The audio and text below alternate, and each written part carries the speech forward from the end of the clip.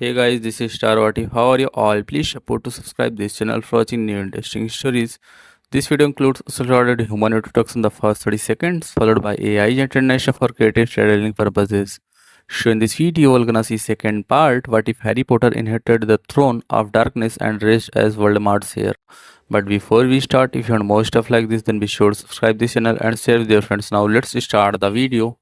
Here is short summary. Kidnapped the night his parents died, Harry Potter is raised by Lord Voldemort as his chosen heir. Trained in forbidden magic and molded for power, Harry grows into something far beyond a weapon. He becomes a ruler in the making. But as the wizarding world trembles, the question remains, will he remain loyal to darkness, or surpass even his master and claim the throne for himself? But before we start, if you want more stuffs like this, then please support to subscribe this channel and share with your friends. Let's start the video. Harrison was flipping through the newest issue of Quidditch Weekly, trying to ignore the noise around him. He could hear Daphne and Tracy rating the looks of professional Quidditch players and Luna telling Hermione about the crumple-horned snurcack, whatever the bloody hell that was. He looked up when Draco slammed his fist against the window. He looked up and saw the Bee-own scowling at a smirking Blaze. Before he could ask what happened, the compartment door opened. "There you are, Ickle Harrison. We've been looking for you since we arrived. It's roomy in here. You must have put an expansion charm over the compartment, since all of the compartments only hold 10. And there are 13 of you," Fred and George said as they stood in the doorway to Harrison's usual compartment. They were wearing matching red t-shirts that clashed horribly with their hair. Harrison swore they did that on purpose. "We always sit in the same compartment," Jenna reminded them. "We forgot," Fred shrugged carelessly. "What did you two need?" Harrison asked warily. The twins wore matching scowls as they exchanged a significant look. "What's wrong?" Hermione asked from her seat in between Luna and Neville. "Our dearest brother," Fred rolled his eyes. "Won't shut his mouth." George's scowl became more pronounced. "He's telling his two little friends about a fight you had in Diagon Alley. He says you said some horrid things about Jin. Draco looked up from his game with an annoyed expression. "Do you two ever finish your own bloody sentences?" The twins exchanged looks and answered in unison. "Rarely." "Of course," Draco muttered as a card exploded, singeing his robes. Harrison ignored Draco and turned his attention to the Weasley twins. "What did you two say?" "We told him to keep his mouth shut. And if you said something about Ginny, then she must have done something to deserve it. Or you have some reason not to. Like our little sister." Harrison looked thoughtfully at the twins. Since he befriended them, they'd shown great loyalty to him, which was surprising. The Weasleys had always been a light family, but the twins acted more neutral with a dark sense of humor. They appeared to be more loyal to Harrison than their own younger siblings. A part of Harrison wondered if it was because he supported their dreams of opening a joke shop and didn't try to change them. Another part of him wondered if it was because the twins wanted to branch away from their family. If he had a brother like Ron, he'd want to branch away. "Ron was being a prat," Harrison explained. "Words were exchanged and that's all there is to it. I wish we would have seen it. But we didn't even know you were in the bookshop until we saw Dad go flying at Mr. Malfoy. We knew we should have stayed with you. After running into each other by the joke shop. Well, we have to go. We promised Lee we'd help him with a prank on Angelina, Alicia and Katie. We just wanted to warn you about Ron." The twins bowed theatrically, causing the girls to giggle, and then left the compartment. Several hours later, the 10th second-year Slytherins, Neville, Hermione and Luna were eating their way through a pile of candy Blaze bought when the compartment door slammed open. Harrison thought it would be one of their friends since random people had been dropping by. However, he was annoyed to see that it was Ron, Dean and Seamus Weasley. Leo said coolly. "I assume you have a valid reason for stopping by other than to waste our time." "I came to tell you to watch your backs," Ron said confidently. "You'll pay for what you said to me and Ginny." Daphne rolled her eyes as she examined her long nails. "Don't you have anything better to do than make idle threats? I doubt you even know the simplest of spells." Ron's cheeks tinged pink. "I've been reading my brother Percy's old school books." "You can read?" Cass asked in mock surprise. "I didn't know that." As Ron's ears turned red, the Slytherins laughed. Harrison watched as Dean and Seamus exchanged scowls and put their hands into their robe pockets. His eyes narrowed at the action and he looked over at Leo, who was also eyeing their movements. I wouldn't pull your wand out if I were you, Harrison warned. You do remember what happened last time. The three Gryffindors exchanged looks, they were obviously trying to decide what to do.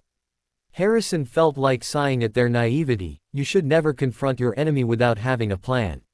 Times like these made him wonder how his father considered the light side of threat. If everyone on Dumbledore's side was this idiotic, the war would be an easy win. What's going on here? Anthony Dolohov asked as he walked up behind the Gryffindors. Harrison's eyes snapped to the 7th year and he immediately noticed the gold head boy badge gleaming on his chest. He inwardly smirked. It made things so much easier when a Slytherin was either head boy or girl. Anthony's dark eyes roamed over everyone in the compartment before they narrowed on the Gryffindors. Do you three have a reason for being in here?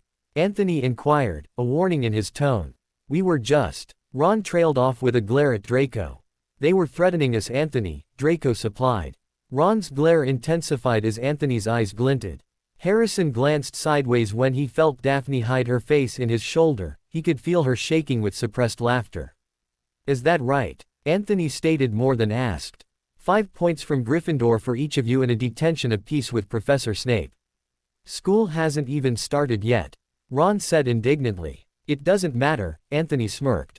Threatening a fellow student is against the rules and as head boy I can take points and assign detention. Now go back to your own compartment before I dock even more. Dean and Seamus scowled. I said now. The three Gryffindors glared at the head boy before stalking off. Anthony watched them walk away before running a hand down his face and walking away. Why did they always antagonize you? Hermione asked, frowning. Because they're Gryffindors, Theo said before looking at Neville. No offense, but most Gryffindors are idiots. It's fine, Neville said quietly. Harrison waved his hand and the compartment door shut. He wondered why Ron continued to start fights he never won. Harrison enjoyed getting the Gryffindor detention, but he wasn't foolish enough to start a fight if he didn't think he'd win. Ron and his two idiotic friends always started verbal battles that only served to get them into trouble. When their fights do escalate to violence, the Slytherins always come out on top. He didn't think he would ever fully understand the minds of Gryffindors. He knew Gryffindors were rash and stupid, but he didn't know they were that rash and stupid. Harrison looked down at his magazine and on the cover was his least favorite team, the Chudley Cannons. A sneer formed on his lips when he recalled the Weasley twins telling him that they were Ron's favorite team. He glanced at Leo, who was reading a giant leather-bound book, and an idea formed in his head when he saw the picture on the front, a giant spider. Draco, Harrison said, his eyes still focused on the spider. Yeah, Draco said, looking up from his game of exploding snap. I have an idea of how to get back at Ronald, Harrison said as Nani poked her head out of his sleeve. Draco grinned. What it is? Harrison spent the next half an hour explaining to his friends what he wanted to do to Ron. By the time he was done, the Slytherins all wore matching smirks. Are you sure you should do that? Hermione asked hesitantly. It doesn't seem very nice. Of course it isn't nice, Draco snapped. That's the point. Hermione's right, Neville said slowly. What if someone gets hurt? No one will get hurt, Harrison said before Draco could say something. I'll make sure of it. The most it will do is frighten people. But it won't be just Ron who gets frightened, Hermione argued. Who cares? Leo interjected. You don't have to be so insensitive, Leo, Hermione frowned.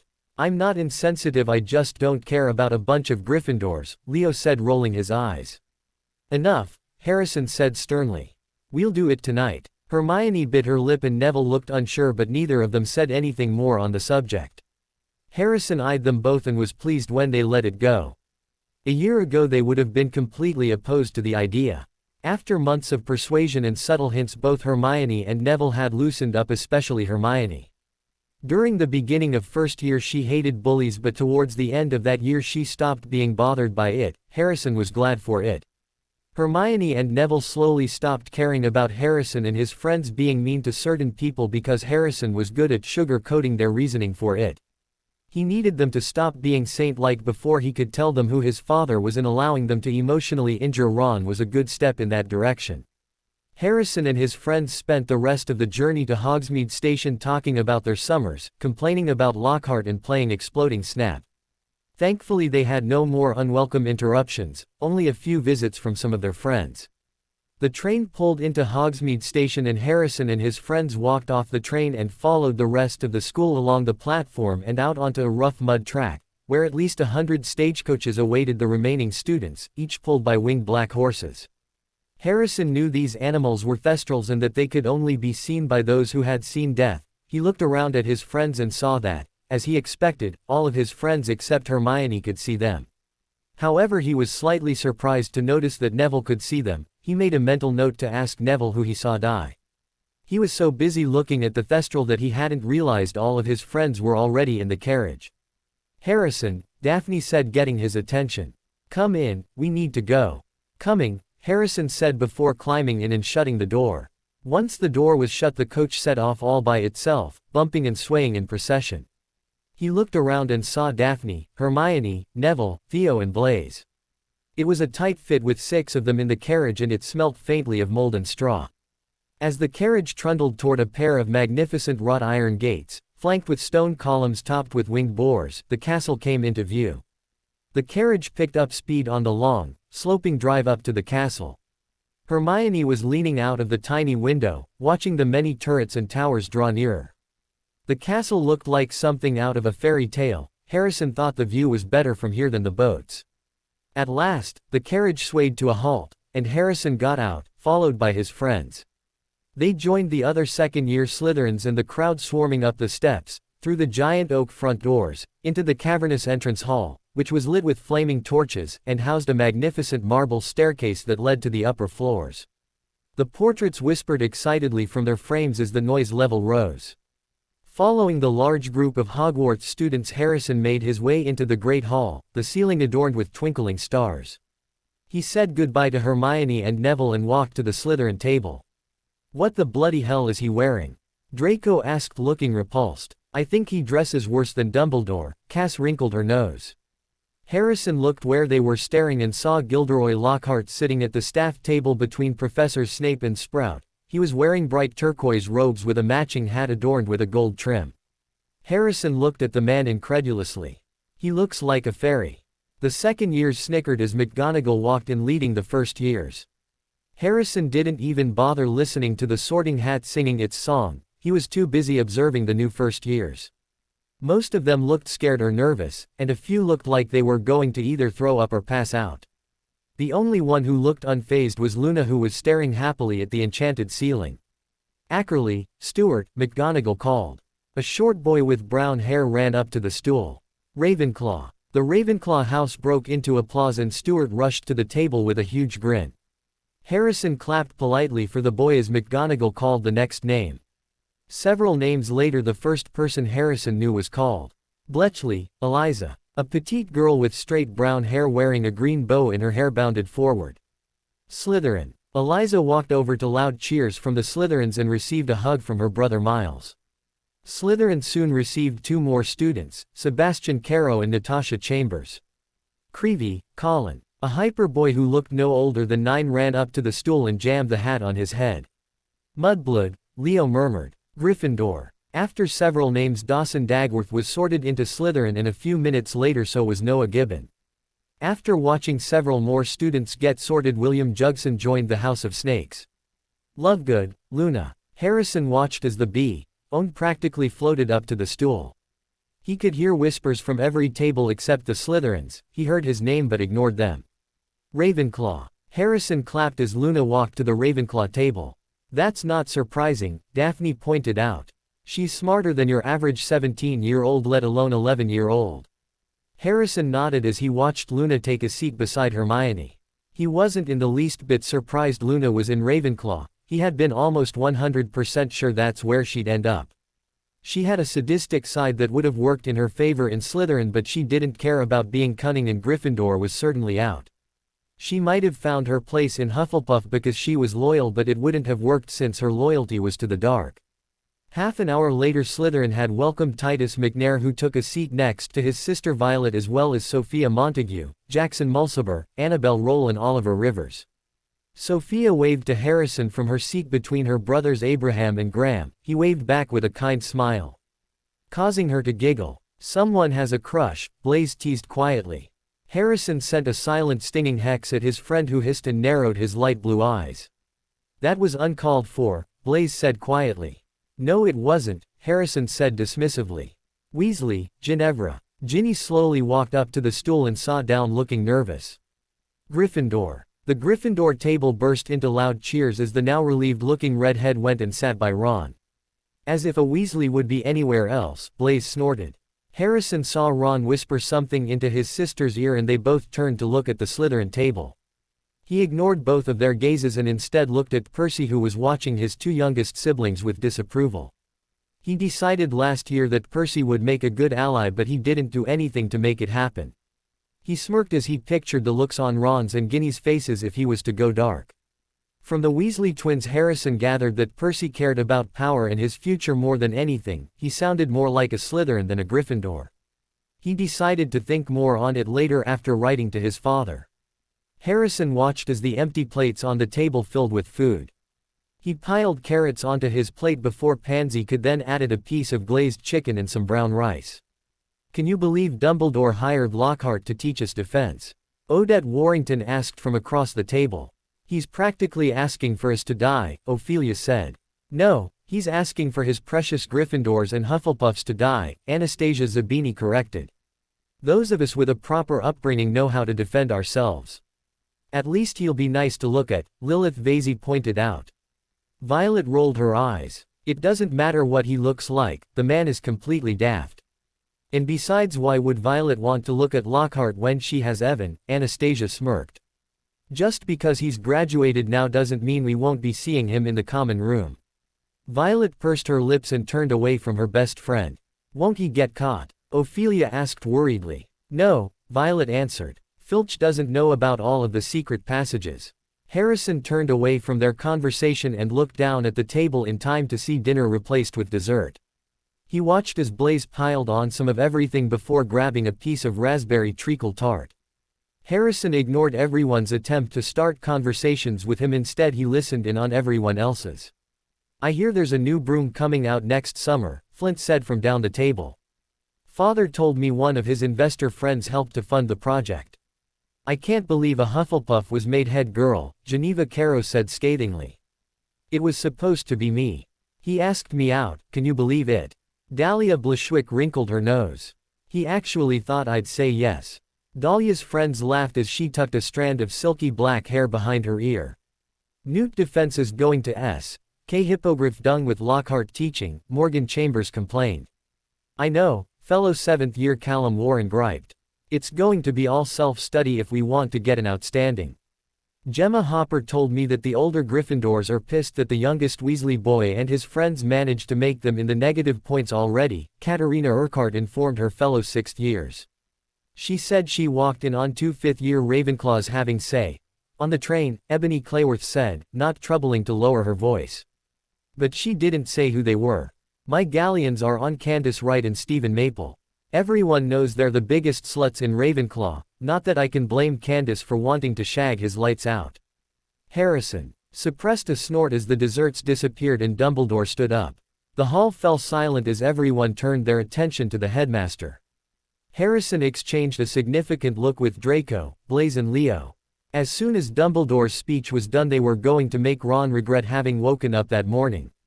Their plan wasn't what Harrison would call diabolical, but it would scare the pants off the redhead and there would be no way to trace it to them.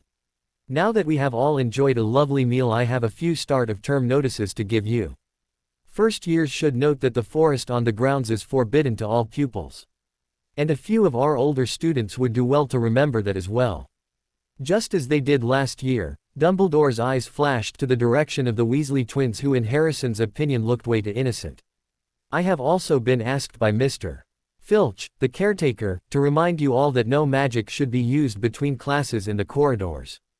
Quidditch trials will be held in the second week of the term. Anyone interested in playing for their house teams should contact Madam Hooch.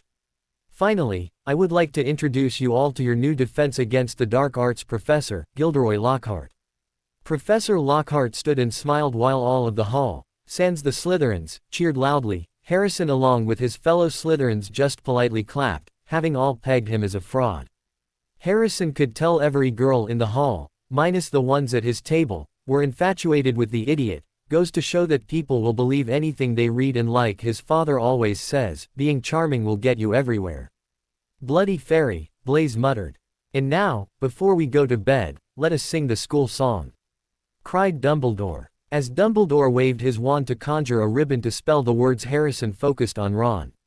He pulled his magic into him and closed his eyes. He moved his arms subtly as though he was stretching and silently sent a spell towards the red head. It was a dark spell Harrison recalled reading in a book over the summer. He had never been so thankful for his almost photographic memory before. Fred was getting ready to sing the school song in a slow funeral march like he did every year when he heard Ron scream. He snapped his head towards Ron and saw a dozen spiders crawling all over his empty plate. Before he could blink, the spiders multiplied and soon spiders began filling the entire Gryffindor table. All of the Gryffindors who had previously been in shock at the sight screamed and jumped away from the table. Spiders! Katie Bell yelled as she paled. Get them off, Dean yelled as several crawled up his arms. Fred and George were two of the only Gryffindors that had remained seated. They exchanged looks before looking at the Slytherin table where Harrison was staring innocently at their younger brother. They could see Blaise and Draco holding onto each other for support as they laughed, and Leo was obviously trying to maintain composure as he chuckled slightly. The other Slytherins all appeared to be torn between laughing at the Gryffindors' misfortune and acting proper. In the end their laughter won out and the noise was deafening. Fred felt both amusement and pride as he watched the usual stuffy Ravenclaws laugh at Ron, who was jumping around in circles. The only ones besides the Gryffindors who weren't laughing were the Hufflepuffs and professors. Fred knew that if they were on their table they wouldn't find it funny, but seeing their least favorite house panic must be amusing. That's genius, George said as he began to laugh. To write you or dear twin of mine, Fred laughed. Lee Jordan was guffawing. Fred knew that he had always loved spiders. Fred couldn't stop his laughter as he watched Ron continue to spin around flailing his arms. Spiders had somehow managed to crawl all over him and he was the only Gryffindor who hadn't been smart enough to move away from the table. Fred assumed it was because of his great fear of spiders. Even his best friends Dean and Seamus backed away, but they were slowly making their way forward to try helping Ron. Fred and George remained seated because they realized the spiders were only trying to get on Ron, Dean and Seamus. Help me! Ron shrieked. Professor McGonagall, Madame Pomfrey and Dumbledore ran forward waving their wands to remove the spiders, but they wouldn't disappear. Mr. Weasley, hold still, Madame Pomfrey said as she tried getting closer to him. I see can't, Ron yelled. They're everywhere. Fred's laughter stopped when he saw the furious look on Dumbledore's face as he continued to try vanishing the spiders. Fred looked over at Harrison and saw his arm jerk slightly. Instantly all of the spiders disappeared. He looked at George and knew that they were both doing the same thing, making a mental note to congratulate Harrison later. Who is responsible for this? Professor McGonagall demanded, her Scottish accent coming out in her anger. The entire Great Hall went silent with the exception of a whimpering Ron. Come on dear, Madame Pomfrey said, putting her hand on Ron's shoulder. Let's go to the hospital wing and I'll get you a calming draft. Fred noticed that most of the students were looking at him and George. He felt pride that everyone thought they did something not even Dumbledore had been able to remove, but also slightly insulted at the same time. He pointedly looked anywhere but at the Slytherin table. He had grown to see Harrison like a brother, more of a brother than he saw Ron as. He wasn't going to get him into trouble, so just stared around pretending to be interested in something else. Mrs. Weasley? McGonagall asked through pursed lips. We didn't do it, Fred and George said at the same time. Dumbledore's blue eyes landed on Fred and he looked angry. Fred could tell he was trying to see if they were lying or not. Apparently he believed them because he soon turned away. Know that if I find who is responsible for this, the perpetrator will be in trouble. I haven't been so ashamed of one of my students in a long time, Dumbledore announced, unusually stern. Prefects, please escort your housemates to your common room. That was brilliant, Harrison, Blaise praised once they entered their common room. That was you? Ophelia asked amusedly. Guilty, Harrison winked at the third year. Did you see the weasel freak out? Draco interrupted, his voice full of mirth. I'm going to have to watch that memory in a pensieve. Impressive, Marcus Flint said, clapping Harrison on the back. If you put that much effort into Quidditch this year, the Quidditch Cup will once more have our name on it. What did Weasley do to anger you? Violet asked. He exists, Leo answered smoothly. The Slytherins who heard his comment chuckled. Harrison checked his watch and saw that it was late, so he said goodnight to his friends and made his way to the second-year boys' dorms. He walked into the room, which looked exactly as it had the year before. The only difference was there were no personal decorations up yet, but he knew by tomorrow morning there would be. He walked to his trunk and immediately began unpacking his belongings. Half an hour later, Harrison's section of the room was decorated with photos and trinkets. Nani hissed quietly from atop his large wooden desk, her green scales glittering under the light from the chandelier. "Are you going to speak with your father?" Nani asked as her tongue flicked in and out. "Not tonight," Harrison replied. "He told me this morning that he was having several meetings today, and I doubt the last one is finished by now." Harrison covered his mouth when he yawned. "But I will write him a letter. You should sleep." Harrison rolled his eyes, but he didn't mind his familiar's worry.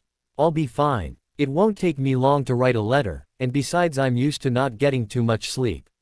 Harrison pulled out a quill and ink while his yearmates unpacked their clothes and school supplies. "You brought more clothes than Cass," Leo said amusedly. "I like to look good," Draco sniffed. "Like you and Harrison didn't bring just as much," Blaze said, rolling his eyes. "You're one to talk," Leo drawled.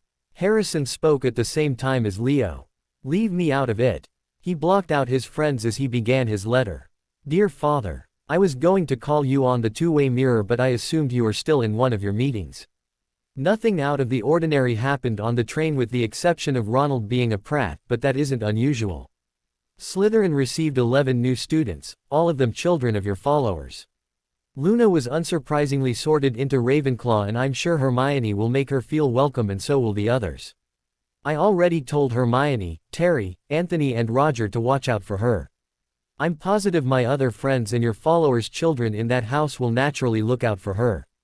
That idiot Lockhart looked like a fairy in bright turquoise robes and this silly little hat. All of the girls seems to be quite taken with him though.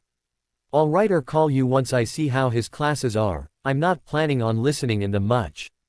I have a feeling if I did my brain would turn to mush.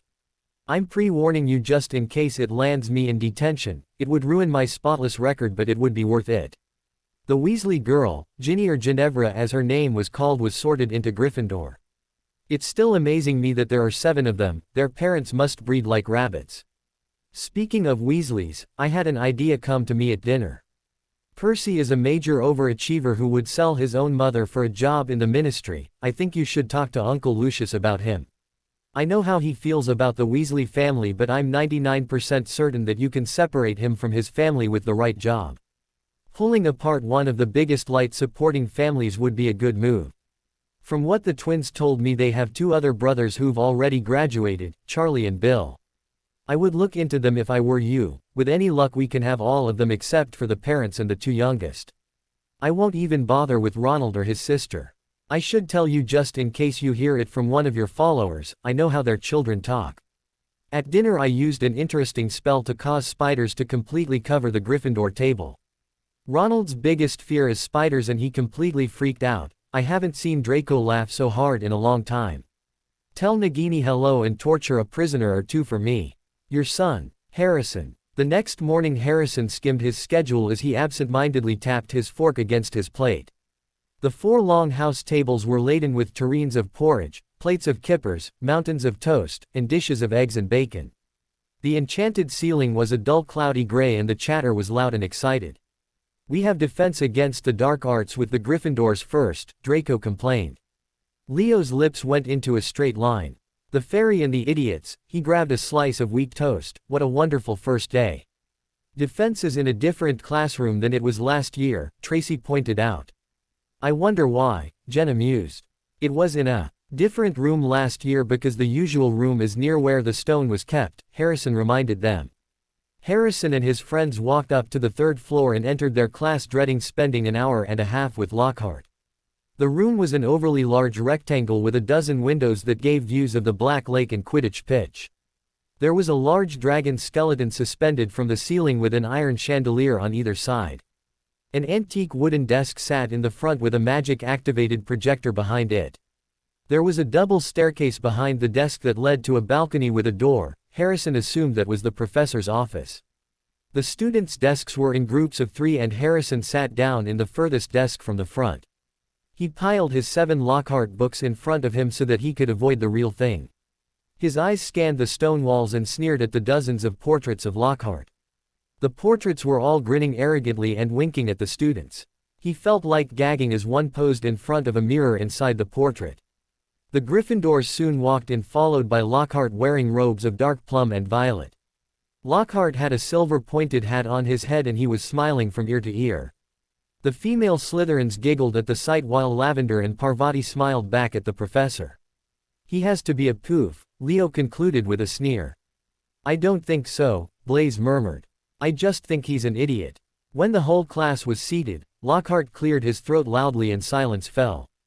He reached forward, picked up Neville Longbottom's copy of Travels with Trolls, and held it up to show his own winking portrait on the front. "Me," Lockhart said, pointing at it and winking as well. Harrison wore a look of disbelief as he continued to talk. "Gilderoy Lockhart, Order of Merlin, 3rd class, honorary member of the Dark Force Defense League, and 5-time winner of Witch Weekly's Most Charming Smile Award, but I don't talk about that. I didn't get rid of the Bandon Banshee by smiling at her." Lockhart waited for them to laugh. A few Gryffindors smiled weakly. Harrison looked at Draco and saw his best friend sneering. "You didn't get rid of the Bandon Banshee at all," Leo said brusquely under his breath. "I see you've all bought a complete set of my books, well done." "Like we had a choice," Blaise muttered. "If we did, there's no way in hell I would've. I thought we'd start today with a little quiz. Nothing to worry about, just to check how well you've read them, how much you've taken in." When he had handed out the test papers, he returned to the front of the class and said, "You have 30 minutes, start now." Harrison looked down at his paper and read, "What is Gilderoy Lockhart's favorite color?" Blaise snorted. "His favorite color?" The dark-haired boy muttered in revulsion. "Probably something girly like mauve or lilac." Harrison shot him a half-questioning, half-amused look and Blaise rolled his eyes. "My mother's influence." Harrison nodded and went back to reading the questions. As he did so, his eyebrows rose higher and higher. "What is Gilderoy Lockhart's secret ambition? What, in your opinion, is Gilderoy Lockhart's greatest achievement to date?" On and on it went, over 3 sides of paper, right down to, "When is Gilderoy Lockhart's birthday, and what would his ideal gift be?" You have got to be kidding me. This quiz has nothing to do with defense. I knew he was a pompous git, but this is beyond ridiculous. Harrison looked around and saw that his fellow Slytherins all had looks of disgust or disbelief on their faces. He looked back down at his quiz and sneered. He didn't even bother filling it out. He didn't even pick up his quill. He could see that he wasn't the only one not to either. The Slytherins were all glaring at Lockhart, who is either stupid, oblivious, or in Harrison's opinion both, because he didn't even seem to notice. "This is rubbish," Blaise whispered harshly. "Not even Dumbledore can possibly think this man is capable of teaching." "At least one good thing will come from his stupidity," Harrison murmured. "What?" Blaise asked incredulously. "The light side will be defenseless," Harrison said after throwing up a quick silencing charm. Leo and Blaise exchanged smug looks as Harrison took the silencing charm down. Half an hour later, Lockhart collected the papers and rifled through them in front of the class. "Tut, tut, hardly any of you remembered that my favorite color is lilac." Harrison heard Draco let out a snort as Blaise made a strangled sound. "What kind of man's favorite color is lilac?" He looked at his robes and rolled his eyes. "It should have been obvious. I say so in Year with the Yeti. And a few of you need to read Wanderings with Werewolves more carefully. I clearly state in Chapter 12 that my ideal birthday gift would be harmony between all magic and non-magic peoples, though I wouldn't say no to a large bottle of Ogden's Old Fire whiskey." He gave them another roguish wink. Everyone, sans the Gryffindor girls, were now staring at Lockhart with an expression of disbelief on their faces. Ron, Seamus and Dean, who were sitting in front, were shaking with silent laughter. He could see that the back of Ron's neck was red, most likely from holding his laughter in. "Now onto today's lesson," Lockhart said. He bent down behind his desk and lifted a large, covered cage onto it. "Now be warned. It is my job to arm you against the foulest creatures known to wizard kind. You may find yourselves facing your worst fears in this room. Know only that no harm can befall you whilst I am here. All I ask is that you remain calm." In spite of himself, Harrison moved his pile of books for a better look at the cage. Lockhart placed a hand on the cover. Ron, Dean and Seamus had stopped laughing now. Neville was cowering in his front row seat. "I must ask you not to scream," said Lockhart in a low voice. "It might provoke them." As the whole class held its breath, Lockhart whipped off the cover. "Yes," he said dramatically. "Freshly caught Cornish pixies." Seamus couldn't control himself. He let out a snort of laughter that even Lockhart couldn't mistake for a scream of terror. Harrison raised his eyebrows. "He is joking, right? There's nothing terrifying about Cornish pixies. They cause destruction, but they aren't dangerous." "Cass Demon Cat is more terrifying," Leo sneered. Lockhart frowned slightly and glanced at Leo. Harrison's eyebrows shot into his hairline. He was surprised the arrogant professor actually heard him. Lockhart's smile returned as he looked at Seamus. "Yes. Well, they're not very dangerous, are they?" Seamus choked. "Don't be so sure," said Lockhart, waggling a finger annoyingly at Seamus. "Devilish tricky little blighters they can be." The pixies were electric blue and about 8 inches high, with pointed faces and voices so shrill it was like listening to a lot of budgies arguing. The moment the cover had been removed, they had started jabbering and rocketing around, rattling the bars and making bizarre faces at the people nearest them. "Right, then," Lockhart said loudly. "Let's see what you make of them. Please tell me he's not." Pansy trailed off. Lockhart opened the cage. "He is," Jenna said unbelievingly. Harrison knew as soon as he opened the cage that it was a big mistake. Anyone with common sense wouldn't even think of setting pixies loose inside.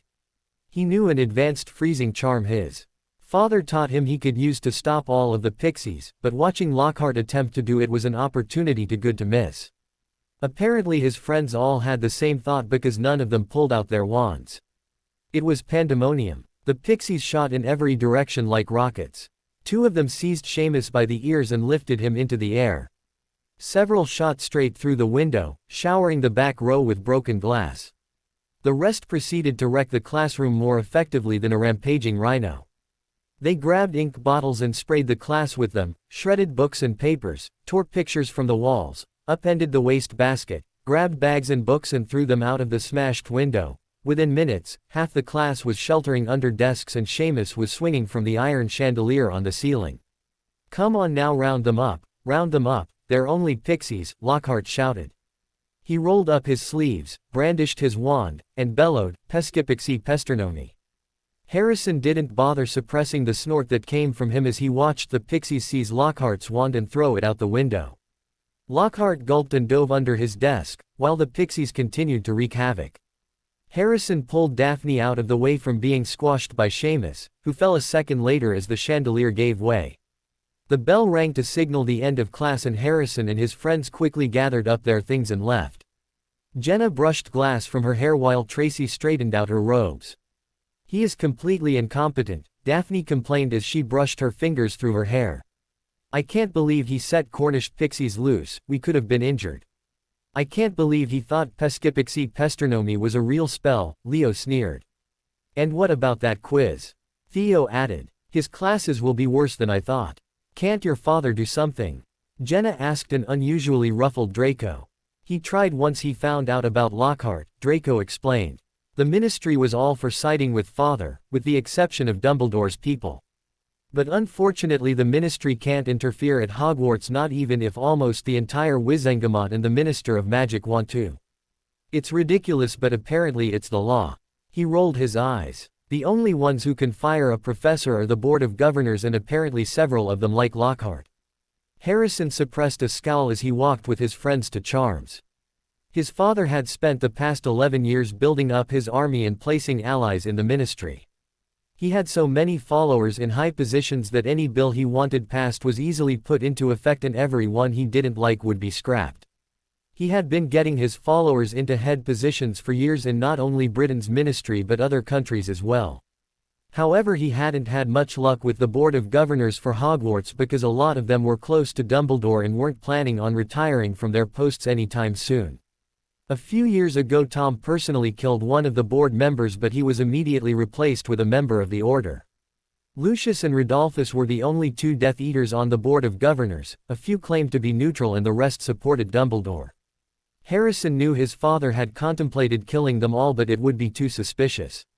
Before Harrison he would have done it, but since becoming more cautious he was wary of drawing negative attention to his followers. If all of the members were to die except for Lucius and Rodolphus, the rumors about them being Death Eaters would have credence. The next morning at breakfast 4 owls flew to Harrison. He scowled when one landed on his half-full plate. He noticed his father's writing on one of them and opened it first. Harrison, I commend your retribution to young Ronald. It's better than you being tried for murder.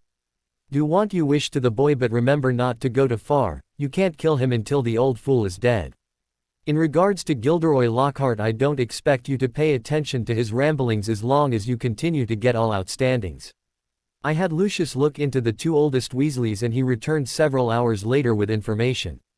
The oldest Bill is a curse breaker for Gringotts, one of the best according to several sources, and Charlie is a dragon handler in Romania. I asked several of the younger Death Eaters about them. Randall Saxon tells me that he was in the same year as Bill at Hogwarts and 2 years above Charlie.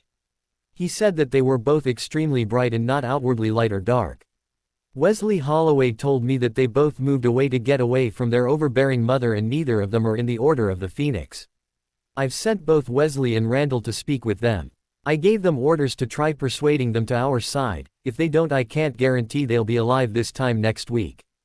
In regards to Percy, I heard from Evan Rosier III that power means more to him than anything. I can easily work with that.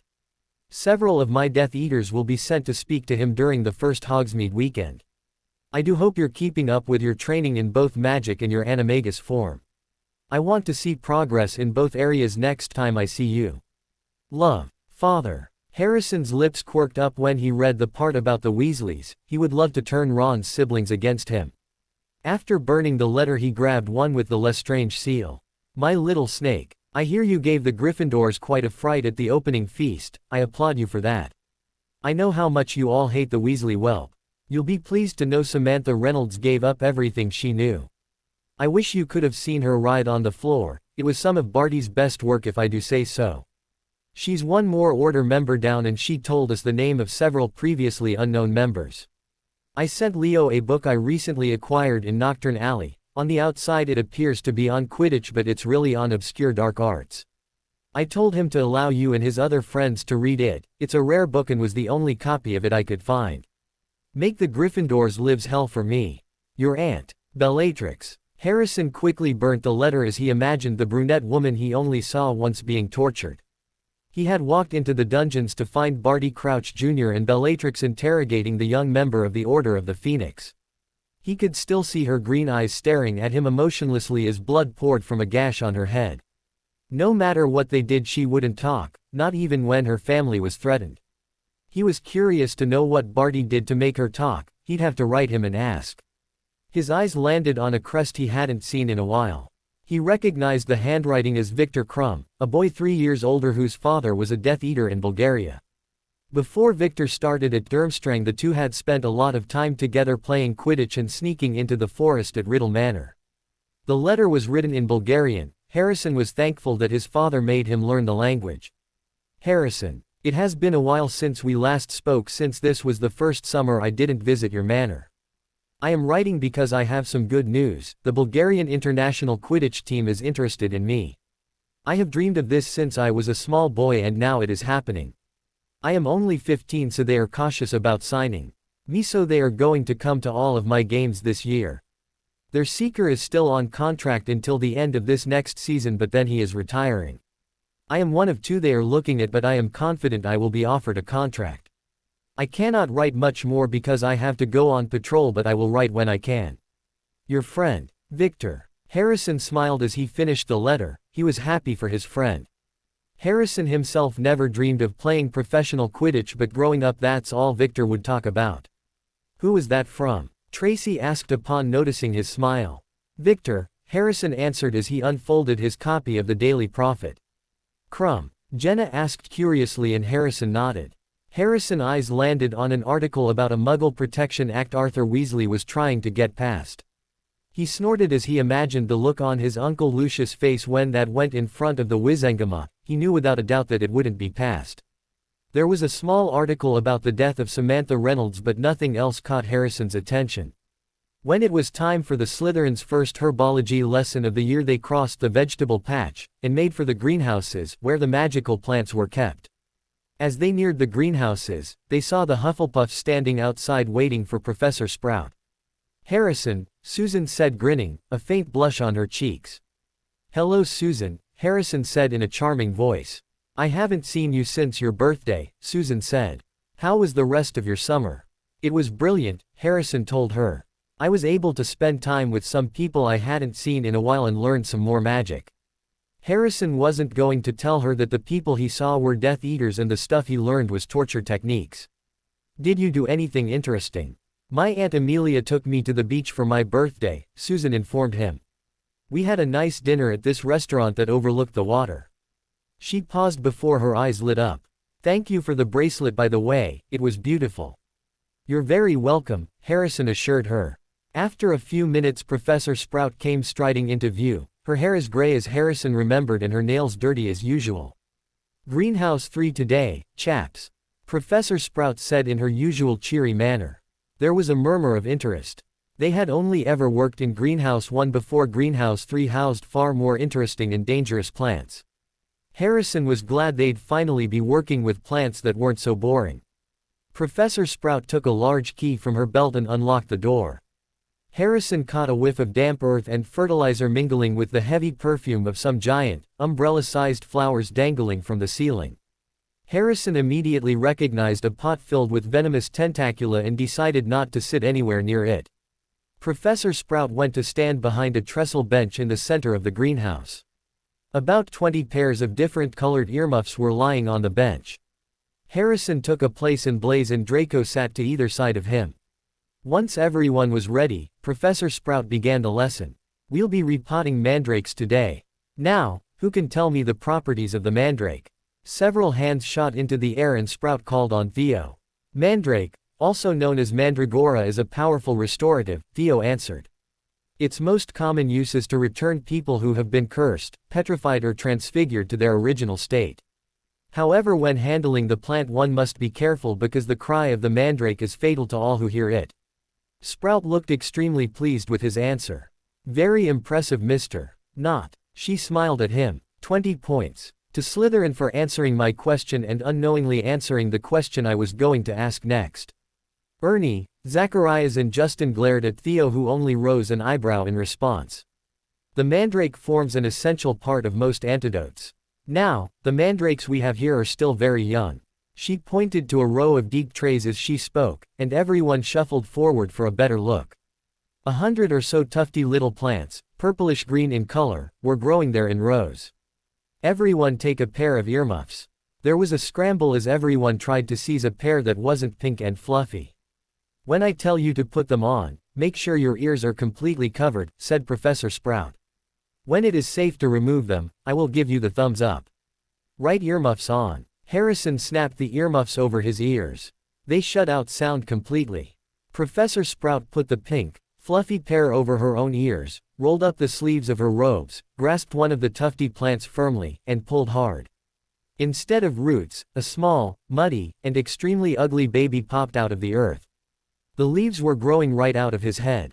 He had pale green mottled skin, and was clearly bawling at the top of his lungs.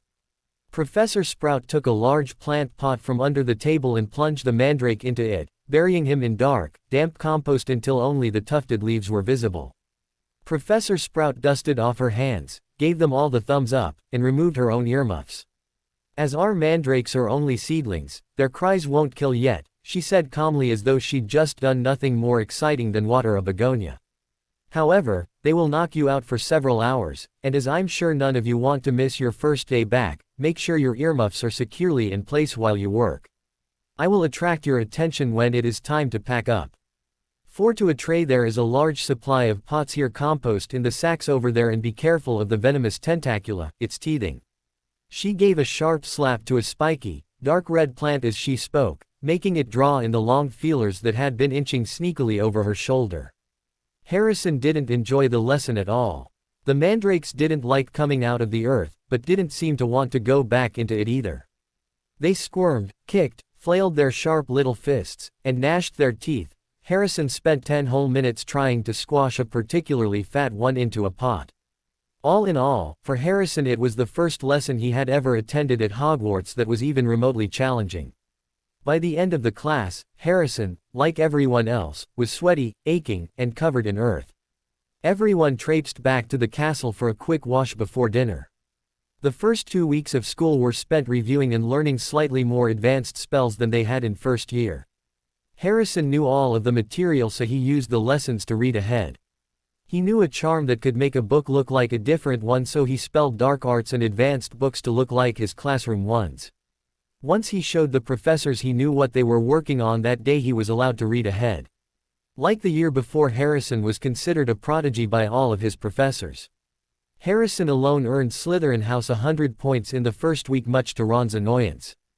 Harrison noticed Hermione and Luna growing close, and the two appeared to mentor one another. Luna would show Hermione advanced spells and Hermione would walk the younger girl to her classes. At first Hermione was annoyed that a younger witch knew more magic than her, but she soon got over it. Her love of learning was more important than a small amount of jealousy. Luna was firmly on his father's side, and if she grew close to Hermione, that would be one more person to convince Hermione that the dark side is better than the light.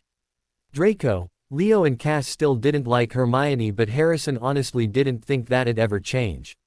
Blaise was more or less indifferent towards her, and the others liked her but hated her Muggle heritage. The first Saturday of the school year, Harrison received a letter from his dad about Bill and Charlie. He had opened the letter with slight trepidation. Either they would be on his father's side or he'd be reading about their deaths in the Daily Prophet soon. Normally he wouldn't care, but he did consider the Weasley twins friends and he didn't want them hurt. Harrison had been pleased to read that both Bill and Charlie were more than willing and had been in fact happy when the Death Eaters came. Apparently their mother was worse than Harrison had thought and had thoroughly turned them against Dumbledore in the light with her nagging and constant praising of Dumbledore. And neither boys liked her archaic views on how all dark magic is evil and everyone who practiced it was as bad as the devil. When the first Hogsmeade weekend came around, Harrison had observed Percy when he returned to the castle. The prefect had seemed more smug than usual and walked with an air of superiority that was usually reserved for Slytherins. Harrison had smirked, for he knew what that look meant. The Death Eaters had a new member. His assumption was correct. That night he had received a letter from his father informing him that Percy swore an oath to take the Dark Mark once he graduated. For now the redhead would gather information from within Gryffindor House. Tom said the Death Eater he sent told him that Percy had been eager to join. Percy was extremely ambitious and knew joining Voldemort was the smart thing to do. Power to him meant more than anything, and knowing his two older brothers had taken the mark only made the decision easier. Ron had spent the first 2 weeks of school trying to get back at the Slytherins who he knew caused the spiders. The Slytherins vehemently denied having any part of it, but Ron didn't believe them. Harrison personally found his attempts at payback amusing. Ron pulled his wand on them several times but never succeeded in ever cursing any of them. Blaise suggested showing Ron some spells just to make it actually challenging, but Harrison just rolled his eyes because knowing Blaise he was serious. Fred and George saw the spiders filling the Gryffindor table as a challenge to come up with something better. For the first week of school the twins wreaked havoc on Hogwarts. Everywhere Harrison looked students were walking around with flashing robes, pigtails and neon-colored hair. The Weasley twins even devised a spell that caused whoever walked under a specific doorway to float for 5 minutes. Harrison was actually impressed with that feat. The professors, however, didn't find the twins amusing. They lost 100 points and received 2 weeks' worth of detention. Fred and George both said it was worth it. However, detention didn't stop them. They only did when Harrison threatened to skin them alive after turning all of the Slytherins hair scarlet and gold, including Harrison's. Quidditch tryouts for Slytherin took place on the third Friday of the school year after having been postponed due to conflicting schedules. Harrison didn't think there would be any changes to the team, so he wasn't surprised when he saw the team roster the next morning. Everyone from last year's team was still on the starting team, the only differences were those on the reserve team. Harrison sat in a large plush green chair near the exit to the common room as he waited for Marcus to come up from the 6th year dorms. 10 minutes before breakfast was due to start, the older boy came up talking animatedly to Abraham Montague and Alexander Dolohov. "Marcus," Harrison said, getting their attention. "I need to talk to you guys." The 3 sixth years exchanged curious looks before walking over. What's going on? Alexander asked as he took a seat across from Harrison. I didn't want to tell any of you until after I got the seeker spot on the team, just in case someone tried out who was better than me, Harrison said. I didn't want you to think I was trying to buy my way onto the team. What are you talking about buying your way on? Marcus looked confused. You were our starting seeker last year, you wouldn't need to buy your way on. Alexander and Abraham looked equally confused. Harrison shook his head before running a hand through his hair. Well, I wanted to make sure. You all know how Gryffindors like to gossip. The 3 teens nodded. Back to my point, my dad bought the entire team Nimbus 2001s. You're joking, Alexander said, looking taken aback. Nimbus 2001s? Abraham asked for clarification and Harrison nodded. No, I'm not joking, and yes, Nimbus 2001s, Harrison said amusedly. My father bought them as part of my birthday present. This is perfect, Marcus said enthusiastically, reminding Harrison momentarily of the Quidditch-obsessed Oliver Wood. We're the best team at Hogwarts, but with Nimbus 2001s we'll be unstoppable. I never thought I'd say this, but I love the Dark Lord, Alexander said seriously. Marcus and Abraham looked at their fellow year-mate as though he'd lost his mind. Alexander realized what he said and grimaced. He slowly turned to look at Harrison as though reluctant to see his reaction. Harrison rolled his eyes. I'm not mad. Alexander looked relieved. I'll bring the brooms to the first Quidditch practice. Tell your father the entire team thanks him, Marcus told him before standing up. I've got to go tell the rest of the team. After the 6th years left, Harrison stayed where he was and watched the flames lick the sides of the fireplace. The flames looked like they were dancing and Harrison could hear them crackle. He didn't look up until he heard Draco call his name. Are you ready to go to breakfast? Draco asked. Yeah, Harrison said, pushing himself off the chair. Harrison walked with his friends in high spirits, which were immediately lowered when his least favorite redhead stepped in front of him. The Slytherins had just exited the dungeons into the ground floor of Hogwarts, where apparently Ron, Dean and Seamus had been waiting for them. From Ron's words, Harrison assumed word had already gotten out about the new Slytherin brooms. Harrison was surprised. It normally took an hour or so for news to spread through Hogwarts. Sometimes he really hated the ghosts and portraits, need to gossip. Bought your way onto the Quidditch team, Riddle? Ron asked viciously. Harrison eyed the redhead with disdain. He didn't enjoy wasting his time with the worthless Gryffindor. Harrison only wanted to deal with him when he was in the mood to watch the idiot get himself into trouble, and now was not one of those times. He wanted nothing more than to make Ron beg for mercy before snuffing him out in the most painful way possible. A cold smile crossed his lips as he thought about destroying Ron's life and watching the boy destroy himself as everything he loved fell. I don't need to buy my way onto the team, Harrison drawled. I, unlike some people, have talent. He paused to enjoy watching Ron's face turn red. I, however, don't deny providing my fellow teammates with Nimbus 2001s. But it's hardly my fault that I'm rich and my father can afford the best. Just because you live destitute in that hovel you call a home doesn't mean the rest of us do. His smile grew when Ron's fists clenched. And can I help it that my father enjoys buying me things? No, I can't. So why don't you and your little friends go do us all a favor and jump into the Black Lake? I'm sick of you being such a bastard, Ron snapped. All of you are evil and no one else sees it. The Slytherins exchanged amused looks, causing Ron to point a finger at them. See, I know you're all up to something, but around everyone else you act all innocent. Even Percy and the twins like you guys, but I don't, because I know you're up to something. You all hide who you really are, but I know that you're really evil. Harrison's eyes narrowed slightly and they shone more than usual. In that moment they were brighter than any killing curse ever was. He wasn't evil, and he didn't appreciate the most ignorant fool in the world calling him that. It was one thing for his friends to jokingly call themselves that, but the word infuriated him to no end. He wasn't evil, he was dark, and there was a huge difference. Just because he was willing to kill and torture didn't make him evil. This was war, and in war you do things that not everyone agrees with. Now more than ever he wanted to curse Ron so bad he would never be able to move again. He was truly get sick of dealing with him on an almost daily basis. And you two agree with him? Harrison asked in a quiet tone, trying not to let his anger show. Seamus and Dean nodded. Well, for your information, we aren't evil, you ignorant buffoons. And if I were the three of you, I would keep your opinions to yourself and shut your bloody mouths. By the end of his sentence, his voice was so low everyone had to strain to hear it. Don't threaten us, Dean said angrily. It didn't sound like a threat to me, Blaze said nonchalantly. Ron turned to Blaze and smirked. You're going to be just like your mother. Harrison saw Blaze's eyes take on a dangerous glint. How many husbands has she killed now?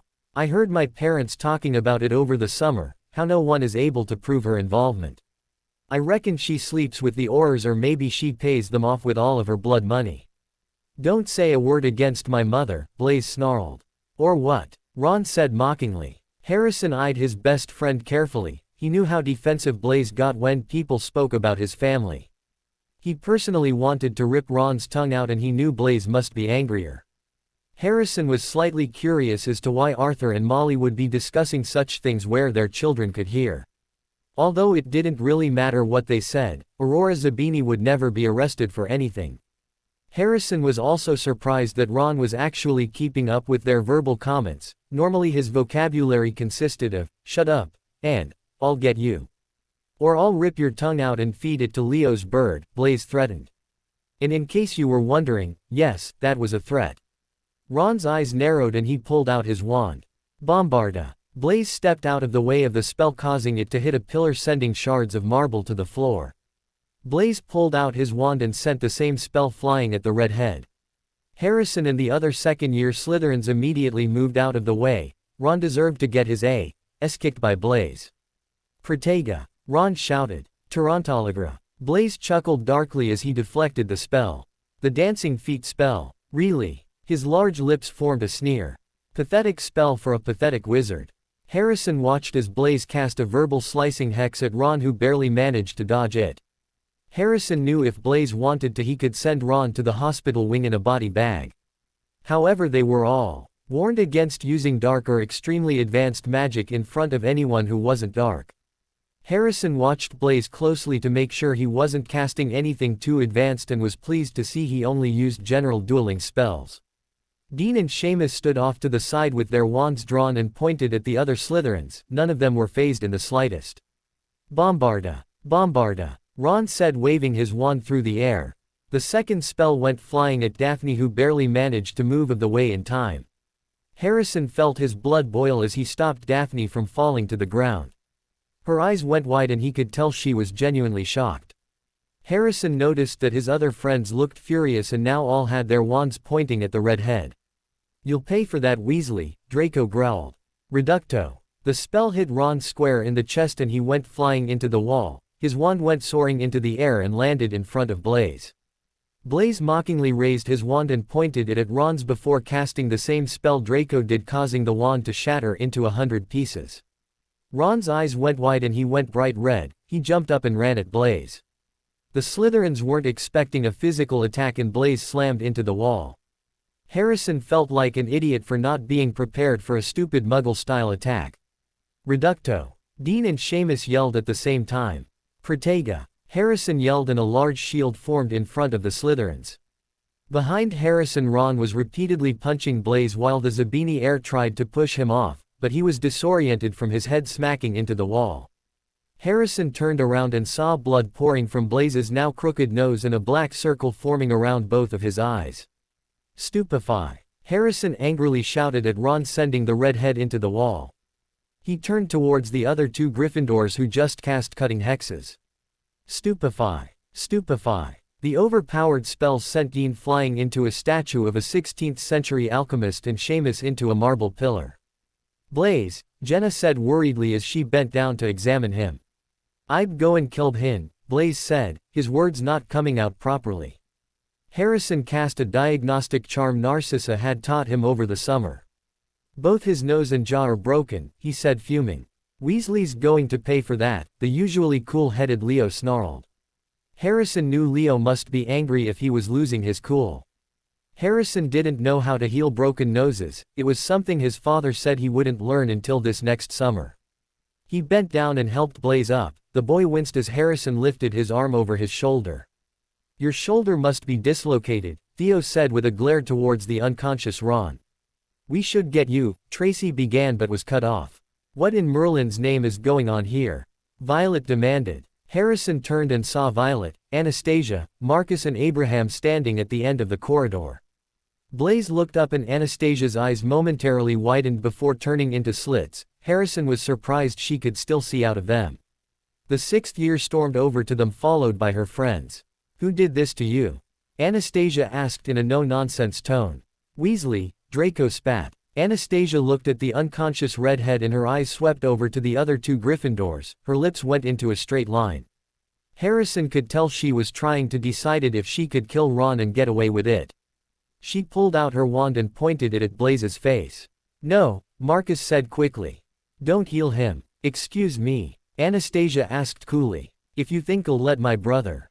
Marcus cut her off. "They won't get punished if he's not injured. We'll take him to Professor Snape." Anastasia didn't look happy, but she nodded stiffly. "Fine, but he's not walking there." She waved her wand. Mobilicorpus. Blaze's body immediately stiffened and flopped back so he was floating 4 feet off the ground face up. "Bring the Gryffindors." Marcus, Violet and Abraham each cast the same spell on the Gryffindors. As they walked back into the dungeons, Harrison saw Marcus bang Ron into the wall more than once. Abraham did the same to Seamus. Violet didn't do anything to Dean, but Harrison could see that she wanted to. A few minutes later they knocked on Snape's door before walking inside. Snape was sitting at his desk grading papers. Harrison could see him crossing a lot of things off an essay with a quill. There were cauldrons in a large sink washing themselves, water was being swirled around and cleaning brushes were scrubbing off dried-on ingredients. The room smelt strongly of coffee and lavender extract. Harrison guessed Snape had been up all night brewing something that needed the latter. The professor's head snapped up and his eyes landed on the bleeding form of Blaze. He immediately stood up. "What happened?" Snape demanded as his wand appeared in his hand. He strode forward and waved a diagnostic charm. Blaze was physically attacked by Ron Weasley, Harrison informed him. "We were just getting ready to take him to the hospital wing when Anastasia, Violet, Marcus and Abraham showed up. Marcus suggested we come to you, so we immobilized Blaze and brought the 3 Gryffindors who attacked us." "What did you do to provoke them?" Snape asked as he cast several healing charms on the now standing Blaze. "Nothing," Pansy said, causing Snape to raise a disbelieving eyebrow. "We really didn't. We were walking to breakfast when they came up to us." She paused and glanced sideways at Harrison. Ron said that Harrison bought his way onto the Quidditch team. Marcus and Abraham exchanged vexed looks. Harrison told them he didn't, and then Ron began to say horrid things about Mrs. Zabini. "He what?" Anastasia interrupted. "What did the little wretch say?" Her blue eyes looked like chips of ice and her normally calm exterior had shattered. "That Mum either slept with the Aurors or paid them off to cover up all of her husband's murders," Blaze said angrily. Anastasia whipped out her wand and pointed it at the unconscious and floating Ron. "Crew. No!" Snape shouted as he sent Anastasia's wand flying into his hand. "Why did you do that?" Anastasia demanded. Her black hair was crackling from her magic. Snape's black eyes glinted. "The unforgivables are picked up by the Hogwarts wards. You would have been sent to Azkaban." "He would have deserves it," Anastasia hissed. "You'll be able to get him back in time," Snape assured her silkily.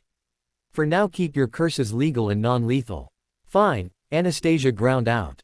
Violet put a hand on her arm and slowly Anastasia's calm mask was back. She took her wand back from Snape as Marcus enervated the Gryffindors. What happened?" Ron asked groggily. He sat up and his eyes widened at all of the death glares looking at him. Dean and Seamus stirred and they both slowly sat up. Seamus immediately paled upon seeing Snape and Dean's brown eyes went wide. "You 3 will follow me to Professor McGonagall's office," Snape said dangerously. The 3 Gryffindors stared at him.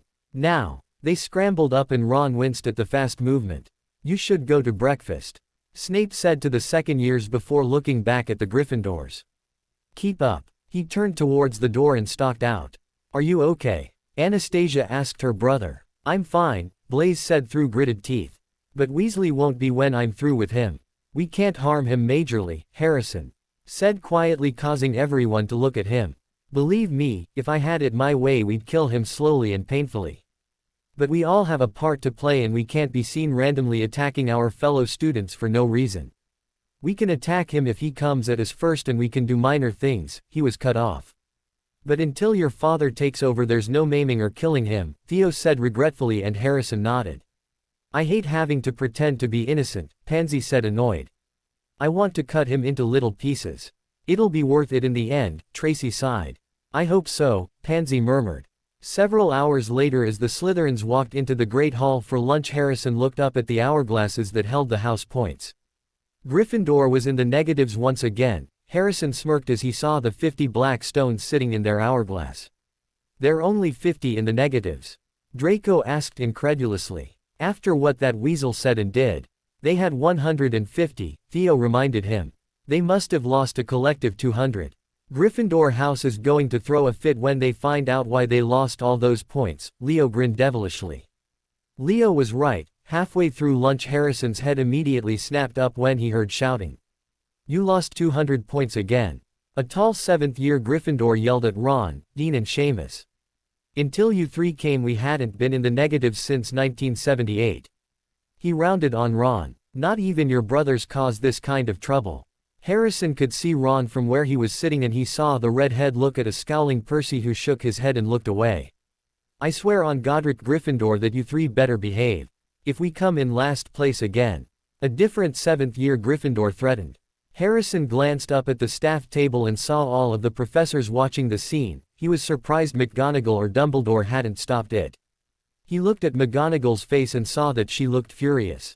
Well, maybe that's why she hasn't done anything yet. Apparently Harrison assumed too soon because McGonagall soon stood up. Enough. McGonagall shouted, effectively stopping all berating towards the 3 second years. Her gaze bore into all of the Gryffindors. Everyone go back to your lunch or leave the Great Hall.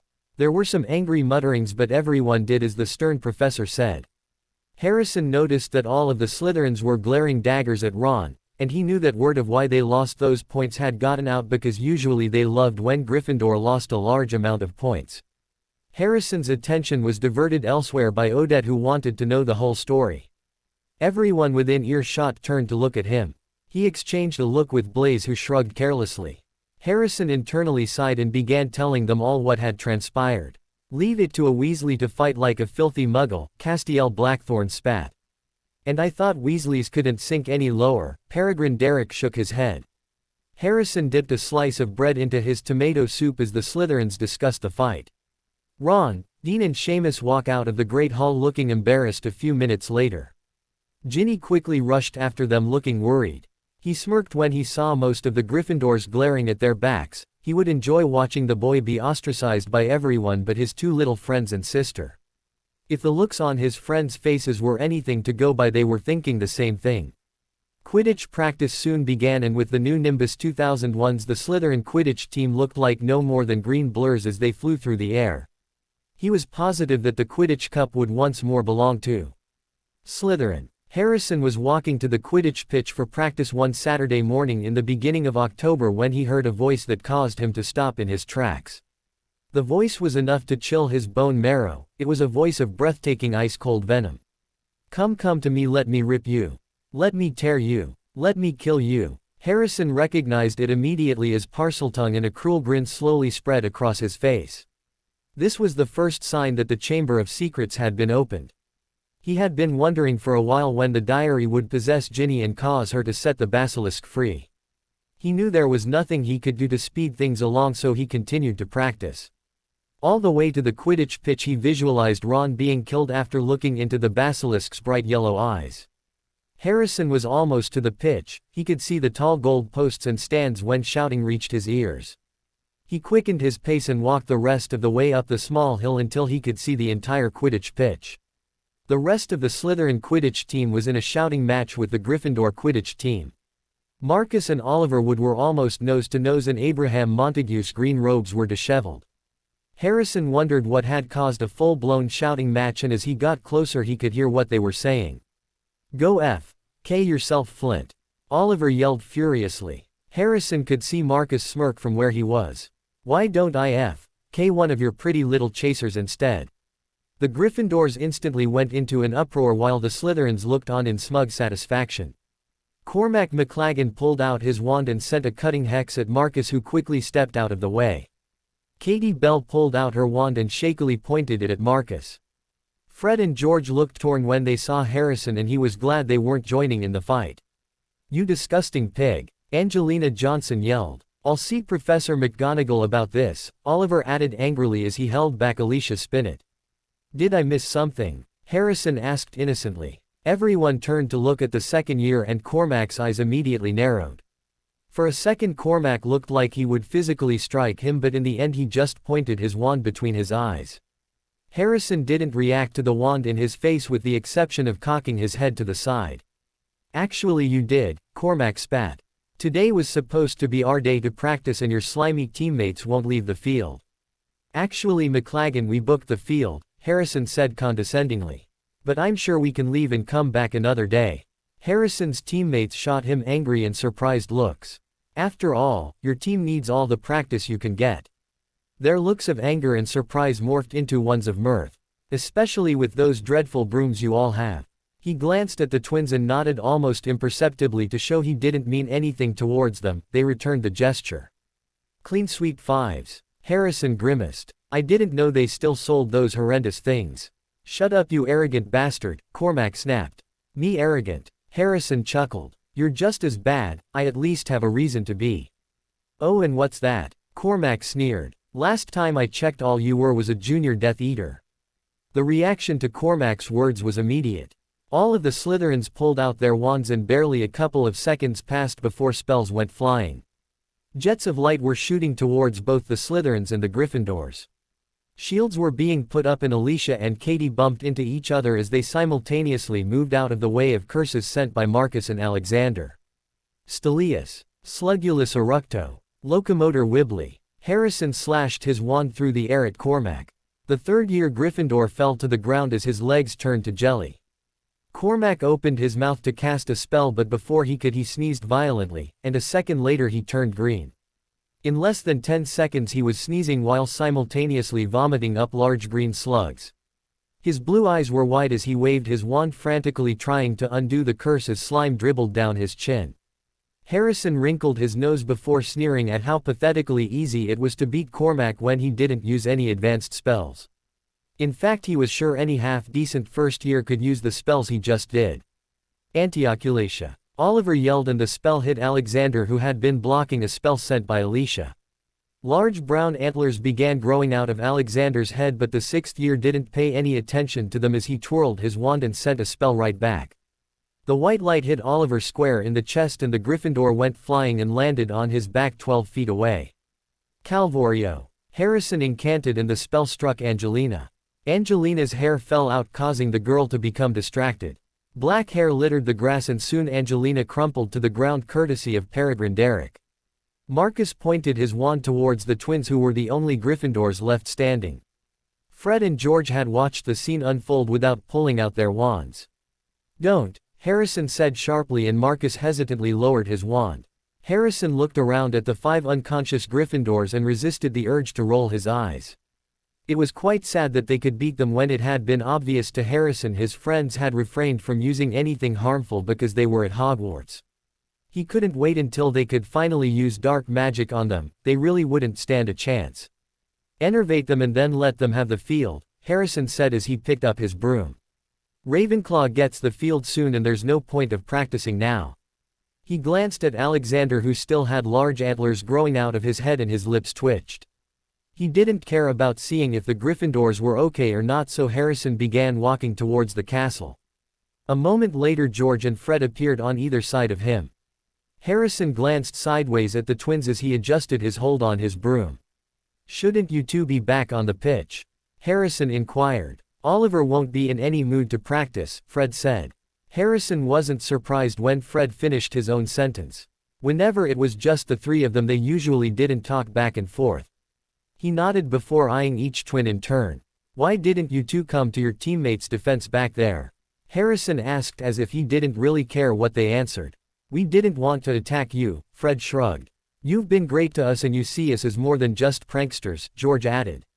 "But if we attacked our teammates, all of Gryffindor would turn on us," Fred pointed out. "We didn't want to do anything unless we had to," George said seriously. "But we'd be on your side if we had to pick," Fred told him. Harrison felt gratitude at their words because he could tell they meant them. They always told him they'd be on his side. He just hoped when he told them the truth they would still feel the same way. He didn't want to admit it, but he wouldn't want to kill the twins. He considered them to be good friends, and the last thing he wanted to do was raise his wand to them. However, if they chose to side against him, then he wouldn't have a choice because his father would most likely make him kill them. But we didn't want to get in any more trouble, George said. We already have detention for a week for that prank we pulled on the Hufflepuffs, Fred complained. Who knew Sprout wouldn't find turning her students' hair purple funny? George shook his head. Harrison snorted as they entered the entrance hall to the castle. He paused when he saw George and Fred look around warily. What's going on? Harrison asked suspiciously. We have something for you, George said as he gestured for him to follow. Harrison raised an eyebrow as he followed the twins into an abandoned classroom. The room was airy and smelt like mold and chalk. There were chairs and desks pushed up against the back wall. Several curse words were written in bubbly writing on the chalkboard, and Harrison knew it must have been Peeves. Harrison leaned against an old wooden desk and crossed his arms over his chest. What do you have to show me that we needed to come in here of all places? Harrison asked. George put his hand into his pocket and pulled out a worn piece of parchment. You want to show me a spare bit of parchment? Harrison asked incredulously. This isn't just any piece of parchment, Fred said, looking insulted. This here is the secret of our success, George said, feigning hurt. Well, you see, Harrison, George began, his eyes holding a mischievous twinkle. Back in our first year, Fred picked up where George left off. When we were young, carefree and innocent, George added, causing Harrison to suppress a snort. He doubted whether the twins had ever been innocent.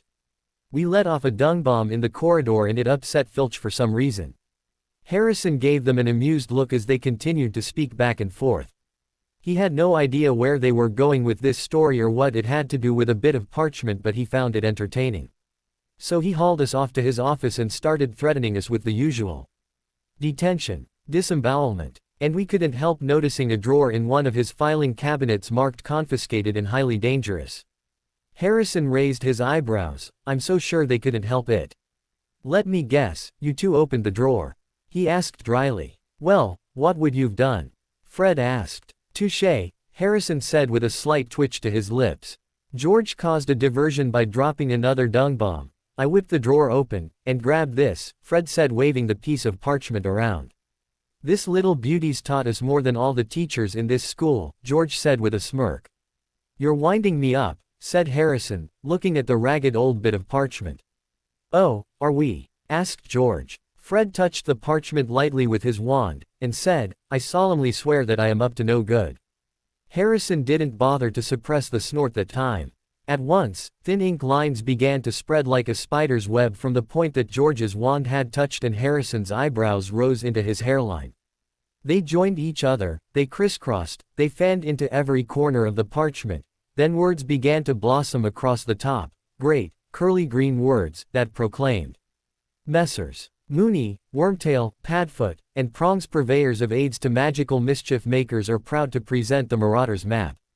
Harrison had to force himself not to react. He knew those names. All of the Death Eaters called Peter Pettigrew Wormtail, and he recalls Severus telling him James Potter, Peter Pettigrew, Sirius Black, and Remus Lupin called themselves the Marauders when they were in school. However, he had never heard of any map they made before, and it looked as if it showed every detail of the Hogwarts castle and grounds. He assumed they must have created it when they were in school. On the map there were tiny ink dots moving around it, each labeled with a name in minuscule writing. Astounded, Harrison bent over it. A labeled dot in the top left corner showed that Dumbledore was pacing his study, the caretaker's cat, Mrs. Norris, was prowling the second floor, and Peeves the poltergeist was currently bouncing around the trophy room. Harrison also noticed several secret passageways up and down the corridors, some even leading into Hogsmeade. Harrison was genuinely in awe of the artifact. Something like that would come in handy. However, as he scanned it, he noticed that the Chamber of Secrets wasn't on it, not surprising since only a Parseltongue can open it and everyone thinks it's a myth. He also couldn't see the Room of Requirement, a room he had used several times to practice dark magic. He guessed they either hadn't found it, Harrison only knew of its existence because of his father, or the room's unplottable. It shows where everyone is in the school, Harrison said, amazed. Yep, George grinned proudly. And you're just going to give it to me? Harrison asked incredulously. We don't really need it anymore, Fred shrugged. And besides we know where all the secret passages are, George added. How do I get it to become blank again? Harrison asked as he took the map from Fred. Fred tapped the map with his wand. Just say, mischief managed. Several weeks passed and Harrison was curious as to why nothing had happened yet concerning the Chamber of Secrets. He had taken to watching Ginny sometimes and it was obvious to him that she had written in the diary. She was slightly paler than usual and she wasn't spending time with anyone other than her brother on occasion. His friends were just as curious as he was, although they rarely talked about it for fear of being overheard. On Halloween, Harrison and his friends watched as skeletons danced around the Great Hall. The hall had been decorated with giant pumpkins large enough for 3 grown men to sit in, live bats fluttered around near the ceiling and candles floated all around the room. The tables were filled with large turkeys, plates of ham, mashed potatoes and gold bowls filled to the brim with apples. Can you believe the homework Lockhart assigned?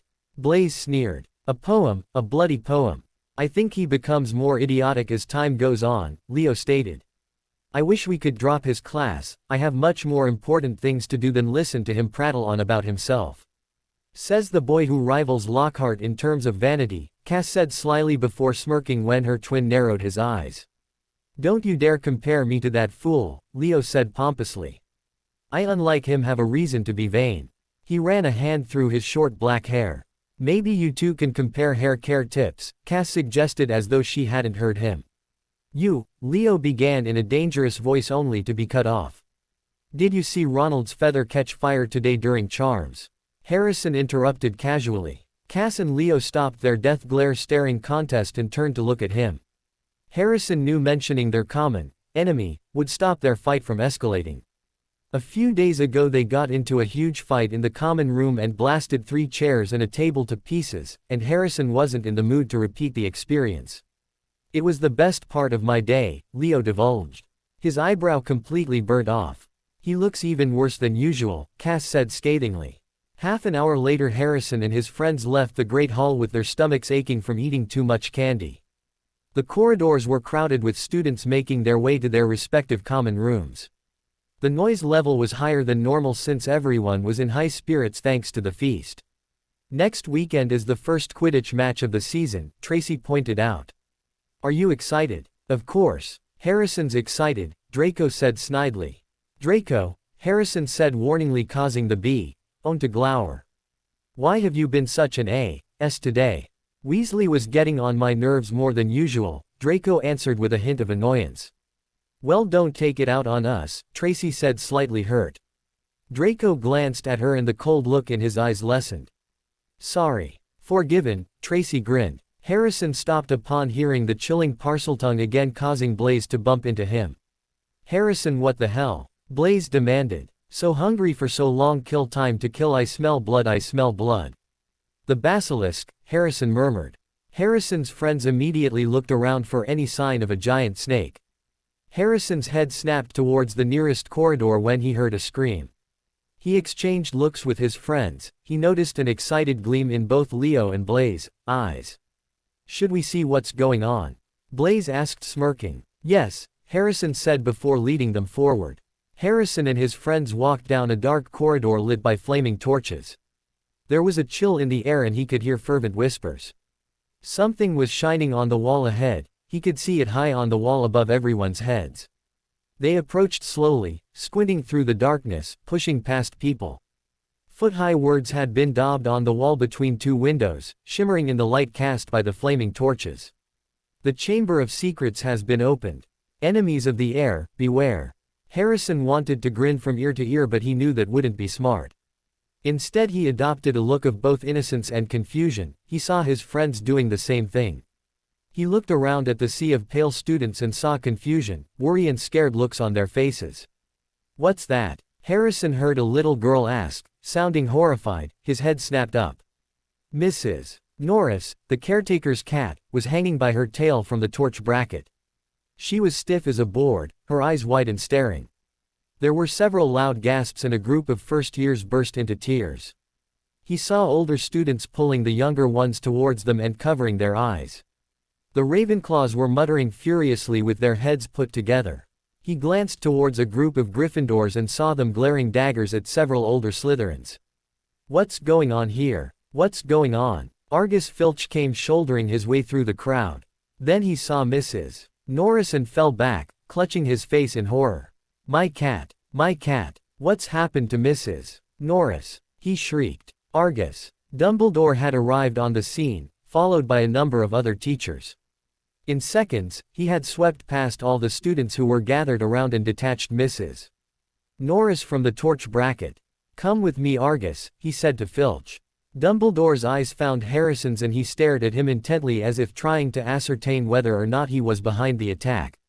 Everyone else return to your dormitories, he said after a minute, and Harrison forced the relief he felt to not show on his face. If Dumbledore suspected him, he'd be constantly watched. Harrison saw Lockhart step forward eagerly. My office is nearest, Headmaster, just upstairs, please feel free. Thank you, Gilderoy, said Dumbledore. The silent crowd parted to let them pass. Lockhart, looking excited and important, hurried after Dumbledore, so did Professor McGonagall. Snape glanced briefly at Harrison before following after the other professors. Harrison and his friends immediately pushed past the large group of students and made their way to the common room. They were silent the entire way, but Harrison could tell his friends were bursting to talk about it.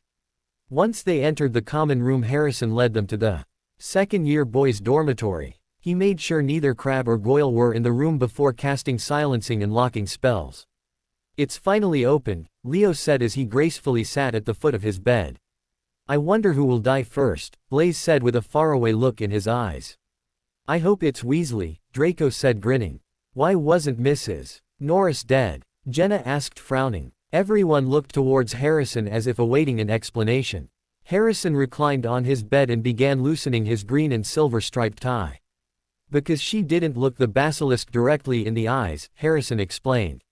She must have only seen its reflection through the water. Leo looked as though he just realized something. Which is why she was only petrified. That's why she was all stiff, Tracy murmured to herself. You only die if you look directly into its eyes. Exactly, Harrison said. For a few days, the school could talk of little but the attack on Mrs. Norris. Filch kept it fresh in everyone's minds by pacing the spot where she had been attacked, as though he thought the attacker might come back. Harrison had seen him scrubbing the message on the wall with, Mrs. Scour's all-purpose magical mess remover, but to no effect. The words still gleamed as brightly as ever on the stone. Harrison knew he shouldn't waste his time. The writing would only disappear when the basilisk was put back to sleep or killed. When Filch wasn't guarding the scene of the crime, he was skulking red-eyed through the corridors, lunging at unsuspecting students and trying to put them in detention for things like breathing loudly and looking happy. Cormac McLaggen complained loudly about receiving a detention for not walking properly. The Slytherins and the Ravenclaws on the dark side were the only students who seemed unfazed by the incident. Those on the dark side knew that Harrison was Voldemort's son, making him an heir of Slytherin. He was asked multiple times if he had opened the chamber. Every time he was asked, he would answer in the negative before excusing himself to walk away. Finally they all took the hint and stopped asking. Some of the Slytherins took to sending the Hufflepuffs and Gryffindors superior and knowing looks upon which they would receive suspicious and hateful ones. The animosity between Slytherin and Gryffindor was at an all-time high because of it. Several duels broke out in the corridors between the older students that had to be broken up by the professors. Harrison noticed that Dumbledore would watch him intently at meals. He avoided the headmaster and made sure his face never gave away what he was thinking. Harrison made sure to always be with at least two people so if another attack occurred he wouldn't be blamed. He would also make sure to talk to his friends from the other three houses in front of the professors, especially the Weasley twins, Neville and Hermione. A few days after Halloween, Professor Binns explained to Harrison's class the legend of the Chamber of Secrets. Hermione had asked about it and after some prompting the professor had given in. Harrison rolled his eyes several times through the drawn-on speech that made Salazar Slytherin out to be some sort of psycho. Although he did have to reluctantly admit it was the most interesting history of magic class he had ever experienced. The day of the first Quidditch match of the season came and the entire school was buzzing with anticipation. As 11 o'clock approached, the whole school started to make its way down to the Quidditch stadium. It was a muggy sort of day with a hint of thunder in the air. Harrison cast mild warming charms on his green Quidditch robes and dragon-hide gloves. As they walked out onto the pitch, a roar of noise greeted them. Half of Ravenclaw and Hufflepuff were cheering for Slytherin, the other half for Gryffindor. Ever since Harrison and his friends began hanging around with several Hufflepuffs, the Hufflepuffs have been less wary of the Slytherins, or at least some of them. A large majority were hesitant to be unguarded around the Slytherins after the attack on Mrs. Norris. Harrison could see Luna wearing his practice jersey, it hung down to her knees. He could see his familiar lounging around her shoulders, Nani's head bopping up and down. Hermione was enthusiastically waving a green flag with a serpent on it back and forth. Draco was glaring at her from a few seats down. Madam Hooch, the flying teacher, asked Marcus and Oliver to shake hands, which they did, giving each other threatening stares and gripping rather harder than was necessary. Lucian Bull and Peregrine Derek smirked threateningly at the three female Gryffindor chasers. Harrison looked at the Weasley twins who were wearing Gryffindor Quidditch robes that clashed horribly with their hair. They gave him a nod. He knew what it meant, they were his friends but they wouldn't go easy on him. Harrison smirked, he didn't want or need for anyone to not do their best while playing against him. On my whistle, said Madam Hooch, 3, 2, 1. With a roar from the crowd to speed them upwards, the 14 players rose towards the leaden sky. Harrison flew up until he was level with the tallest of the golden goal posts. His eyes scanned the gray sky for any hint or flicker of gold. He ignored everyone around him and blocked out the commentary from the Weasley twins' friend Lee Jordan until he heard the Slytherin section in the stands burst into loud cheers. He turned his broom around towards the Gryffindor's goal posts and saw Abraham Montague pump his fist into the air while Oliver Wood scowled.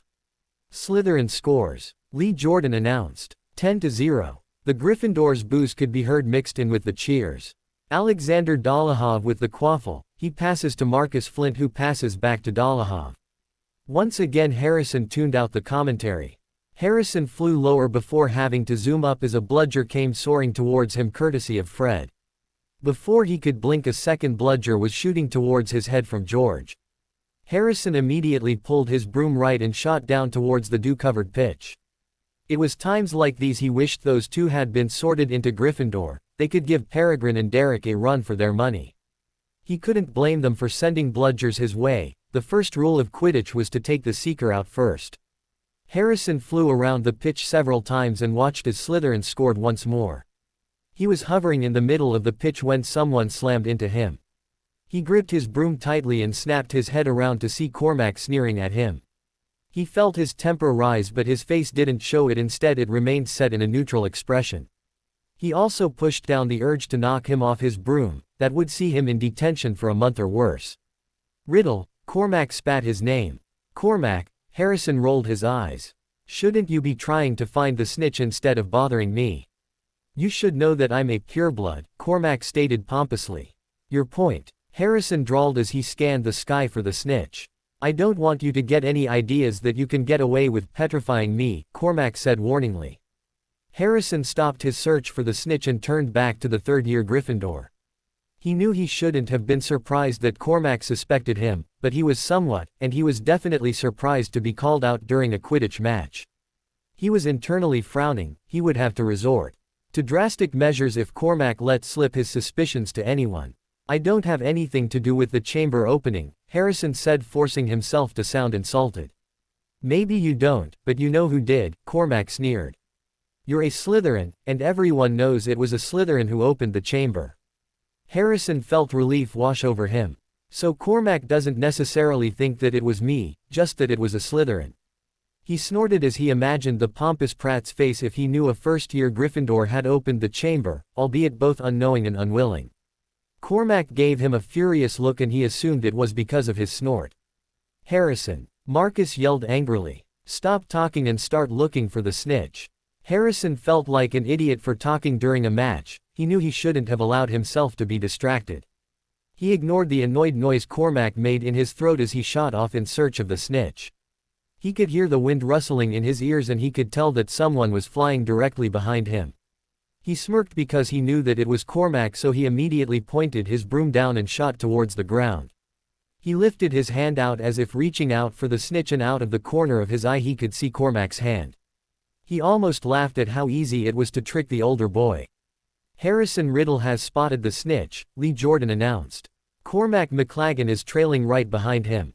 Harrison was now 10 feet above the ground, but he didn't stop his descent. He flew until he was 2 feet from the ground before he pulled his broom up just in time, his shoes skimming the grass as he heard a crash followed by gasps. He made a 180 and saw Cormac laying down on his back with his leg twisted at an awkward angle, shards of what was once a broom laying all around him. Harrison smirked. He knew the tip of Cormac's broom must have hit the ground, or else his broom wouldn't have shattered. Riddle performed the Wronski feint, Lee said, sounding grudgingly impressed. McLagan appears to be injured and his broom is in pieces. Madame Pomfrey could be seen running from the professor's box with her wand in hand. McGonagall was walking at a brisk pace behind the school nurse. Those cheering for Gryffindor team were shooting the seeker worried looks, and some of the first years were crying. The game, however, didn't stop because Oliver Wood failed to call a timeout. Harrison flew up and did a double take when he saw a flash of gold. He shot his hand out and felt wings beat against the palm of his hand. He lifted the struggling snitch into the air, and there was silence for a minute until everyone realized what happened. He couldn't help but feel that his catch was anticlimactic, but he won, and that was all that mattered to him. Harrison Riddle caught the snitch, Lee said dejectedly. Slytherin wins 250-30. The Slytherins and those cheering for them immediately broke into yells and whistles. Harrison flew to the ground and was immediately pulled into a bone-crushing hug from Marcus. Congratulations, Odette yelled as she wrapped her thin arms around Harrison. You did brilliantly, Ophelia said, dotting Harrison on the cheek. McLagan looked miserable. Blaise smirked. I thought he was going to cry. Party in the common room, Abraham Montague announced. Get the fire whiskey, Anthony Dolohov said quietly to Callum Warren, but Harrison heard him anyways. Save me a dance, Harrison, Celine Dolohov winked. Harrison noticed Daphne glare at the pretty fourth year as she walked away with Cladora Rosier and Sienna Draven. He didn't dwell on it too much, however, because Hermione knocked the wind out of him. He saw Theo pry the Ravenclaw off of him when she didn't let go. I was so scared, Hermione said with slightly wide eyes. I thought you were going to crash. I was fine, Hermione, Harrison said with a hint of patronizing. I know how to fly.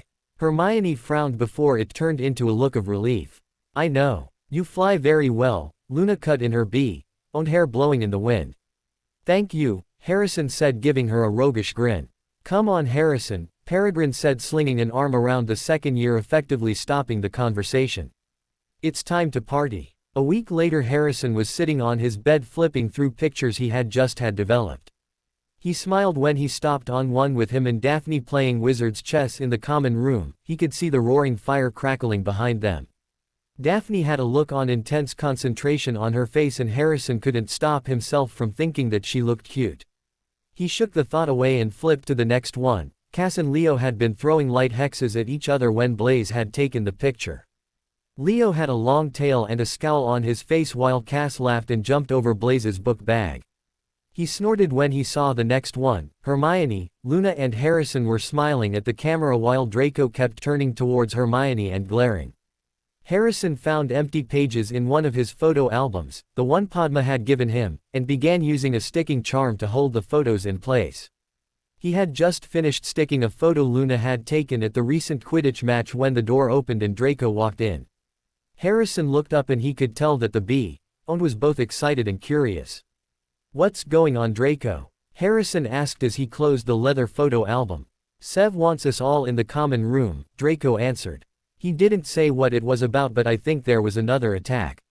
Harrison immediately stood up from his bed and grabbed the green cloak that was folded on his trunk. He fastened on his cloak before following Draco into the full common room. Everyone was quiet as Snape stood intimidatingly in front of a roaring fire.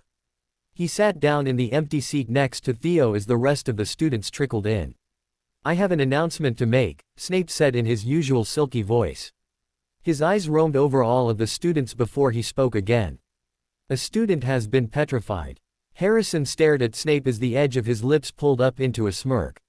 Finally, his father's plan was coming along brilliantly. As long as he didn't get blamed, he was content to let it play out. However, Harrison wasn't dumb enough to think that Dumbledore wouldn't increase the attention he gave to him.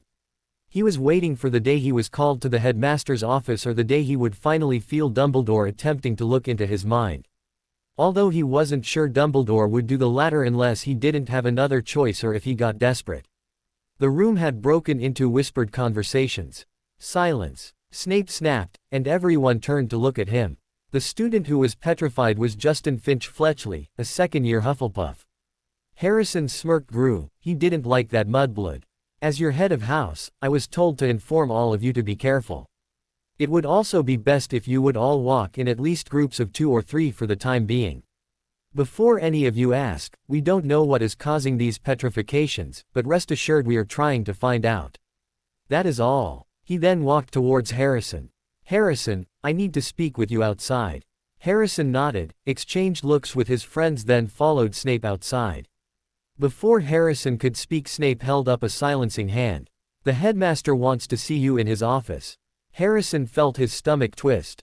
Uncomfortably. He knew that this would happen sooner or later, but he had been hoping for later. He had so far avoided having to speak with Dumbledore, and he wasn't looking forward to being in the same room as him alone. Harrison was extremely powerful for a 17-year-old, let alone a 12-year-old, but he was just that, a 12-year-old. He would feel completely safe with his father there, but without him he was vulnerable. He internally grimaced when he realized that he sounded like a coward, and he wasn't a coward. He put an expressionless mask on and nodded his head once. Remember everything your father told you not to tell him, Snape said after throwing up several charms. Answer the questions he asks as best you can and be your usual charming self. He gave Harrison a warning look. Don't try to outsmart him, Harrison. The 12-year-old nodded once more. Very well, I shall escort you. Snape and Harrison walked in silence down the quiet halls until they reached a large and extremely ugly gargoyle. Ice mice, Snape said with a hint of disgust. Harrison snorted. The Weasley twins hadn't been joking when they told him the headmaster used sweets for password. After saying the password, the gargoyle sprang to life and hopped aside as the wall behind him split in two. Behind the wall was a spiral staircase that was moving smoothly upward, like an escalator. I will wait down here, Snape said. He looked as though he was staying behind against his better judgment. Harrison felt a hint of annoyance. He wished Snape could come with him, but from the beginning he hadn't thought he'd be able to. As he stepped onto the staircase, Harrison heard the wall thud closed behind him. He rose upward in circles, higher and higher, until at last Harrison saw a gleaming oak door ahead, with a brass knocker in the shape of a griffin. He schooled his features into ones of innocent curiosity and slight awe.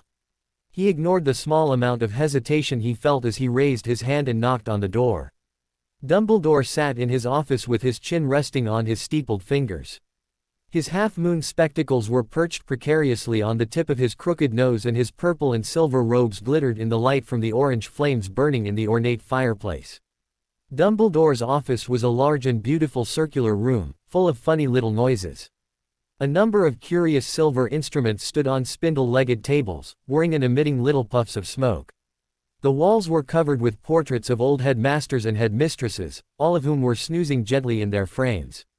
There was also an enormous, claw-footed desk, and, sitting on a shelf behind it, a shabby, tattered wizard's hat, the Sorting Hat. The parts of the walls that didn't hold portraits were filled with floor-to-ceiling bookshelves. Old tomes from the time of the founders sat next to books written about modern transfiguration. These shelves also held many books that Dumbledore had removed from the restricted section after he became headmaster.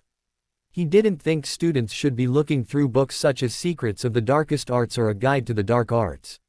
Standing on a golden perch behind the door was a decrepit-looking bird that resembled a half-plucked turkey. Fox, Dumbledore's phoenix, was close to his burning day. The majestic creature normally had beautiful crimson feathers with a golden tail as long as a peacock's and a gleaming golden beak. Dumbledore hadn't moved from the position he was in now since he returned from visiting Justin Finch Fletchley in the hospital wing. His mind was even more full than usual, and thought after thought floated through his head.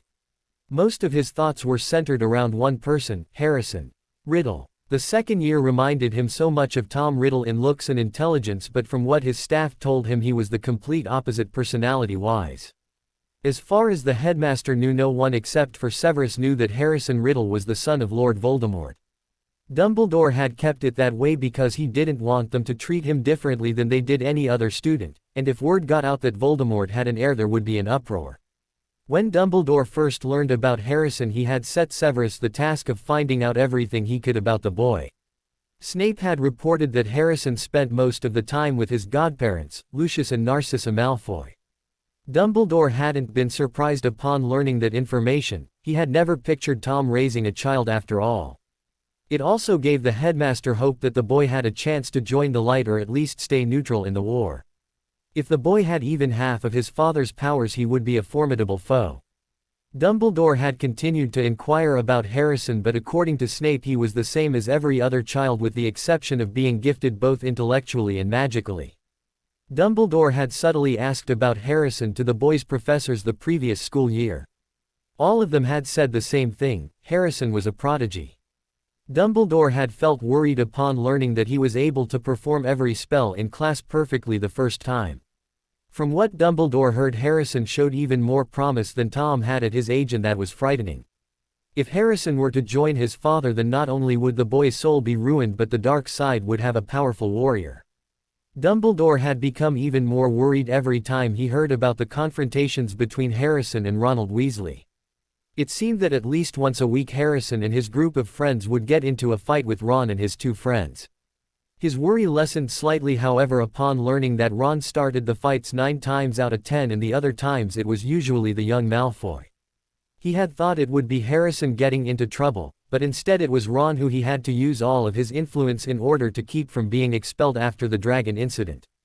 Dumbledore had watched Harrison's interactions during his first year and had been surprised when he befriended not only a Longbottom but a Muggleborn. He had thought for sure the Slytherins were going to pull a cruel joke when he saw Harrison speaking to Hermione Granger.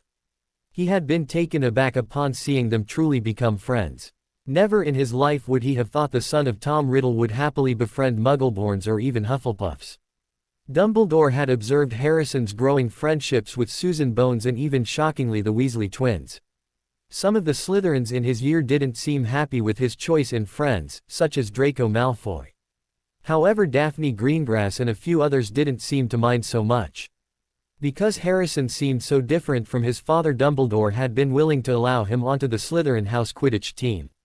Tom hadn't played Quidditch in school. In fact, he thought it was a frivolous waste of time.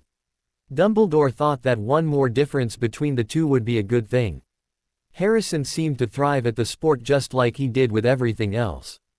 Dumbledore had been shocked and suspicious upon learning that Tom adopted Luna Lovegood when it was his Death Eaters that killed her father. It was one thing for him to have his own child, it was another thing entirely to adopt someone else's child when you were the one that made them an orphan. He had tried to have the custody of Luna switched to someone else, but with Lucius Malfoy and half of the ministry backing it, it was a lost cause. He had made sure to assess the girl when she arrived at Hogwarts. She was sorted into Ravenclaw, which had been a surprise. He had thought she'd be in Slytherin.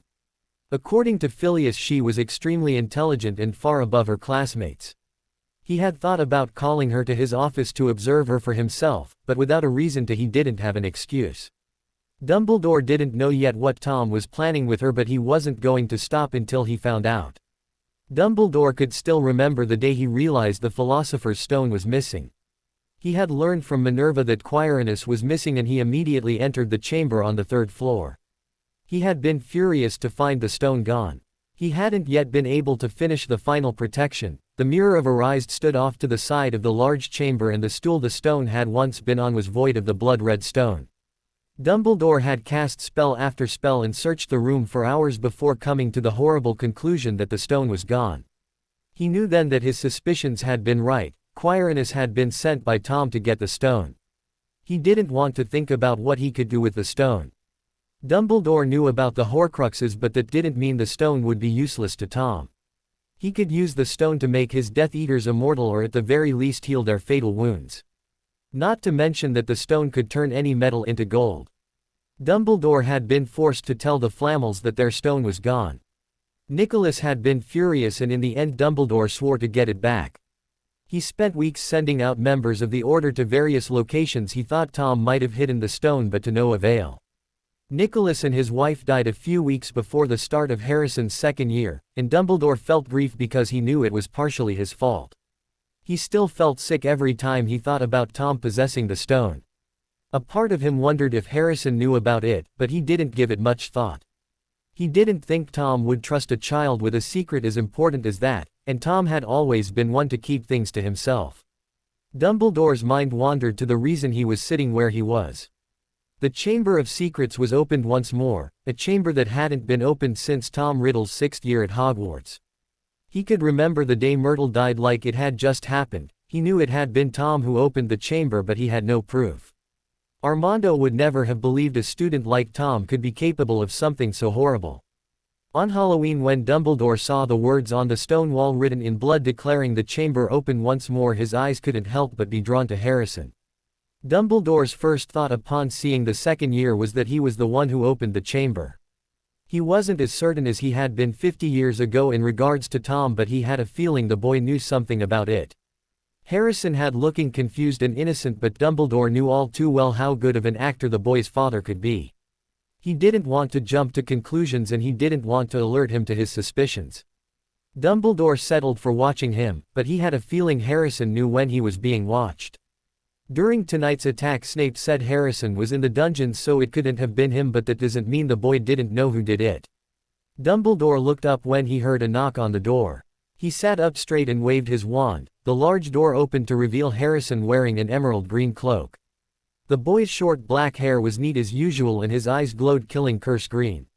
He walked with an air of confidence and slight arrogance, but not in a way that yelled. He thought he was better than everyone, like Leo Lestrange, Draco Malfoy and Blaise Zabini did. Harrison looked more as though he knew he was powerful and intelligent but didn't need to prove it to anyone. The young boy strode towards his desk, taking long strides. Harrison stopped a foot from the desk, and Dumbledore saw his eyes closer than he ever had before. Upon looking into them, he was reminded of someone he once cared for but who died long ago. Lily Potter. The boy had eyes that looked just like hers had. He felt questions begin to stir in his mind.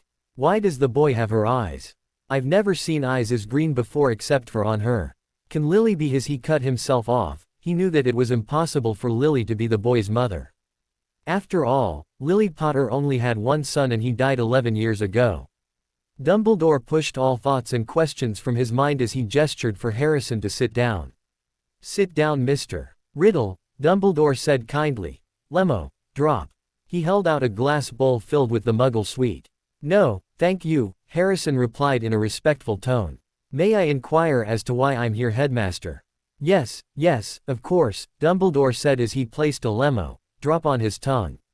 The sour flavor hit his senses as he swirled the sweet around in his mouth. How are you enjoying Hogwarts so far? Harrison looked curiously up at him. I'm enjoying it so far, however I find the classes to be easy. Yes, your professors tell me you always come to class knowing the material, Dumbledore said as he eyed Harrison carefully. He tried to read the boy's reactions, but his expressions seemed to be very controlled. Yes, Harrison said slowly. I don't mean to sound rude, Headmaster, but I don't think you called me here to discuss whether I prefer charms or transfiguration. Dumbledore chuckled. No, I did not. He stopped chuckling and turned serious. I know it wasn't you who opened the Chamber of Secrets. He paused to read Harrison's reaction, but the boy didn't so much as raise an eyebrow, so he continued. However, I would like to know if you know who did. Harrison stared at the headmaster as if trying to formulate a response. I don't. He adjusted a long emerald snake necklace that hung around his neck. What makes you think that I would? Dumbledore peered at Harrison over his spectacles. There were several different ways he could approach this situation. The downside was he didn't know what the boy's response would be to any of them. It was as though he was playing a game of chess, but he couldn't see the other players' moves. Dumbledore remembered Snape telling him the boy hated dishonesty. If he wanted the boy to choose a side other than his father's, he would need to earn his trust.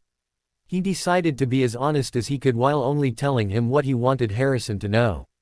I know who your father is, Dumbledore said, his eyes showing no sign of a twinkle.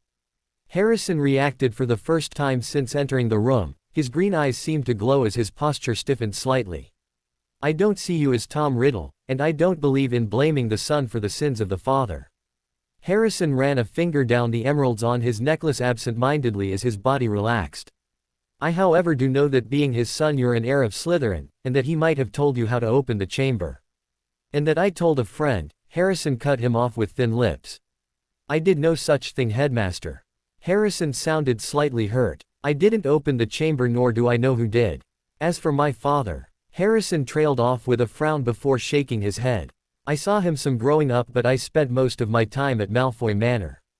I'm not like him nor do I want to be. Harrison stood up quickly. May I go now? Dumbledore frowned slightly at the quick mood swings in the boy. Although Dumbledore couldn't blame him, he most likely would have reacted the same if he were in Harrison's place. He eyed the boy trying to see if he was telling the truth. He didn't seem to be lying, and if he was acting he was even better than Tom had been. Dumbledore leaned back and his frown turned into a small smile. Yes, you may go, Dumbledore said kindly. But know this, Harrison looked at him, if you ever need someone to talk to or if you need help you can come to me. My door is always open, and help will always be given at Hogwarts to those who ask for it. Harrison nodded slowly before turning around. Good evening, headmaster, Harrison said politely from over his shoulder. Good evening, my dear boy, Dumbledore said in a happier tone than he'd used all evening. Dumbledore watched Harrison closely as he left his office. He would need to continue watching the boy for any signs he hadn't been truthful, and he would need to have Severus find out more about him. He ran a hand through his long beard as the door closed behind the second year. It was at times like these he wished he wasn't against use legilimency on students. Harrison walked down the spiral staircase leading from Dumbledore's office with a smirk. The old man had been so easy to manipulate, he stiffened his body and fidgeted towards the end and the headmaster fell for it. Harrison could have laughed when Dumbledore gave him those parting words. His smirk faltered when he realized that one day Dumbledore would realize he'd been played. Harrison knew he'd have to be even more careful from now on. Well? Snape asked impatiently once Harrison stepped off the staircase. It went good, Harrison told him with a glare. Will you be seeing my father tonight? Yes, Snape answered. There's a meeting in 20 minutes. I'll give you the memory and you can take it to him, Harrison said as he conjured a flask after making sure no one was around. He concentrated on the memory and copied it before extracting it and placing it in the vial. Here, he handed Snape the vial, give that to my father. Snape took the vial and put it in his robes. The news that Justin Finch Fletchley had been attacked and was now lying as though dead in the hospital wing had spread around the entire school by the time everyone went to breakfast the next morning. The air was suddenly thick with rumor and suspicion. The first years were now moving around the castle in tight-knit groups, as though scared they would be attacked if they ventured forth alone. The animosity between the Gryffindors and Slytherins was even worse than it had been after the attack on Mrs. Norris. Classes were so tense when those two houses were together that a lot of students weren't getting their classwork done. Hidden from the teachers, a roaring trade in talismans, amulets and other protective devices was sweeping the school. Roger Davies boasted about making money off of several Hufflepuff Muggle-borns who were all eager to buy rotting newt tails and evil-smelling green onions that supposedly warded off dark creatures. The Slytherins had a good laugh when they saw some Muggle-borns and half-bloods walking around with pointed purple crystals that were supposed to keep a person from becoming petrified. Are people actually stupid enough to believe those things work? Cass asked with a superior look on her face. If they did, the professors would be handing them out. They're mudbloods, Leo snidely chimed in. Of course they're stupid. A week later, Harrison and his friends were walking across the entrance hall when they saw a small knot of people gathered around the Hogwarts notice board, reading a piece of parchment that had just been pinned up. Harrison could hear excited whispers and he led his friends to the board, pushing past a knot of excited first-year Gryffindors. A dueling club, Harrison murmured after reading the notice. The first meeting is tonight, Theo said. Shall we go? It could be useful, Harrison answered. To see what the enemy knows, he added in his head.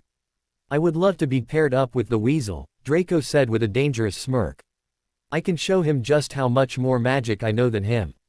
Within reason, Harrison said in an undertone with a hint of warning. Harrison knew how Draco felt about Ron and he didn't want his best friend to slip and do something he wouldn't be able to take back. Harrison wouldn't put it past Dumbledore to go to the meeting secretly under a disillusionment charm. I wonder why a dueling club was suddenly formed, Blaise mused as they walked to the Great Hall. "Oh, I don't know," Draco drawled. "Maybe because the Chamber of Secrets was opened." Blaise's eyes narrowed. "Maybe, but seeing how Slytherin's monster can't duel, this club won't be of much use." "It's probably because of Lockhart," Daphne guessed. Dumbledore had to have heard how much of an idiot the man is, and having a dueling club is the only way anyone will learn anything. As they walked into the Great Hall, she glanced at where Ron was sitting. And some people really do need all the help they can get. That night at 8 o'clock, they made their way to the Great Hall. The long dining tables had vanished and a golden stage had appeared along one wall, lit by thousands of candles floating overhead. The ceiling was velvety black once more and most of the school seemed to be packed beneath it. The first years were looking around eagerly while a group of older Slytherins appeared to only be there to see if any drama would happen. "Who do you think will be teaching us?" Jenna asked as she stood up on her tiptoes. "I hope it will be Flitwick or Severus. I heard from Roger that Flitwick was a dueling champion in his youth." "As long as it isn't," Blaise began before breaking off and groaning. Harrison turned to where he was looking and saw Gilderoy Lockhart walking onto the stage. He was wearing resplendent in robes of deep plum and accompanied by none other than Snape, wearing his usual black. Harrison scowled. He'd rather be taught by a blasted house elf than have more lessons with Lockhart. Lockhart waved an arm for silence and called, gather round, gather round." "Can everyone see me?" "Unfortunately," Cass said as her lips thinned. "Can you all hear me?" Lockhart continued. "Excellent. Now, Professor Dumbledore has granted me permission to start this little dueling club, to train you all up, in case you ever need to defend yourselves as I myself have done on countless occasions. For full details, see my published works." Harrison rolled his eyes. If Lockhart's done half the things he says he had, then Harrison would be best friends with Dumbledore. "Let me introduce my assistant, Professor Snape," said Lockhart, flashing a wide smile. Blaise snorted. Sev won't like being called his assistant. Blaise was correct. Harrison could see Snape's eyes take on a dangerous gleam. Harrison's lips quirked into a smirk. This was going to be interesting. "He tells me he knows a tiny little bit about dueling himself and has sportingly agreed to help me with a short demonstration before we begin. Now, I don't want any of you youngsters to worry. You'll still have your potions master when I'm through with him, never fear." Lockhart bounced on the balls of his feet. Harrison fought off the urge to sneer and hex the Mont's annoying face off. "Who does this man think he is? Severus could beat him in a duel with both hands tied behind his back." By the looks on the other Slytherins' faces, they were fighting the same urge. Wouldn't it be good if they finished each other off? Harrison heard Ron say to Dean and Seamus. He shot them a glare before turning back to the stage. Snape's upper lip was curling. Lockhart and Snape turned to face each other and bowed. At least, Lockhart did, with much twirling of his hands, whereas Snape jerked his head irritably. Then they raised their wands like swords in front of them. "As you see, we are holding our wands in the accepted combative position," Lockhart told the silent crowd. "On the count of 3, we will cast our first spells. Neither of us will be aiming to kill, of course." "How unfortunate," Harrison drawled, causing his friends to snicker and Hermione to send him a reprimanding look. "It would save me a headache if Severus finished him off." 1, 2, 3. Both of them swung their wands up and over their shoulders. Snape cried, "Expelliarmus!" There was a dazzling flash of Arlet light and Lockhart was blasted off his feet. He flew backwards off the stage, smashed into the wall and slid down to sprawl on the floor. Harrison smirked while the other Slytherins cheered. Hermione was dancing on tiptoes. "Oh, do you think he's all right?" "Who cares?" Draco sneered. "You're very insensitive," Hermione said disapprovingly. She stared at him the way McGonagall looked at the Weasley twins when she knew they were up to something. "I'm not insensitive," Draco snapped. "I just don't care." Hermione frowned but didn't say anything when Harrison shook his head. Harrison knew that he'd be needing a headache-relieving potion by the end of the night. Lockhart was getting unsteadily to his feet. His hat had fallen off and his wavy hair was standing on end. "Well, there you have it," Lockhart said, tottering back onto the platform. "That was a disarming charm. As you see, I've lost my wand. Ah, thank you, Miss Brown." "Yes, an excellent idea to show them that, Professor Snape, but if you don't mind me saying so, it was very obvious what you were about to do. If I had wanted to stop you, it would have been only too easy." However, I felt it would be instructive to let them see. Of course, Leo said, sounding bored. Snape was looking murderous. Possibly Lockhart had noticed, because he said, enough demonstrating. I'm going to come amongst you now and put you all into pairs. Professor Snape, if you'd like to help me. They moved through the crowd, matching up partners. Lockhart teamed Neville with Ernie Macmillan, but Snape reached Ron, Seamus and Dean first. I don't think so, Mr. Weasley, Mr. Finnegan, Snape said, smiling coldly. Mr. Weasley, you'll pair with Mr. Riddle. Let's see what you make of Mr. Finnegan, Mr. Malfoy. All let's see, and Mr. Thomas you can partner with Mr. Lestrange. The three Gryffindors scowled at Snape while the three Slytherins exchanged smirks. Everyone else paired up and they were told to pull out their wands. Harrison twirled his wand around with his fingers all the while smirking at a glaring Ron. Face your partners, called Lockhart, back on the platform, and Bo. Harrison and Ron barely inclined their heads, not taking their eyes off each other. Wands at the ready, Lockhart shouted. When I count to 3, cast your charms to disarm your opponent, only to disarm them, we don't want any accidents. 1 2 3. Harrison heard Draco cast at 2 but he didn't pay him any attention, he waited until Lockhart said 3 and fired off a curse. He made sure to speak out loud, he would draw unwanted attention if he cast non-verbally. Langlock, Harrison shouted. Harrison smirked when Ron didn't even put up a shield, the spell hit him square in the chest. Ron went to say a spell but realized that his tongue was glued to the roof of his mouth and began trying to yell but nothing coherent came out. Harrison's smirk grew, that was precisely the reason why a person should know how to cast non-verbally. Harrison knew he could just disarm Ron and then be done with it, but he wanted to embarrass the boy first. He could hear spells being shouted all around him and saw several people fall to the ground from his peripheral vision. Engorgio Scullis, Harrison shouted and Ron surprisingly dodged it. Antioculatia, Locomotor Wibbly, Calvorio. Ron dodged the next 2 but the third hit him in the neck causing all of his red hair to fall out of his head. Ron's eyes went wide as he looked down and saw his hair puddled around his feet. Densagio. Ron hadn't been paying attention and the spell landed right on target causing Ron's front teeth to begin growing. Ron glared at Harrison and it was obvious he was trying to yell curses. He was waving his wand around overzealously and his face was bright red. Harrison sent a disarming jinx and Ron's wand went sailing through the air and into his hand. Harrison shot the now bald second year a triumphant look. Ron looked ready to charge at him so Harrison quickly sent a stunner before he could act. Harrison twirled both wands in his hands and looked around the room. There were students waving their wands around wildly, some students were laying on the ground and others were spouting boils or purple spots. Nice job, Harrison, Draco smirked. Thank you, Harrison said as he heard a click and turned to Pansy. What are you doing? Pansy was holding the camera she usually carried with her everywhere. I wanted a picture of this memory. Draco laughed while Harrison shook his head in amusement. He looked down at Seamus who was laying face down on the ground sporting a pig's tail. Harrison snorted before his head snapped up upon hearing a loud explosion. I said disarm only. Lockhart shouted in alarm. No one could hear him over the noise. Stop. Stop. Snape took charge. Finite incantatum. Harrison looked around. A haze of green smoke was hovering over the scene. Everyone who had been laying on the ground was waking up and those who had been hit with other spells were going back to normal. Ron jumped up and glared at Harrison with more venom than he ever had before. Harrison winked causing the red head to turn bright red and ball his hands into fists. All that did was cause Harrison to be even more amused, he loved how easy it was to get Ron riled up. Dear, said Lockhart, skittering through the crowd, looking at the aftermath of the duels.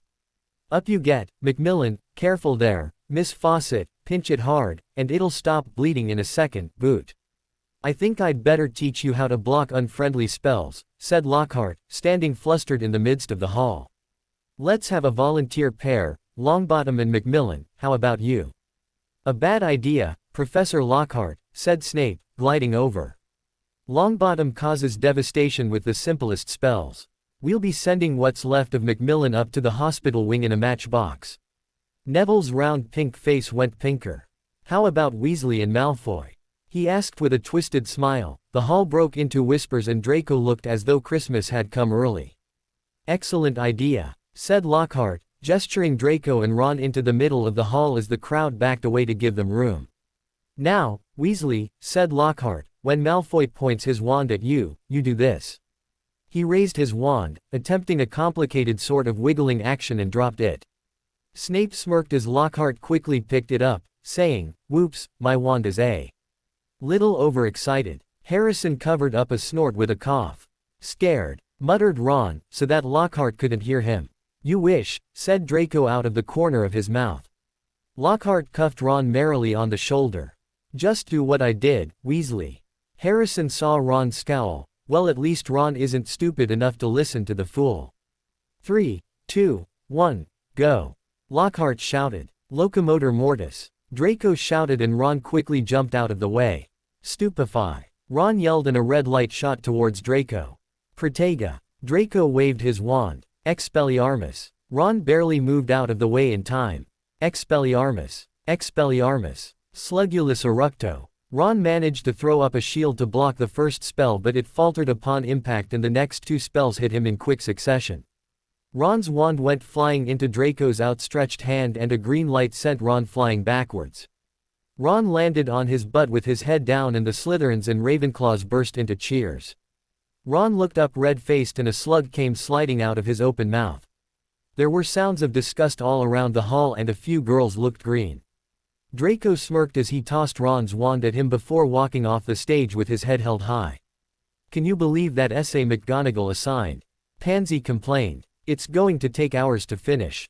She stabbed her carrots violently. "It's not that bad," Theo said as he eyes the frustrated girl. Theo was cut off when the doors to the Great Hall slammed open and a frantic Hufflepuff rushed in.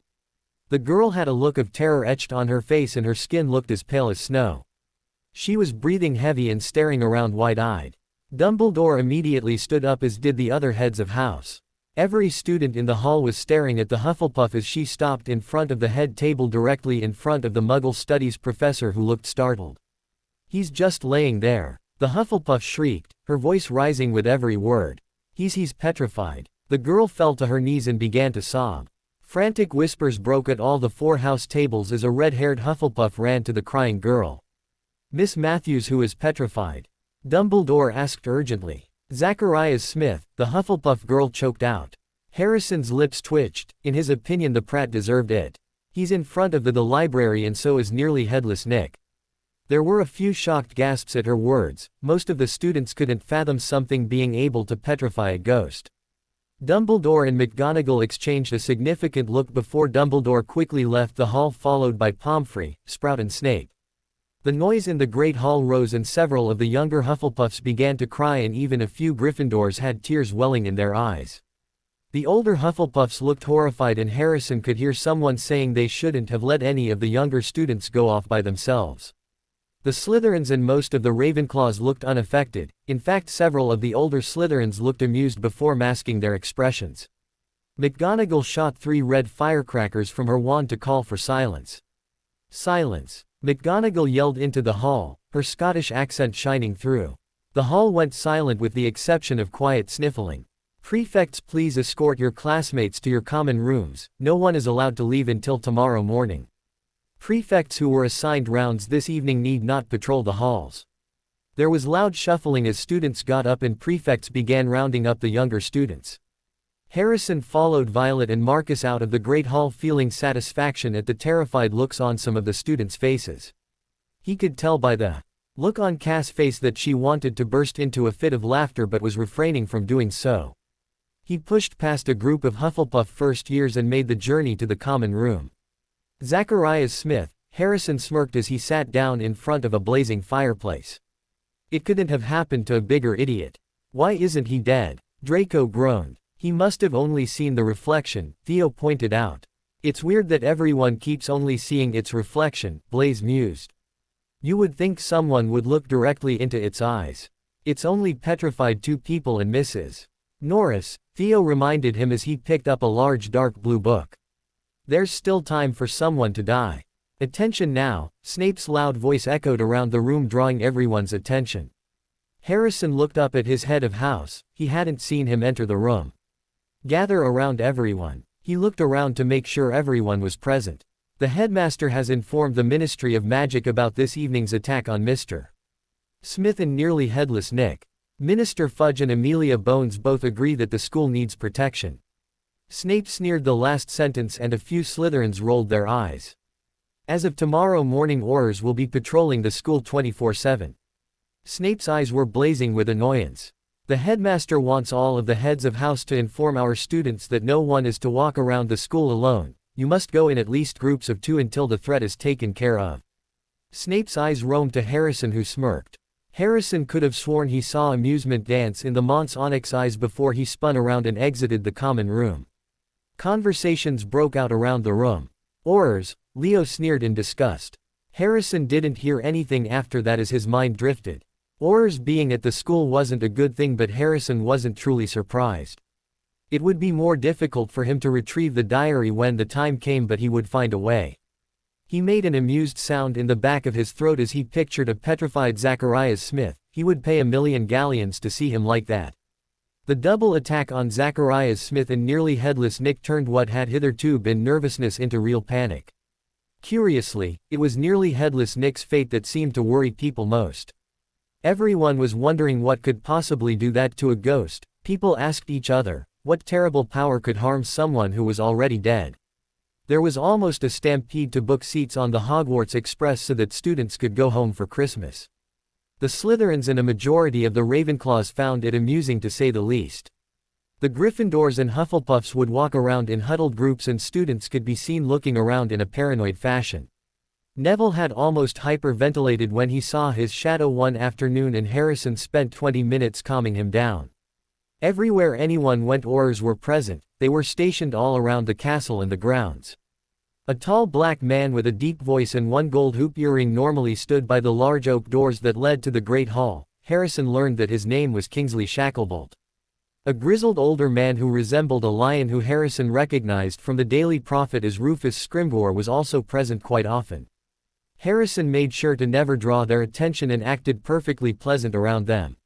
He could tell that some of the students felt safer with Aurors everywhere, but that didn't lessen the tension and fear that filled the school. Soon the term ended in a silence deep as the snow on the grounds descended on the castle.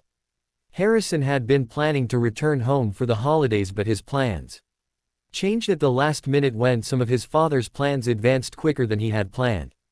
Lucius, Narcissa and Bellatrix were helping Tom, so Draco was staying as well. Leo and Cass were going to stay, but their father wanted to see them, so they signed up to return home.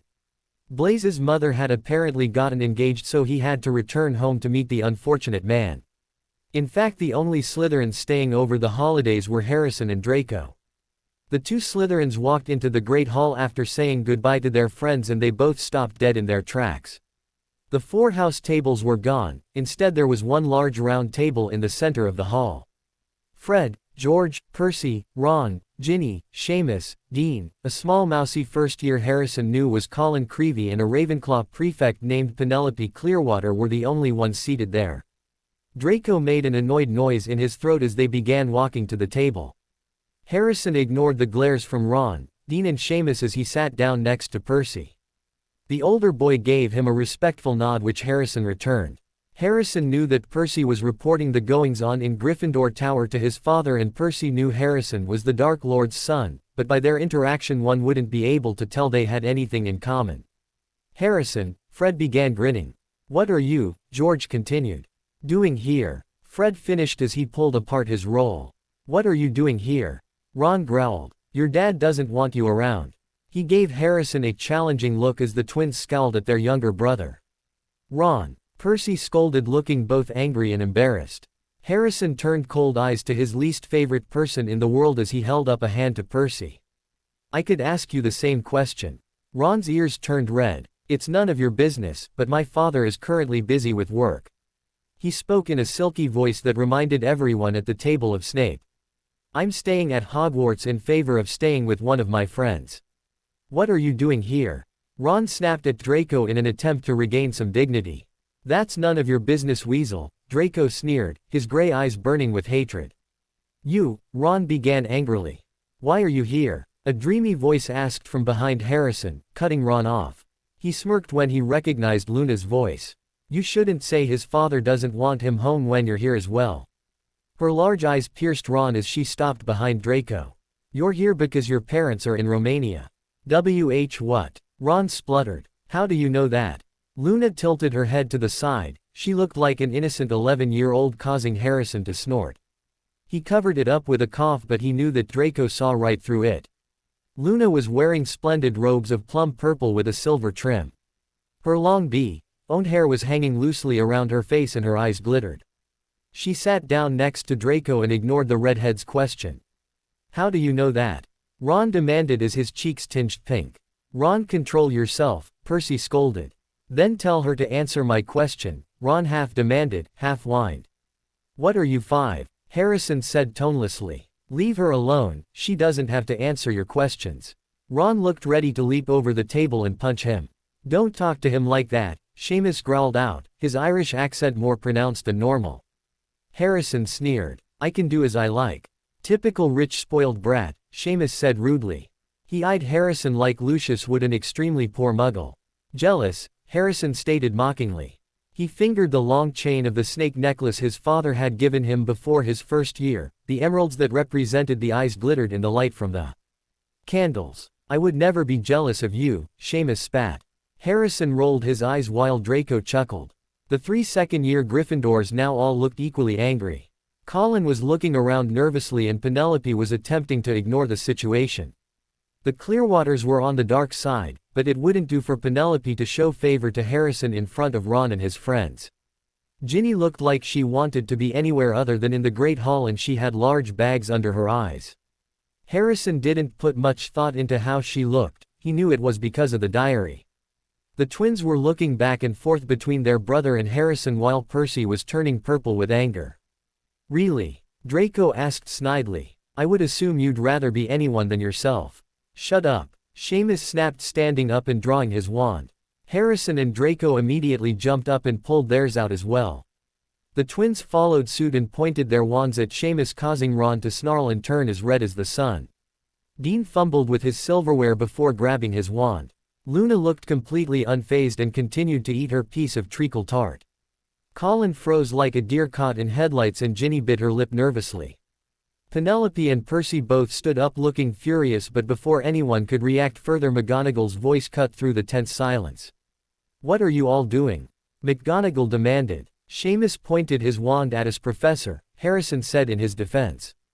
Draco and I only pulled ours out to defend ourselves. You pulled yours first. Ron yelled with a smirk towards Harrison. McGonagall's nostrils flared. We were only trying to defend ourselves. I saw Mr. Finnegan pull his wand out first, McGonagall said angrily. Her tight bun and pitch-black robes made her look menacing, and Ron flinched. 20 points from Gryffindor for lying to a Professor Weasley, and 10 from you, Mr. Finnegan, and Mr. Thomas for pulling your wand out on your schoolmates. She turned to the twins and her glare lessened. 10 points to each of you for attempting to help Mr. Riddle and Mr. Malfoy. She looked between Percy and Penelope. Next time don't allow a fight to escalate, I expect better from prefects. She sounded disappointed and Percy looked like he had been slapped. Why aren't they losing points? Ron asked furiously. McGonagall's lips thinned and she looked ready to spit fire. Ron must have noticed because he paled. Don't speak to me in that way, Mr. Weasley. 10 more points from Gryffindor. She glanced at the 2 Slytherins. They aren't losing points because all they did was try to defend themselves. She gave everyone a stern look before walking back up to the head table. I hate you both, Ron spat. Ron, Percy said warningly. Ron glared at his brother before shoving his wand in his pocket. I assure you the feeling is mutual, Harrison drawled. I second that, Draco said disdainfully. Christmas morning dawned cold and white. When Harrison woke up, he saw a large pile of presents on the ground in front of his bed. He noticed that Draco had a slightly smaller pile near his but still large. Harrison sat down at the foot of his bed and Nani curled up his arm, her tongue flicking in and out. Presents, Draco grinned as he pulled on his t-shirt. Shall we? Of course, Harrison returned the grin as he picked up a small parcel. Harrison began opening his presents, starting with the one from his non-Slytherin friends, then the Slytherins, followed by Death Eater presents, and finally the ones from his father. Like the Christmas before, he received enough candy to last an entire year and a variety of books. He didn't bother to contain his enthusiasm when he opened up a rare book written in parcel script from Barty Crouch Jr. Several of the books he received would need to be hidden in his trunk since it could only be opened by a parcel tongue. "Did you receive a large box of clothes from Pansy?" Draco asked as he held up a burgundy silk shirt. Harrison looked up from a globe of Mars he received from Violet. "Of course." He sat the globe aside. "I don't think I've ever received anything from her other than clothes. One of the perks of being best friends with someone whose mum is a world-famous fashion designer." Draco smirked as he sat the burgundy shirt on top of a charcoal gray cloak. 2 hours later, Harrison and Draco walked into the great hall, which looked beautiful. There were a dozen frost-covered Christmas trees and thick streamers of holly and mistletoe crisscrossed the ceiling. Enchanted snow fell from above and disappeared as soon as it hit something, leaving everything and everyone dry.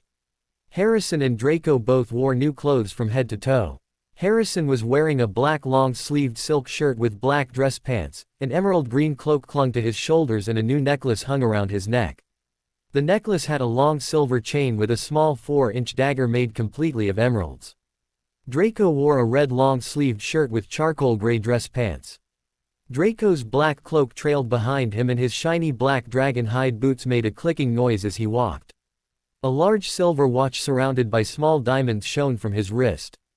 Harrison noticed Ron's eyes fill with envy when he saw their new clothes and jewelry.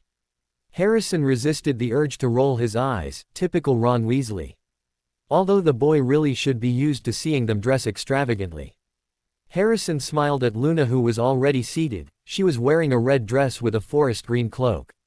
Her normally long curly hair was in a plait and a beautiful flower necklace hung on her neck. The center of the flower was a 10-carat diamond and the petals were large sapphires. "Happy Christmas, Luna," Harrison said as he took a seat next to her. "Happy Christmas, Harrison," Draco, Luna said dreamily before stroking her necklace. "Thank you for the beautiful present. You got her that?" Fred asked in shock. "That must have cost a fortune." George let out a low whistle. "But then again," Fred said, looking contemplative, "after seeing where you live, it isn't that surprising." Ron looked annoyed at the mention of Harrison's money. He stabbed his eggs moodily. Harrison ignored the brooding redhead in exchange for conversing with the twins. Harrison and Draco laughed when the twins told him about how Ron tumbled down the stairs that morning. Ron went to speak when Percy shot him a silencing look. After lunch, Harrison, Draco and Luna had a snowball fight with the twins and Penelope.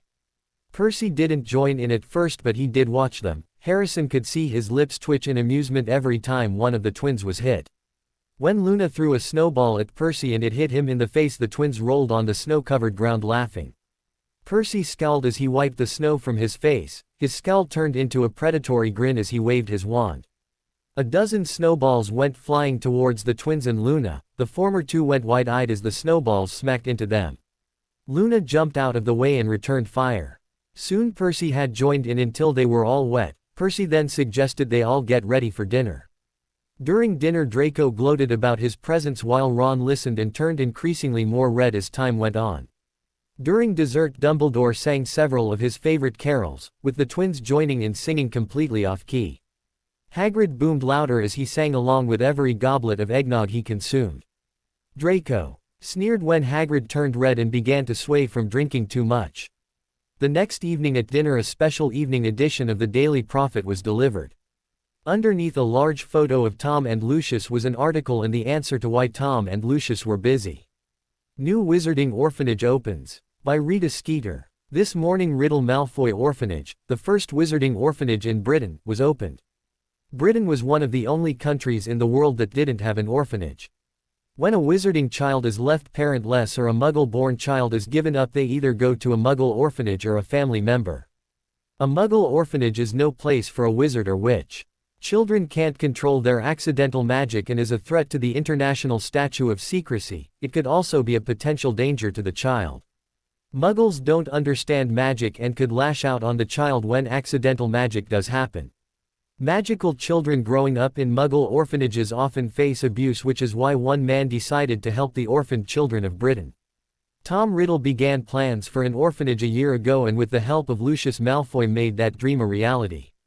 Tom Riddle and Lucius Malfoy used their own money to acquire land in the English countryside and build a wonderful residence capable of holding 100 children and 12 members of staff. I was lucky enough to be at the opening and saw the house where the children will be staying for myself. A large gray stone path leads to a large white manor with tall oak front doors. Upon entering I was in an airy entrance hall with oak floors and beautiful silver light fixtures and a large silver chandelier that had once belonged to Brutus Malfoy, a confidant of Arthur Pendragon, the once king of Muggle England and friend of the wizard Merlin. A wide staircase led to what was obviously the second floor. The ground floor of the manor has a large dining hall, 2 expansive sitting rooms, a library and a playroom. The playroom was filled with magical toys and the library had thousands of books for both children and teens. There were also several other rooms that could be used as classrooms or study rooms, as well as 2 bathrooms. The second floor had bedrooms, each one would hold 2 children. The third floor had more bedrooms for the children as well as the staff quarters. The extensive grounds are beautiful. A large lake sits behind the manor and tall trees covered with snow looked like large frosted Christmas trees. 2 glass greenhouses hold many plants both for young children and teens. As of this morning, Riddle Malfoy Orphanage is home to 13 children, the youngest being 2 and the oldest being 10. The orphanage will be serviced by house elves purchased by both Tom Riddle and Lucius Malfoy. The staff was hired after extensive background checks and interviews to make sure the best candidates were hired. I am pleased that after a year of hard work Riddle Malfoy Orphanage is ready to open, Tom Riddle stated. I've always loved children and I knew that this was something I was meant to do. When my good friend Tom came to me for help with opening an orphanage I was of course willing to help, Lucius Malfoy answered when asked about why he got involved. Like Tom, I've been blessed with a fortune and I'm thankful for it. Being able to give to those less fortunate, especially children, is a heartwarming experience. When asked how the orphanage would remain able to operate, Tom Riddle smiled kindly. Lucius and I paid for the orphanage and opened a vault at Gringotts in its name, Tom explained. There is enough money for it to be able to operate for several months. The children will all receive everything they need and upon turning 10 they will receive a small monthly allowance. This is to help them learn the value of money and be able to purchase some things of their own. Lucius Malfoy elaborated on his friend's response. This summer we will hold a charity event and all proceeds will go to the Riddle Malfoy Orphanage. Also, if anyone wants to at any time they can donate money through the mail. Anything sent to Riddle Malfoy Orphanage will be delivered and received. The children will appreciate any donation and so will Tom and myself.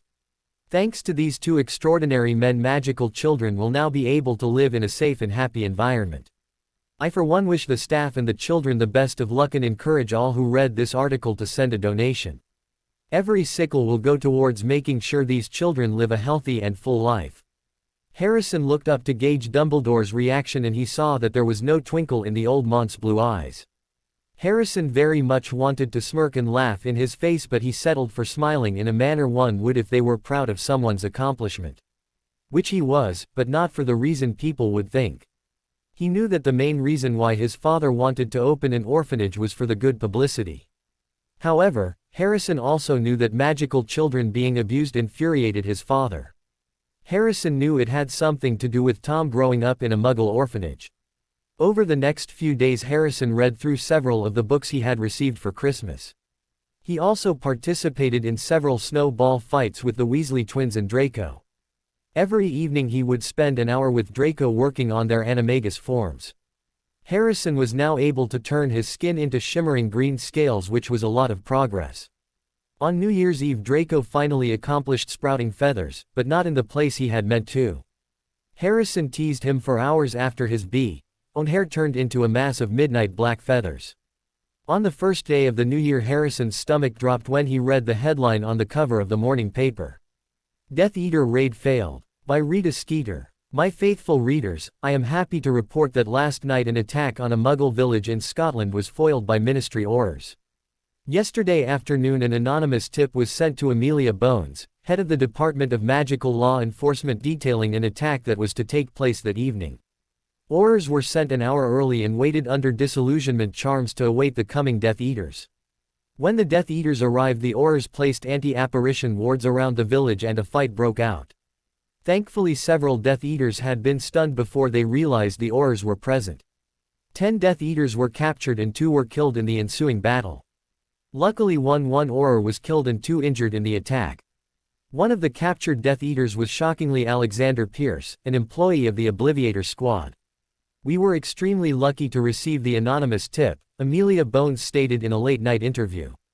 "However, we lost one of our own. My condolences go out to Auror Steve Cross, family and friends. He was an exceptional Auror and he will be missed. We've been losing Aurors and Muggles have been killed too often since you know who came into power," Minister Fudge said. "Tonight was a victory, and we'll do our best to ensure the victories keep coming." Harrison sneered as he burnt the paper to a crisp. Luckily for him no one noticed because they were all too busy reading the article. He glanced at Draco whose eyes were narrowed as he read the article he had just finished. His eyes flickered to Dumbledore whose eyes were once more twinkling and Harrison felt his hate for the man grow. He snatched up the letter his father's owl had delivered and quickly read it. "Harrison, as I'm sure you're now aware, a planned raid last evening was foiled by those idiotic Ministry Aurors. It was easy enough for me to figure out who the leak was, a pathetic excuse for a wizard by the name of Greg Bates.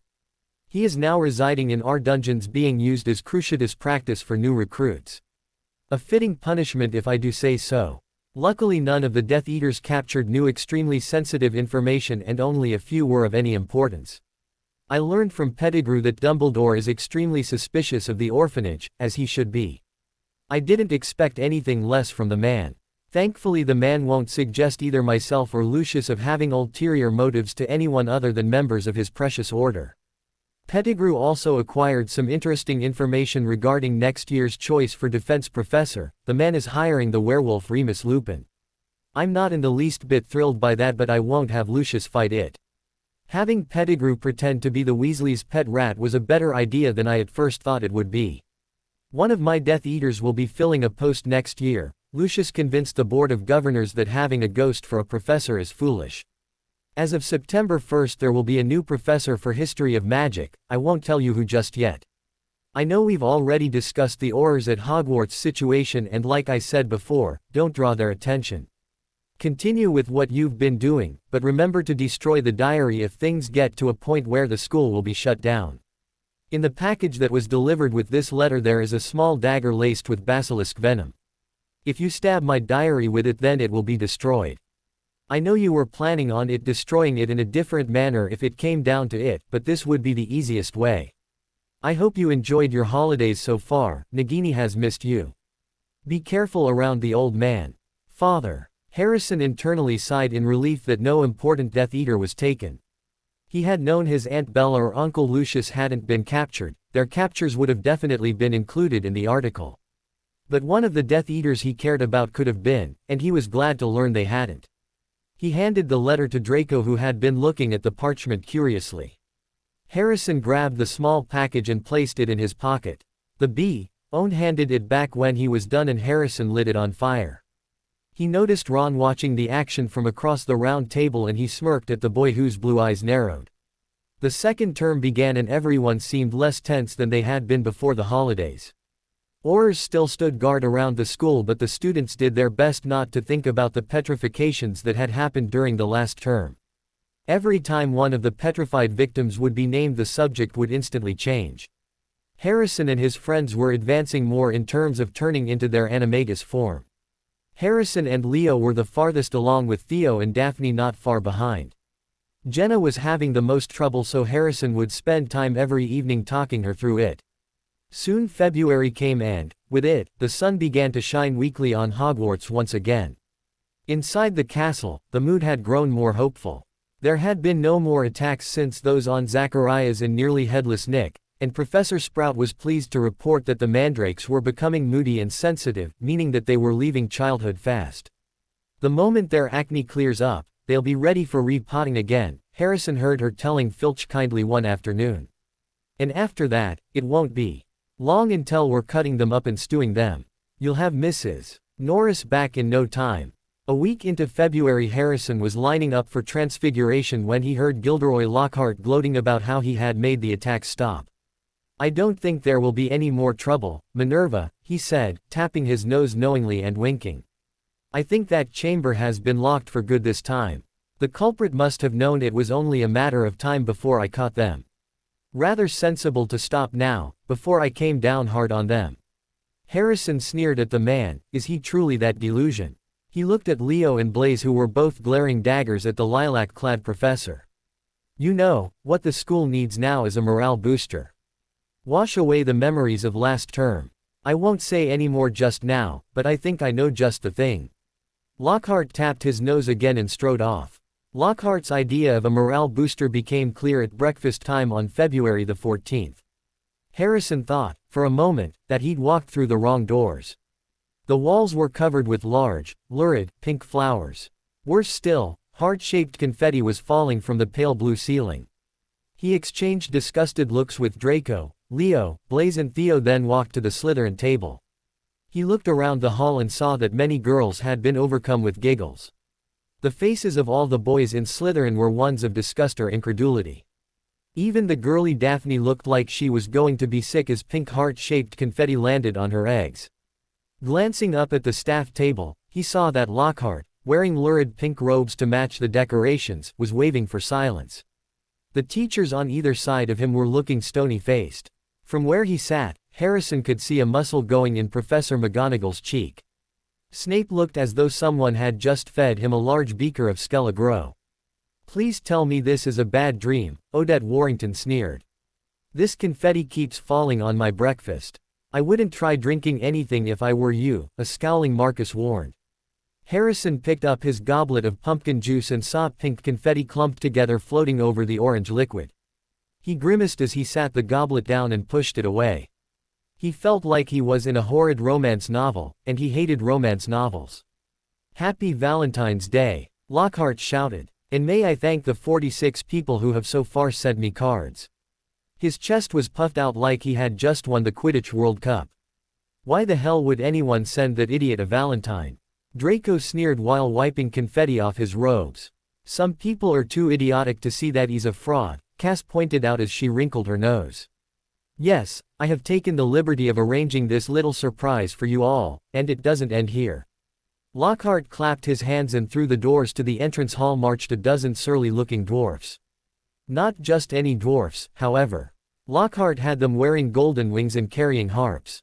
Harrison noticed that all of the Slytherins looked like they wanted to lynch Lockhart. He couldn't blame them. If he could pick one person for the basilisk to kill, it would be Lockhart, even if he had to pick between him and Ron. "He made them dress up like cupids," Theo stated incredulously. "How demeaning. I will kill anyone who sends me a valentine via those little creatures," Cass said threateningly, and her eyes narrowed when Blaze got a mischievous smirk. "I'm not joking, Blaze. My friendly card-carrying cupids," beamed Lockhart. "They will be roving around the school today delivering your valentines. And the fun doesn't stop here. I'm sure my colleagues will want to enter into the spirit of the occasion. Why not ask Professor Snape to show you how to whip up a love potion?" Blaze snorted while Callum Warren choked on his bacon. "And while you're at it, Professor Flitwick knows more about entrancing enchantments than any wizard I've ever met, the sly old dog." Professor Flitwick buried his face in his hands. Snape was looking as though the first person to ask him for a love potion would be force-fed poison. All day long, the dwarfs kept barging into their classes to deliver valentines, to the annoyance of the teachers. Harrison received dozens of cards from Slytherins, Ravenclaws and a few Hufflepuffs. He noticed Daphne sending the cards jealous looks, but he didn't dwell on it. During dinner, a particular surly-looking dwarf stopped behind Blaze, who turned around and glared disdainfully. The great hall went silent when the dwarf loudly cleared his throat and strummed his harp. "Blaze Zabini?" the dwarf asked, but Blaze didn't answer. "Yeah, that's him," Ron yelled loudly across the hall. Several Slytherins, including Anastasia, sent hateful looks towards the redhead. "You have a singing valentine," the dwarf informed him, and Blaze's eyes widened slightly in horror. "And here it is," the dwarf began roughly. "His eyes are as blue as the ocean, his hair is as dark as night. I wish he was mine, he's really divine, the cutest boy in Slytherin." Several people choked on their drinks as the valentine was read. The great hall burst into laughter, and Blaze's cheeks turned red from embarrassment. Ron, Dean and Seamus were the loudest out of everyone, and Ron was banging one of his fists on the Gryffindor table. Blaze glared at everyone, but it was hard to take it seriously when he was so obviously embarrassed. Harrison noticed one person at the Gryffindor table not laughing, Ginny Weasley. His eyes narrowed when he saw that she just looked embarrassed. "I think Ginny Weasley sent him that Valentine," Harrison whispered to Draco. Draco grimaced. "What?" Harrison nudged his head in her direction and Draco looked over. "She looks embarrassed." Draco's grimace slowly morphed into a smirk. "The Weaselette likes Blaze. Oh, this is too sweet. I'm going to rub that in Weasley's face." "No," Harrison said sharply and Draco looked confused. "This information might come in handy later, we can tell the others but no one else." Draco slowly nodded his head in agreement. Harrison had worked every day since he first found out his animagus form and he was finally able to transform into a snake with just a simple thought. It had been hard work and sometimes frustrating, but every time he transformed he felt accomplished. It was rare to be an animagus and almost unheard of to be one so young. The first person he had told was his father over their two-way mirrors. He had smiled genuinely and promised to send him books on the panther's anatomy so he could work towards his second form.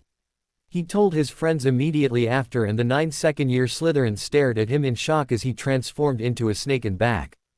"Do it again," Tracy said excitedly.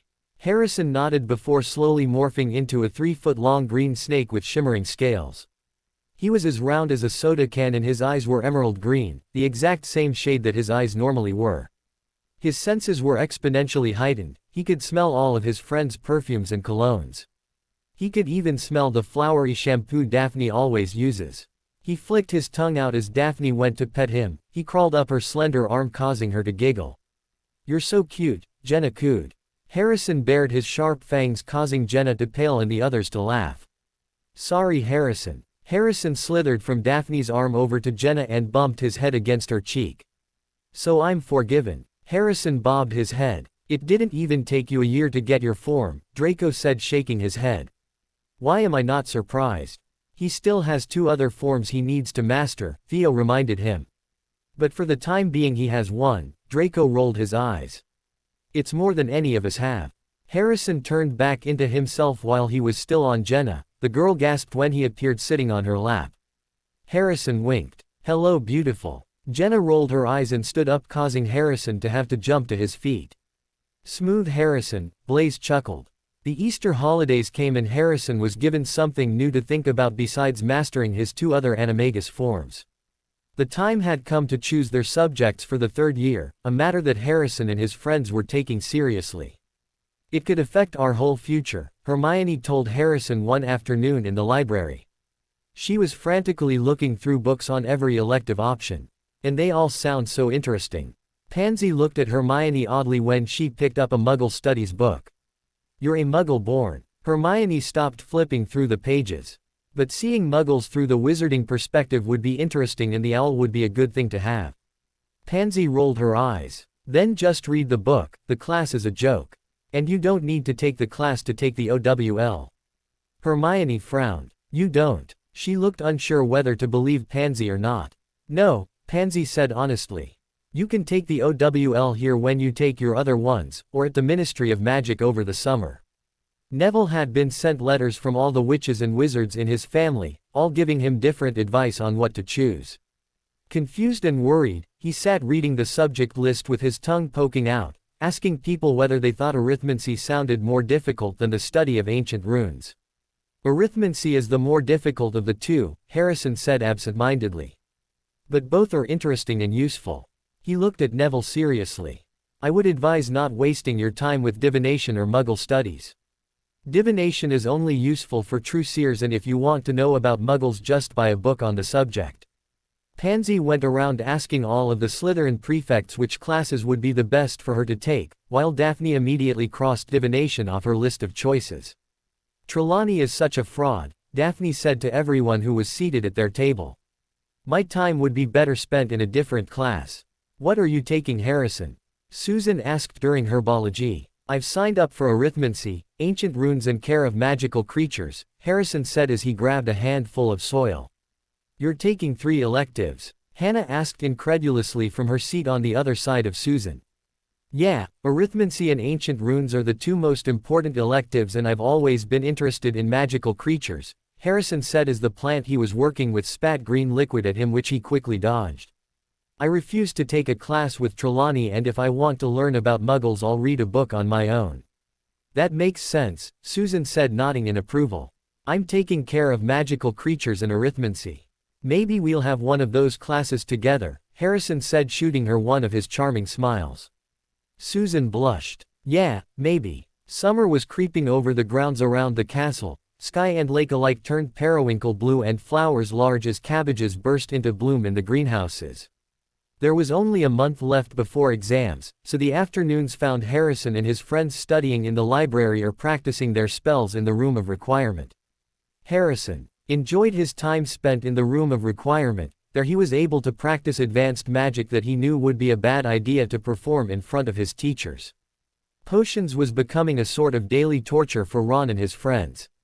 One morning during class, Snape caught Ron trying to throw random ingredients into Draco's cauldron. He received the longest, not to mention loudest, lecture Harrison had ever heard Snape give. He also received a week's worth of detention and a large loss of points. The Slytherins thought it was extremely amusing that Ron had spent about 3/4 of this school year serving detention. Ron, Dean and Seamus had begun taking out their hatred on the Slytherins on Hermione and Neville, since they weren't as skilled as Harrison and his friends. Harrison had to heal Neville several times, and he was just barely able to stop them from jumping Hermione one Saturday morning. He had been walking with Daphne to the Great Hall when he heard his friend's panicked voice. He blasted the 3 boys into the wall and held Hermione as she cried into his shirt. Daphne had retrieved Snape, and the 3 Gryffindors lost 60 points for an unprovoked attack. This incident caused their fellow Gryffindors to shun them even more. They were now so far in the negatives it would take a miracle to be in the positives before the year ended. Harrison had been impatiently wondering why there hadn't been another attack. The Aurors were still patrolling the halls, but not as many as there had once been. He was about to plan a way of getting into the Gryffindor dormitory and seeing if Ginny still had the diary when an announcement was made that echoed throughout the school. All students must return to their dormitory immediately, McGonagall's voice said. All professors to the 2nd floor. Harrison exchanged a significant look with Draco. Do you think it's killed someone? Draco asked with a hopeful gleam in his eyes. I don't know, Harrison answered. But I'm going to go find out. If it has, I'll need to get the diary. He pulled out his wand and tapped his head. Slowly he began to disappear. If Severus asks where I am, tell him that I went to see what's going on. Draco nodded, and a disillusioned Harrison began walking to the 2nd floor as he cast silencing charms on himself to keep from being heard. It was pointless to be invisible if you were heard. Harrison reached the 2nd floor and he heard several voices all speaking at once. He turned the corner and stopped at the sight. A smirk formed on his lips. The gray stone wall ahead of him had words glistening in large blood-red letters. Her skeleton will lie in the chamber forever. Laying on the ground in front of the words were 3 bodies, but unlike Zacharias and Justin, they weren't petrified. Gilderoy Lockhart, Rufus Scrimgeour, and that mousy first-year Colin Creevey were lying dead. Colin had a look of immense horror etched on his face, and Lockhart's blue eyes were as white as saucers. Rufus had a fierce expression on his face, and his wand was clutched in his hand. The professors and small group of Aurors were talking in panicked voices until Dumbledore held up his hands. Snape's eyes roamed over to where Harrison was standing, and for a moment he could have sworn the man knew he was standing there. What do we do, Albus?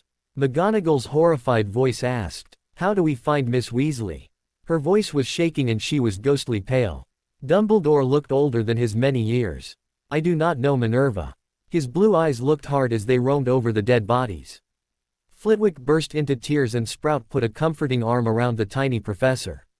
The Aurors were staring at Rufus' body, and an Auror with purple hair shuddered as Kingsley rubbed her back soothingly. There was a feeling of death and misery in the air, and Harrison felt giddy. He wanted to laugh at the fact that the annoying fraud was dead and he could care less about the Gryffindor boy. An Auror dying as well was just a bonus. However, he knew that he now had to get the diary and stop all of this. He walked backwards until he was around the corner and made his way to the bathroom he knew held the entrance to the chamber. He could still hear Flitwick's sobs in the distance. Harrison walked into the bathroom, which was thankfully void of Ning Myrtle. He stopped in front of an ordinary-looking sink. Open. Harrison hissed, and the next second, the sink began to move. The sink, in fact, sank, right out of sight, leaving a large pipe exposed, a pipe wide enough for a man to slide into. Harrison cast a quick cleaning charm before sliding down. He could feel wind blowing in his face as he twisted and turned. He knew that he was going deep below the school and he could feel the air becoming cooler. He flew out of the end of the pipe and landed on his feet. He cancelled the disillusionment and cast a lumos. The tunnel was so dark that he could only see a little distance ahead. His shadow on the wet walls looked monstrous in the wand light. He heard a crunching sound and looked down. He grimaced as he saw the skull of a rat. He looked back up and saw a large figure in the distance. He lifted his wand higher and the light slid over a gigantic snake skin, of a vivid, poisonous green, lying curled and empty across the tunnel floor. The creature that had shed it must have been 20 feet long at least. He walked past the snake skin and the tunnel turned and turned again. The air got cooler and the smell worse as he walked on. At last, as he crept around yet another bend, he saw a solid wall ahead on which two entwined serpents were carved, their eyes set with great, glinting emeralds. Their eyes looked strangely alive and Harrison had heard from his father that if you didn't speak in Parseltongue they would attack. The Chamber of Secrets was a dark and dank place that smelt like mold and dead animals. It was cold as a chill swept around the large stone chamber. Towering stone pillars entwined with more carved serpents rose to support a ceiling lost in darkness, casting long, black shadows through the odd, greenish gloom that filled the place. There was a large statue that loomed above. It was ancient and monkeyish, with a long, thin beard that fell almost to the bottom of the wizard's sweeping stone robes, where two enormous gray feet stood on the smooth chamber floor. And between the feet, face down, lay a small, black-robed figure with flaming red hair. A 16-year-old Tom Riddle stared down at the small form of Ginny Weasley with expressionless blue eyes. He idly twirled his wand with his fingers as he felt the girl's soul drain into him. His handsome face twisted into a cruel expression as he imagined all of the things he would be able to do once he had a body. Ever since his 16-year-old self had created his first Horcrux, he'd been stuck in that horrid diary, forced to spend 50 years in darkness. He hadn't known how long had passed until the foolish Weasley chit wrote in it almost a year ago. He had been furious to learn that it had been 50 years since a piece of his soul entered the diary. The only consolation he received was when the girl said that the whole world feared the Dark Lord Voldemort. It had taken her weeks to finally write the name, and it had been extremely annoying trying to convince the foolish little girl to write it. It seemed his goals had been accomplished. He was the most feared Dark Lord of all time. Now all he needed was the girl's soul and he would have a body. There would be two of him. He wasn't one to share power, but if he was sharing with himself, was it really sharing? He sneered down at the girl as her skin turned ghostly pale, a startling contrast to her flaming red hair. It had been only too easy to get the girl to trust him. How naive the Gryffindor brat was. Always complaining about her brothers and fawning over some Slytherin boy. He allowed himself to smirk as he thought about a Gryffindor crushing on an older Slytherin. It was almost amusing. Almost. Tom's head snapped up when he heard the entrance to the chamber open. He stopped twirling his wand and his senses became alert. His eyes narrowed when he saw a figure walking towards him. He pointed his wand at the person. A curse was on his lips, but as soon as the boy walked into the light that the floating balls of fire he had conjured made, the words died. Standing in front of him was a boy who looked to be 12 or 13, and he was almost the spitting image of what he had looked like at his age. He had the same perfectly styled hair, the strong cheekbones, aristocratic features and the same body type. He even held himself with the same air of confidence he did. The only differences were the boy didn't scream, "I'm better than you," and he had the brightest green eyes Tom had ever seen. Tom didn't know who he was, but there was a sense of familiarity about him. "Hello," the boy said coolly. "Who are you?" Tom demanded, his wand not wavering in the slightest. "Who do you think I am?"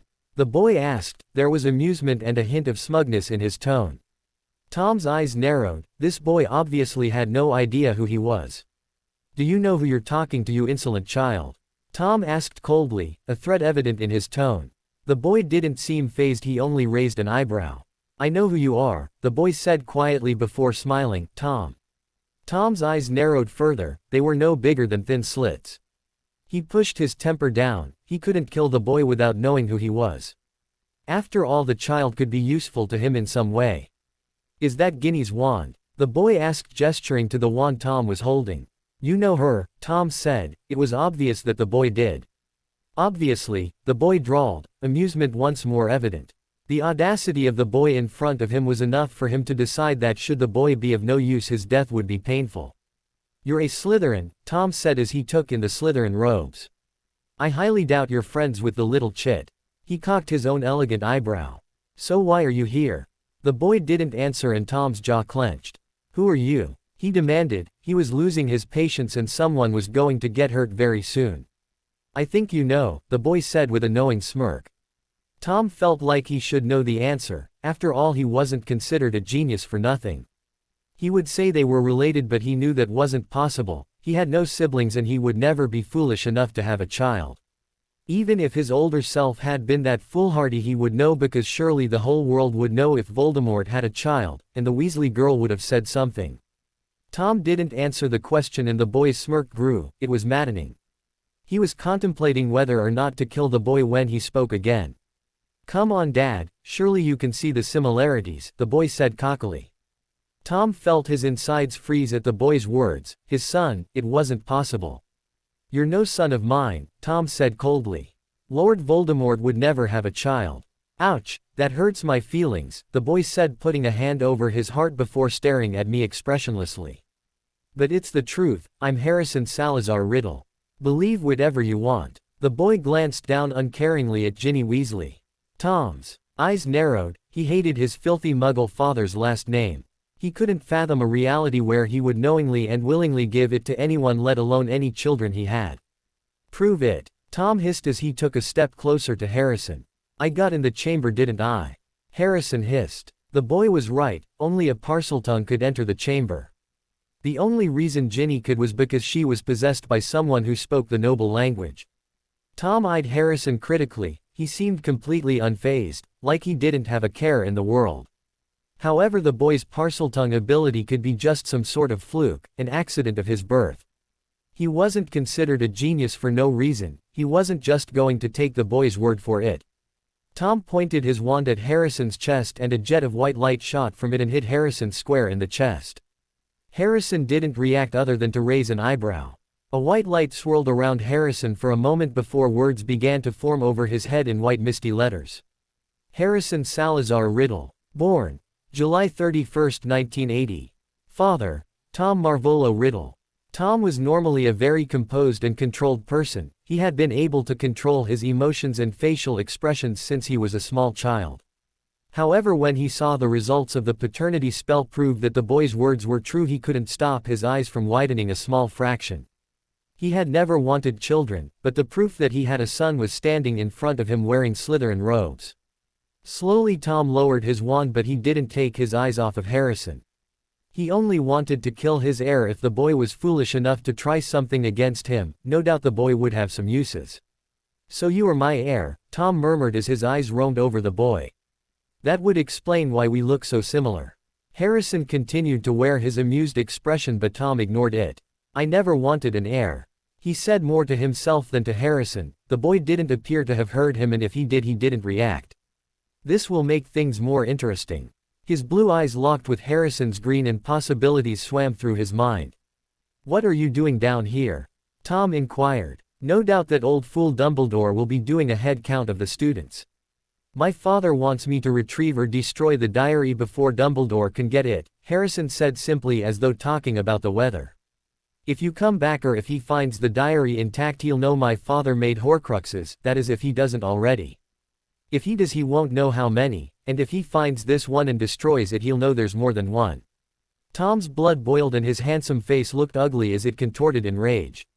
He spent 50 years in that diary and he wasn't going to go back. He didn't care about the boy in front of him. He may be the future Tom's son, but he sure as hell wasn't his.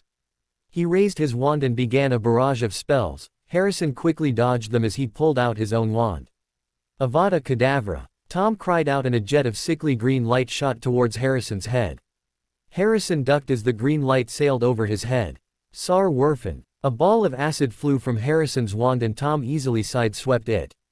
Spells continued to be exchanged with neither one successfully hitting the other.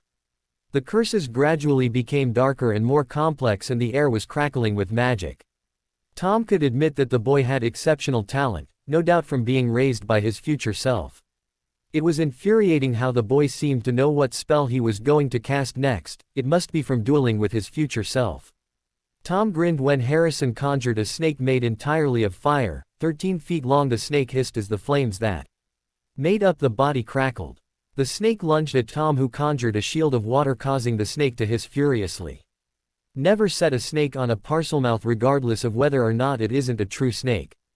Tom hissed dangerously. Attack him. He hissed to the snake and the snake froze, not knowing whose orders to take. Duly noted. Harrison hissed furiously as he vanished the snake. Spells were exchanged for what seemed like an eternity. The various colors illuminated the chamber and Tom could feel himself becoming more solid as the seconds ticked by. Tom was caught off guard and a spell sliced his arm, eliciting a hiss of pain. Tom's eyes narrowed as he sent spell after spell and grinned victoriously when Harrison went flying backwards. He stalked forward like a cheetah hunting prey and he stood over the crumpled form of his future son. Harrison's robes were covered in blood and his robes were ripped open, showing a long sword-like cut with blood pouring like water from it, covering his entire torso. The boy's already light complexion was paling and his green eyes burned with hatred. Tom's lips curved into a cruel smirk. Impressive for one so young, Tom murmured. But did you truly think you could defeat me? He looked up at the damp ceiling and laughed a high, cruel laugh. Go to hell, Harrison growled. Tom stopped laughing as he heard a whooshing noise. He looked down and his eyes widened. In Harrison's hand was a ruby hilt-encrusted dagger and next to him was his diary. He leapt forward but froze when the dagger pierced the cover of the leather-bound diary. Tom felt his entire body erupt in pain and he let out an ear-splitting scream as Harrison stabbed the diary for the second time. Tom yelled as his body began to disappear and pain beyond imagination consumed him. The last thing he saw was the killing curse, green eyes glaring at him. Harrison watched as the 16-year-old Tom Riddle disappeared, leaving behind no hint that he had ever existed. Harrison hissed in pain when he tried to move. He looked down at his chest and grimaced as he took in the sight and the smell of copper. The cut on his chest looked like it had been made by Sectum Sempra, but Harrison knew it hadn't been. For one, Snape invented that spell decades after his father had been 16, and for another, the spell's light had been a different color. He waved his hand over his chest to heal the cut, but nothing happened. He tried several healing spells, but all of them were unsuccessful. There was now a puddle of blood growing around him and he was surprised he was still conscious. He felt his breathing slow down and his vision was becoming foggy, no doubt from blood loss. He groped around in his pocket for his black silk pouch and yanked it out. Accio elixir, Harrison said, his voice coming out slightly hoarse after reaching his hand into the bag. A diamond vial with an emerald topper came flying out and into his hand. His hand shook as he tried to unstopper it. He yanked the emerald topper off and put the vial to his lips. He slowly dropped 3 drops into his mouth. It didn't taste like anything, but it felt like ice sliding down his throat. He closed the vial and placed it back in his pouch. He looked down and saw his wound slowly stitch itself back up. It looked like he was being healed in slow motion. What seemed like an eternity later, the wound was fully healed. No scar in sight, and he waved his hand to vanish the blood. He reached into his bag and achioed a vial of blood replenishing potion. He drank it in one gulp and tossed the empty vial back into his bag. He sat up slowly and he could feel his breathing return to normal and the color gradually return to his skin. He stood up and looked around the chamber. His eyes landed on the still, unconscious form of Ginny and he walked over to her. He stood over the first year and he saw that, like him, the color was returning to her cheeks. She began to stir and he stunned her before she could wake up. He weighed his options. He could leave her down in the chamber to starve, he could kill her and feed her to the basilisk, or he could bring her back up to the castle proper. His first choice would be to leave her to starve, but he didn't want the youngest Weasley to die just yet. He decided to change her memories to make it seem as though she had been possessed by Voldemort somehow, and that was how she was opening the chamber. He was grateful that his dad taught him how to alter memories. He took out his wand. He was much better at altering memories with a wand and pointed it between her eyes. His hand twisted to the side as strands of silver shot from his wand. He stood there for 5 minutes going through her memories and altering them to suit what he needed. He finished changing her memories and stowed his wand back in his wand holster. I might as well go through her other memories while I have her unconscious. He shoved into her mind. gently enough to not cause any harm, and began sifting through her memories that didn't have to do with the Chamber of Secrets or his father's diary. Ginny was watching Blaze eat in the Great Hall with a dreamy look on her face. The memory skipped and Ginny was complaining that she had to buy second-hand robes. The memory skipped and he was looking at a horrid room with bright orange walls where Ron was warning Ginny against the Slytherins and the ones in his year particularly. The memory faded into one where Ginny was telling the dwarf what to sing to Blaze. Harrison pulled out of her mind with a sneer. The girl really did have a crush on one of his best friends. The thought was disturbing. Although he was more annoyed that he didn't find anything that was actually useful, all of her memories were pointless and childish. Harrison looked around and saw several doors around the chamber. He knew Ginny would be stunned until either she was enervated or in several hours, so he decided to look around. He wrinkled his nose. The room smelt moldy, so he cast several charms to clear the air. He walked warily towards the first door. He didn't know if there were any traps down there. He cast several charms to detect magical signatures and there appeared to be no spells over the door, so he pushed the tall black door open. He stepped inside and he couldn't see anything in the room. It was blacker than a normal dark room. It was as though someone had taken away his sight. He recalled his father telling him that almost everything in the chamber was Parseltongue activated. Light. Harrison hissed and a quiet hiss was heard. Torches sprung to life all around the room. Harrison could now see everything clearly. He was standing in what must have been Salazar Slytherin's private study. He was used to extravagance, so he rarely felt awe, but he was amazed that he was standing in the room where one of the greatest wizards of all time did his work. Harrison knew that Salazar had invented many spells and he most likely invented some of them in that room.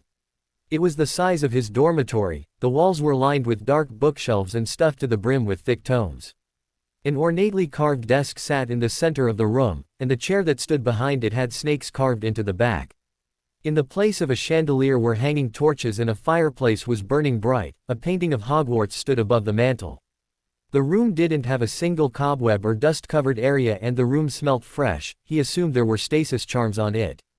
Harrison walked to one of the bookshelves and ran his hand over the spines of several books. He noticed that most of the books were written in Parseltongue and several appeared to have been handwritten by Salazar Slytherin himself. His father had told him about the vast book collection in the Chamber of Secrets. He had never been able to take them out when he was in school because Dumbledore had watched him too closely. Harrison pulled out his pouch and began pulling out books and delicately putting them inside of it after placing charms on them to ensure they weren't damaged. He knew that one day his bottomless expansion pouch would come in handy. He resisted the urge to stop and read a book entitled Dangerous Elements by Salazar Slytherin. After 2 hours he was finished packing all of the books. He cast a tempest and mentally cursed. He knew he should go back up to the castle proper. He took one last look around the room before leaving with the intent to return. He wanted to go through the desk one day. He waved his hand at Ginny and she began to float. He grabbed the diary and his dagger and placed them in his pouch before taking one last look around and leaving the chamber.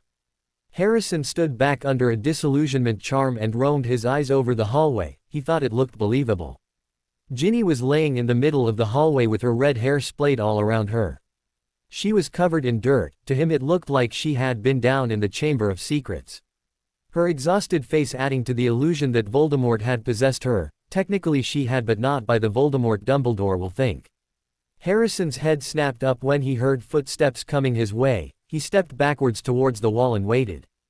Dumbledore came around the corner along with a distraught Molly and Arthur Weasley. Molly's round face was pale and streaked with dried tears and Arthur looked twice his age. Dumbledore's usual twinkle was missing and the solemn expression he wore looked odd on his face. The three stopped in their tracks when they saw Ginny laying on the ground. "Ginny!" Molly shrieked. Harrison winced at her loud tone. The Weasley matriarch ran towards her now stirring daughter and kneeled on the floor, drawing Ginny into her arms. Arthur was right behind her. He wrapped his arms around the two Weasley women. Dumbledore looked surprised for the briefest moment before a look of relief flashed in his eyes. "Oh Ginny," Molly sobbed. "My baby girl is alive. Oh baby, I was so worried about you." Molly's arms tightened around her daughter. "My little Ginny." Harrison felt like gagging as he watched the scene unfold, but he needed to stay to make sure his plan didn't fail. "You're safe," Arthur kept saying over and over again. Dumbledore began walking towards them, but Ginny's words made him freeze. "Mum, Daddy," Ginny said groggily as she tried to sit up. She took in her surroundings and her eyes went wide as tears began pouring down her cheeks. "I didn't mean to." The tears came harder and her body began to shake. "You know who he made me." Molly paled even further and Arthur appeared to have frozen. He stared at his daughter in horror and disbelief. Dumbledore paled. It was barely noticeable, but Harrison's lips curved into a smirk as the headmaster took on a confused look. "You know who couldn't have possessed you," Arthur managed to choke out. His head turned so fast to look at Dumbledore Harrison was surprised it didn't snap. "Can he?" His voice was barely above a whisper. Dumbledore stroked his long white beard. "He must have found a way." He looked solemnly at the Weasley parents. "Let us adjourn to my office." Arthur helped a shaking Molly and Ginny to their feet and they slowly followed Dumbledore away. Harrison was tempted to follow them, but he couldn't chance getting caught. For a moment he contemplated using his animagus form, but the risks of being found out were too high, and he needed to get back to his common room. Harrison watched as the group of four rounded the corner before he made his way to the Slytherin common room. 15 minutes later he walked into his common room after lifting the disillusionment charm. It seemed like every Slytherin in the entire house was present. Most of the older students looked excited and some appeared to be writing letters. He found his friends sitting in their usual seats. He walked over listening to the various conversations as he went. "I'm glad that idiotic Ponce is dead," Anastasia said as she examined her long green fingernails. "Maybe now we can have a competent professor." He walked past Anastasia and her friends who didn't see him walk by. Everyone seemed to be too absorbed in what had happened. That and the Slytherin common room was the one place at Hogwarts where they could fully relax and not have to constantly be on their guard. "That Creevy kid was annoying as hell," Odette said to Ophelia. "He was always taking pictures on that muggle camera of his." The twins noticed Harrison as he walked by and they smiled at him. He pushed past a group of first years and stopped behind Blaise, who turned around when Pansy yelled Harrison's name. "Draco said you went into the Chamber of Secrets," Pansy rushed to say. "What happened?" Harrison sat down next to Daphne and spent half an hour telling them what transpired down in the chamber and about the books he took. Daphne paled when he told them about his injury and insisted that he show them his chest to prove that he was truly healed. Draco and Blaise had smirked at him when he did so, causing Harrison to glare at them. They were all interested when he said he used the elixir of life to heal himself, and they all asked him to explain in detail what happened once he drank it. He finished his story just as the common room door opened and Snape walked through wearing a sour expression on his face. "Everyone over here now," Snape barked in a tone he normally reserved for the Gryffindors. The Slytherins knew that if he used that tone it was best to do as he said. They all turned to face their head of house. "As I informed you all earlier, there were 3 deaths today. The culprit had been caught and it is being dealt with internally." He sneered as he spoke and the students exchanged curious looks. "The headmaster doesn't wish for me to tell you, but I will not lie to my students. I ask all of you to not speak of this outside of the dungeon walls." He looked around the room wearing an expression that would cause most first years to burst into tears. The Dark Lord possessed a first-year Gryffindor who opened the chamber under his influence. There were several shocked looks, but being Slytherins they easily covered them up. However, most of the students looked both interested and impressed. Harrison smirked. He knew that Severus knew the truth and was amused at his ability to lie without actually lying. Amelia Bones, head of the Department of Magical Law Enforcement, is looking into the deaths to see if they could have been prevented. This means that over the next several days there will be more Aurors around the school and some of you may be called in for questioning. If you are called in for questioning you may request to have your parents there as well or myself. Snape's obsidian eyes scanned the students before turning and briskly leaving the room. Once the door was shut behind him the noise level grew to obscene levels. The Dark Lord possessed a first year. An impressed voice rang around the room. "I wonder what else he's done at the school we don't know about." Harrison's smirk grew. "They'll find out soon enough." Lucius stood staring callously as the half-beaked and bawling young woman that was chained to the wall. Her long owned hair was covered in dirt. She wore nothing but a white beak covered in dry blood and a pair of ripped blue jeans. Bruises littered her arms and he could see handprints on her waist. It looked like someone gripped her waist with iron hands. Her face was twisted into fear, pain and mortification as she pulled at the metal chains that held her to the gray stone wall. Her sobs came out sounding odd because her throat was dry from not having enough water. "Shut up," Rabastan shouted at the girl as he sent a slicing hex at her cheek. Blood flowed from her cheek and her sobs cut off as she put a hand over her mouth to stop herself from crying out. Lucius sneered at the display of weakness before turning to Antonin. "Has she talked yet?" Lucius asked, sounding bored. "No," Rabastan said with an almost feral look towards the young woman. "She refuses to speak no matter what I do to her. And you say that you tried legilimency?" Lucius asked as his cold eyes turned back to the girl. She was looking between the two men warily as silent tears streaked down her cheeks, the tears mingling with the blood. "Yes," Antonin answered. "The answers we're looking for can't be found. She obviously knows how to hide information better than most. All I see are memories of no meaning." Lucius looked the girl up and down, and as he did so she appeared to cave in on herself. She didn't seem the type to be able to endure torture, but then again she was an Auror.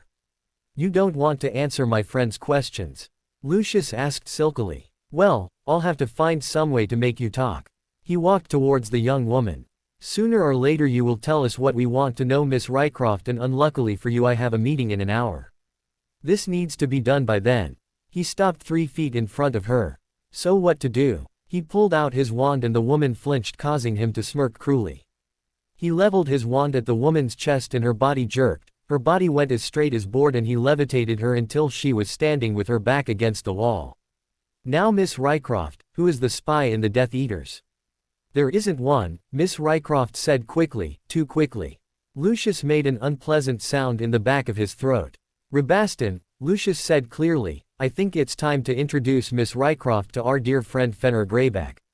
Miss Rycroft paled until she was as white as snow and her eyes went wide. Lucius chuckled lowly. "So you've heard of him?" He walked forwards until his wand was digging into her collarbone. "Of course you have, everyone in the wizarding world has heard of him." He ran his wand down to her navel and up to her right shoulder. "How he likes to play with his food." He ran his wand up her neck and over her now bone-white lips. "And unlike Rabastan he doesn't play gently. You call what he did to me gentle?" Miss Rycroft asked quietly. She sounded broken and miserable, but there was a hint of defiance in her tone. "Compared to Fenrir Greyback, oh yes," Lucius practically purred. "He'll love a beautiful young woman like you." He took a step back as his body began to shake slightly from fear and Lucius felt amusement course through his body. "And once he's done with you we'll send the memory to the Ministry of Magic. I'm sure your friends will love to see you be ridden like the filth you are by the world's most feared werewolf. I'm sure they'll enjoy it." His lips quirked up as her crotch became wet and the smell of urine filled the air. The fear she was displaying was intoxicating to him. It was obvious by the glow of Rabastan's eyes that he felt the same way, but Lucius only spared him a glance. "Please," she begged quietly, the desperation in her voice spoke volumes. "Don't let him touch me." Her gaze flickered to Rabastan and disgust and loathing filled her blue eyes. "He was bad enough." Rabastan chuckled, causing the girl to shiver violently. "It's James Walsh, he's been feeding information to Madame Bones for several months. I know there is another one but I don't know, honestly I don't." Her eyes took on a pleading look. "Please don't let him touch me." Lucius smiled condescendingly. "Of course not, Miss Rycroft," Lucius said coolly as he pointed his wand at her. "Avada Kedavra." "No," she yelled as her eyes went wide as a jet of green light streaked towards her, hitting her in the chest. Lucius released the spell, holding her up, and she fell to the floor like a rag doll. "Such a shame," Rabastan said as though he was discussing the weather. "She had a nice little body, tight too." Lucius sneered as he put his wand into its holster. The Dark Lord would not be pleased that James Walsh was a double agent, and he would be furious that they didn't find out the name of the other double agent. He had a bad feeling that there might even be more than one. He cast a tempest. The emergency meeting of the Board of Governors was in half an hour. "Dispose of her body," Lucius said to his brother-in-law. "I have a meeting soon." Rabastan tore his gaze from the now dead Auror. "Ah yes, Dumbledore is going to finally be seen for the fool he is," Rabastan chuckled. "What are you planning on proposing?" "Suspension," Lucius replied, "and Rodolphus and I are going to suggest assigning a deputy headmistress to replace Minerva, someone who is on our side and will do what the Dark Lord wishes. It will be good for the Dark if there is another Death Eater in the castle, especially once the war picks up." It should be easy to get the others to agree considering everything that has happened the past 2 years. If you succeed, that will be 2 more Death Eaters in Hogwarts next year, Rubaston pointed out with a glint in his eyes. The history of magic professor and the deputy headmistress. He paused before asking a question Lucius himself had been wondering. Who will be the new defense professor next year? Lucius' face remained blank, but inside he was annoyed. Dumbledore had been dodging his requests to know who it would be. He had the feeling it wouldn't be someone he or the Dark Lord would approve of. All of the Dark Lord's goals were becoming a reality, but that old fool Dumbledore was causing them to take longer than they would if he was dead. Lucius was awaiting the day Dumbledore would die and the wizarding world would finally becoming everything he wanted it to be. After a moment of silence, Lucius responded smoothly, "I'm not sure." Harrison noticed as he sat in the Great Hall the following morning that the entirety of Gryffindor and Hufflepuff looked miserable. The first years all looked like they had been up all night crying, and the second years didn't look much better. Ron was hovering near his sister and Harrison even saw him force food onto her plate. He was genuinely surprised Ron seemed to care. The boy usually had his head so far up his ass. He looked at the Weasley twins and Percy. The twins were talking in hushed voices, and when Fred saw Harrison looking, he inclined his head once. Percy looked like he usually did, like he had just been announced ruler supreme over the universe. The staff table was subdued and half of the professors were missing, including the heads of House and Dumbledore. "Amelia Bones has been here since before the sun was even up," Anthony Dolohov informed his fellow Slytherins. "Since I'm head boy, I was informed this morning by Professor Snape. Apparently she's talking to everyone the first year who opened the chamber came into contact with." "Do you know who opened it?" Violet asked curiously. Everyone within hearing range looked to Anthony for an answer. "No," Anthony said with a hint of annoyance. Professor Snape said that he wasn't allowed to say. Harrison felt a twinge of annoyance. Of course Dumbledore wouldn't want anyone to know that it was the daughter of one of his biggest supporters that opened the chamber. Harrison looked up from his porridge when 2 owls landed in front of him. He untied the morning paper and a letter he knew was from his father. He opened the letter first. "Harrison, Lucius informed me last evening about the events that transpired at the school yesterday. I am glad that you were able to alter the Weasley girls' memories. I have spoken with Bill and Charlie Weasley, who had been at the manor for their initiation into my ranks. They know the truth of what happened but have sworn an oath not to speak of it.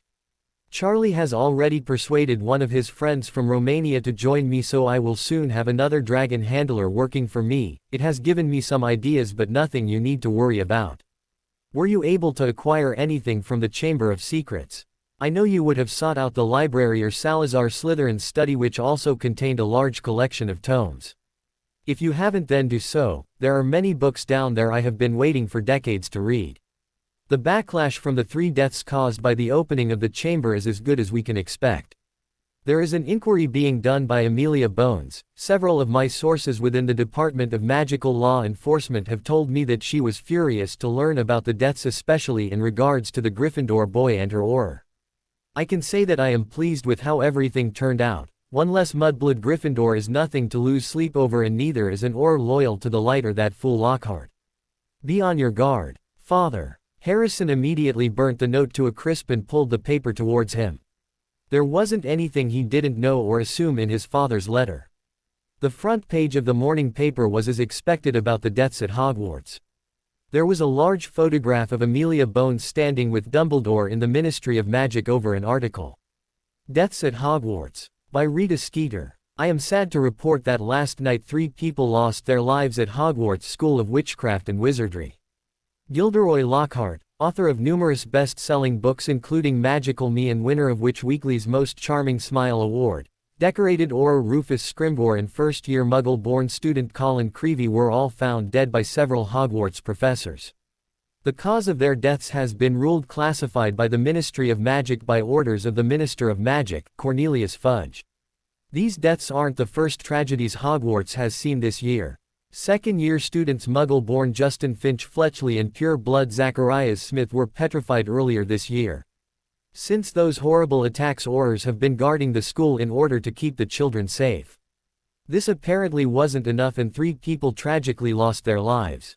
We don't know how they died or how the students were petrified, but what we do know is that there were no marks on their bodies or any sign that this was done by a witch or wizard. This calls into question what exactly could have killed a highly skilled Auror, a member of the Dark Force Defense League in an innocent first year. An inquiry has been made by the Ministry of Magic and the investigation is being led by head of the Department of Magical Law Enforcement Amelia Bones. I am going to do my utmost to get to the bottom of this tragedy and how it occurred on Hogwarts grounds, Amelia said in a press conference last night. Headmaster Albus Dumbledore is already receiving backlash and the outcry for him to be charged with negligence is high. The headmaster's duty is to protect the students and in that regard Albus Dumbledore has failed greatly, Lucius Malfoy stated this morning. An emergency meeting of the Board of Governors was held last night and we have come to the decision that Albus Dumbledore is now on probation. His job as headmaster is on the line until the time the Board of Governors deems him fit to run the school without supervision. There is no excuse for allowing 3 people, one of them a young child, to die when it could have been prevented. And as of September 1st a new deputy headmistress will begin at Hogwarts. She will assess not only Albus Dumbledore but the rest of the staff. Last year Albus Dumbledore hired an incompetent professor who ended up leaving with not so much as a goodbye. Who is to know whether or not the other professors are up to standard? And I won't even begin to speak about the trolls that were able to get into Hogwarts last year injuring dozens of students. My children attend Hogwarts and I am disgusted at the way the current headmasters runs that once noble institution of learning, Rodolphus Lestrange added as he stood next to longtime friend Lucius Malfoy. My children, godchildren and their friends were almost killed last year on Halloween. If Albus Dumbledore did his job that horrible night last year wouldn't have happened and neither would the atrocity that happened last evening. I will do my best as Minister of Magic to ensure that nothing like this happens again at Hogwarts, Cornelius Fudge stated firmly. After a long discussion with the Board of Governors I can assure you that next year changes will be coming to Hogwarts. My dear readers, you all know that I haven't been blessed with a child, but if I had been I wouldn't want my children to be frightened that they may become petrified or worse at a place where they're meant to be safe. I will keep you updated as to the progress of the investigation into Hogwarts. Harrison found it difficult to refrain from grinning like a child on Christmas morning. He would bet all of the money in his father's vault that whoever this deputy headmistress was that she would be someone on his father's side. This would only help to serve the Dark Lord's takeover. He looked up at the staff table once more and saw that they all looked worse than they had when he first entered the Great Hall. He looked around at his fellow Slytherins and saw amusement or excitement in their eyes, most likely because like him they knew this would only help the dark side. The Gryffindors went from looking sad to furious, no doubt because they all liked Dumbledore.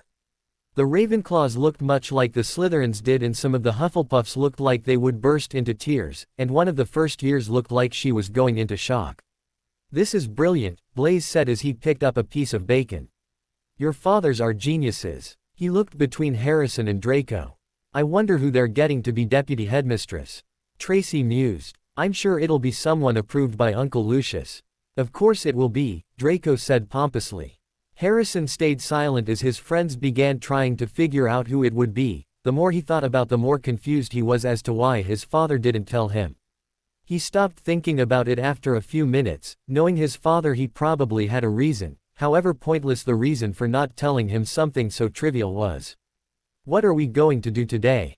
Jenna asked as she poured syrup onto her plate. Classes were cancelled for the day in order for the students to mourn. Harrison thought it was ridiculous but he was glad for a free day. We can go down to the lake, Daphne suggested.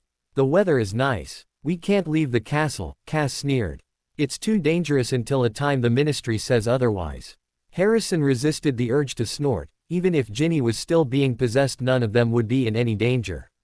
Like we're in any danger, Leo said haughtily. We never were. The professors don't know that, Theo pointed out. Although Dumbledore probably guessed that much. Harrison's lips thinned. Yes, the old fool probably did guess that much. The rest of the year passed by quickly, much to Harrison's relief. After the article had come out the day after the deaths the whole school was tense and the Gryffindors of course blamed the Slytherins. The only reason why fights weren't constantly breaking out was because there were Aurors stationed down almost every corridor. Several times Cormac had looked to be on the verge of attempting to hex Harrison but an Auror always showed up. Harrison was glad they wouldn't be at Hogwarts next year. They were nothing more than a hindrance because several times he wanted to visit the chamber or hex Cormac, especially after he insulted his friends, but the Aurors would always be there. The Daily Prophet continued to post articles about the inquiry almost daily, but they normally said the same thing with slightly different wording. It was hard for Rita Skeeter or any other reporter to find out much because the ministry was being tight-lipped about the whole thing. In the end, Amelia Bones concluded that Dumbledore could have handled the situation better, but he wasn't going to be charged with anything because the only way he could have prevented the deaths was if he had closed the school. Harrison thought it was a load of dragon dung, but there wasn't anything he could do about it. And his father told him that he knew Dumbledore would never be charged, but the bad press he received was enough for people to question him, and he would never again be seen the same way by most people. Dumbledore was barely seen at meals for the rest of the year, and according to his father, Snape said he was spending most of his time doing things for the Order of the Phoenix. McGonagall was sometimes absent as well, and Harrison assumed she was doing something for Dumbledore. Even the oaf Hagrid seemed to be gone constantly. Harrison wanted to know what they were up to. His father said Snape told him what he knew, but apparently Dumbledore was keeping certain things from even his most trusted spy.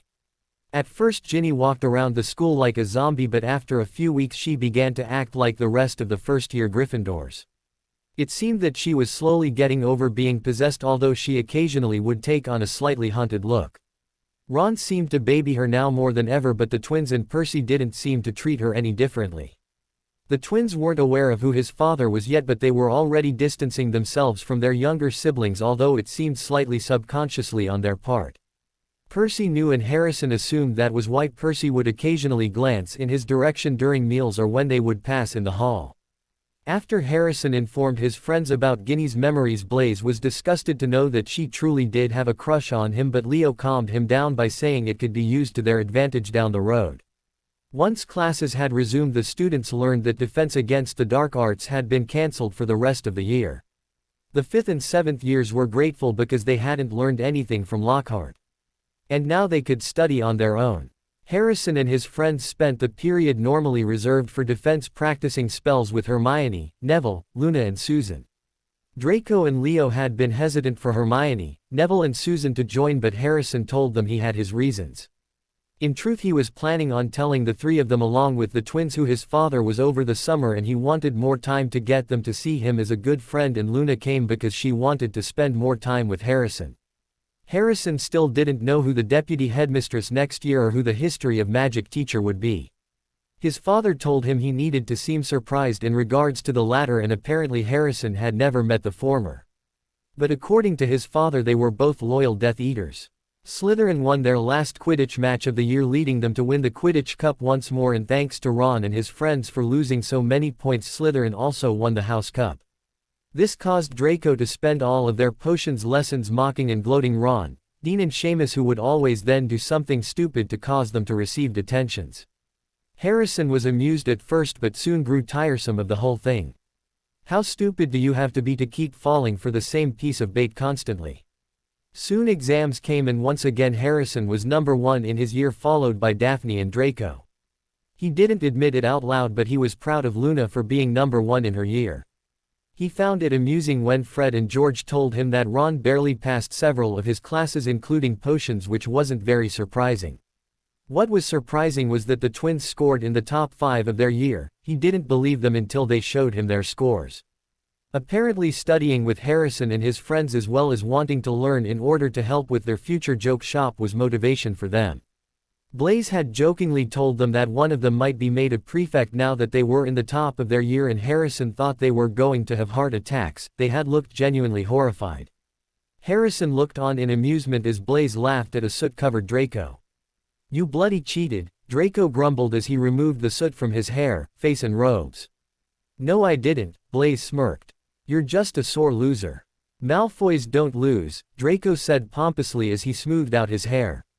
"Well, apparently they do," Leo chimed in. "Or is what just happened not considered losing?"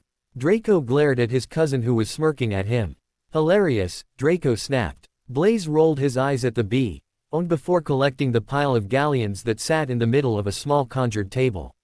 "You're just angry Blaise won your money," Theo said, not looking up from his book. "Please," Draco sneered. "I don't care about 5 galleons." Harrison rubbed the bridge of his nose. He could feel a migraine forming. Several hours later, the Hogwarts Express slowed and finally stopped. Harrison exited the train after saying goodbye to his friends. He pushed his way past his fellow classmates with Draco, Leo, Cass and Luna. His father was standing wearing elegant emerald green robes next to Lucius, Narcissa, Rodolphus and Bellatrix. Tom's eyes found his and Harrison smiled at his father. "Hello, father," Harrison said as his friends greeted their parents. "Harrison, Luna," Tom greeted. "You both look well." Harrison rolled his eyes at his father's formal tone. He assumed his father wasn't in a very good mood. "We need to go, I have somewhere to be soon." Harrison frowned. He hadn't seen his father since the winter holidays. Tom must have noticed because his face softened. "We'll have dinner together this evening." Harrison nodded as he grabbed his father's arm while Luna grabbed his hand. "Lucius," Tom's features hardened once more, "be in my office in 10 minutes." Lucius nodded and Harrison didn't have time to begin wondering what that exchange was about when he felt the familiar pull of apparition. Harrison had spent his entire life priding himself on being able to control his emotions and push down any feelings of nervousness he might have. However, as he sat in his bedroom at Riddle Manor sitting across from Fred, George, Hermione and Neville, he couldn't deny that he was both nervous and hesitant. It was 2 weeks into summer vacation and after many conversations with his father they decided that it was time for the four to find out who Harrison really was. Tom had been hesitant to allow Harrison to tell them, especially the Weasley twins, but in the end he agreed that if Harrison were to train them to be ready for a war then they needed to know the truth. Harrison didn't tell them why he wanted them to come over, only that it was extremely important. The four stared back at Harrison with a mixture of curiosity and confusion as he stared impassively back. He was finding it difficult not to turn around and look into the corner where he knew his father, Lucius and Bellatrix were hiding under disillusionment charms just in case any of them react badly or attempted to flee and tell Dumbledore. Harrison glanced to his right where Luna was sitting and then discreetly to his left where Daphne was before putting on a look on nonchalant indifference. "You're probably wondering why I asked you to come over," Harrison said as his eyes flickered between George, Fred, Neville and Hermione. George and Fred exchanged curious looks while Neville nodded his head. "Yes," Hermione responded as she bit her lip. Harrison cleared his throat and leaned back slightly. "Before I tell you, I want you four to know that I honestly do care about you," Harrison told them seriously. Hermione frowned and the twins' brows furrowed. "I never meant to lie to any of you, technically I just didn't tell you everything. What I'm going to divulge will most likely anger or confuse you and I'll understand if what I tell you causes us to sever our friendships. I won't hold it against any of you, but I will tell you now that if we decide to part ways you will be obliviated." The twins' shock was displayed openly and Neville took on a worried look. "What?" Hermione said breathlessly. "Obliviated? Why would we need to be obliviated? What did?" Harrison held up a hand and shook his head slightly. "Listen, Hermione." She reluctantly closed her mouth. Luna gave him an almost imperceptible nod of encouragement. It didn't surprise him, after all just several days prior she told him that the four of them wouldn't stop being his friend because of this. Harrison however knew her visions changed, so he wasn't going to take her word as law. "You've all met my father Tom Riddle, yes?" The four nodded. Neville's almost hesitant. "I'm not going to drag it out or wrap it in a pretty bow. If it were me I'd want to hear it laid out before me." Harrison waved his hand and letters appeared in between the two couches. The letters appeared to be made of flickering flames that glowed bright even though the room was sunny. Tom Marvolo Riddle appeared before them and the four looked confused. Harrison waved his hand once more and the letters rearranged themselves to say, "I am Lord Voldemort. When my father attended Hogwarts around 50 years ago he came up with the name Lord Voldemort, however the only ones who know his true identity are the ones who follow him. My father is the Dark Lord." Harrison watched as their faces morphed from shock into various other expressions. Hermione looked as though Harrison had crushed all of her dreams. The twins looked betrayed and Neville looked like he had just been handed a death sentence. Hermione didn't know what to say. She just found out that one of the people she considered to be a best friend had been keeping the world's biggest secret. How can Harrison be the son of you-know-who? He was supposed to be a psychotic mass murderer who killed people for fun and hated both Muggles and Muggle-borns. And then her eyes widened more when she realized. "I met him, he ed my hand." It didn't seem possible, but then images flooded into her mind. Images of all of the Slytherins treating Harrison with nothing but respect, even the 7th years back when they were only 11. All of the money he had and spent like it was no big deal. Of course it's no big deal. You know who was supposed to be crazy rich, or so the rumors said. Apparently that's one rumor that's true. The way he has more confidence than any other soon-to-be 13-year-old she'd ever met. Even Draco, well, Draco's more arrogant than anything, but of course you know whose son would be confident. He's powerful, crazy powerful. No one else she knows can do wandless magic, well except for Dumbledore, but he's Dumbledore. Hermione shook her head. She didn't believe that it was possible. Harrison was always so nice to her. He defended her against anyone who made fun of her, even his fellow Slytherins. Harrison gave her sweets that were sent by his aunts, and he encouraged her to stand up for herself. Harrison always seemed to normal. He didn't seem like someone who was raised by a mass murderer. Harrison was the first friend she ever had. Growing up, no one wanted to be friends with the bushy-haired know-it-all. Harrison made Hogwarts feel like a home, and she couldn't imagine going there without him. But if his father was you-know-who, then why was he friends with her? Did he have ulterior motives for being her friend? Her eyes widened. Was he going to kill her? What? Hermione asked faintly. She was paler than Ginny had been in the Chamber of Secrets. Your dad can't be him.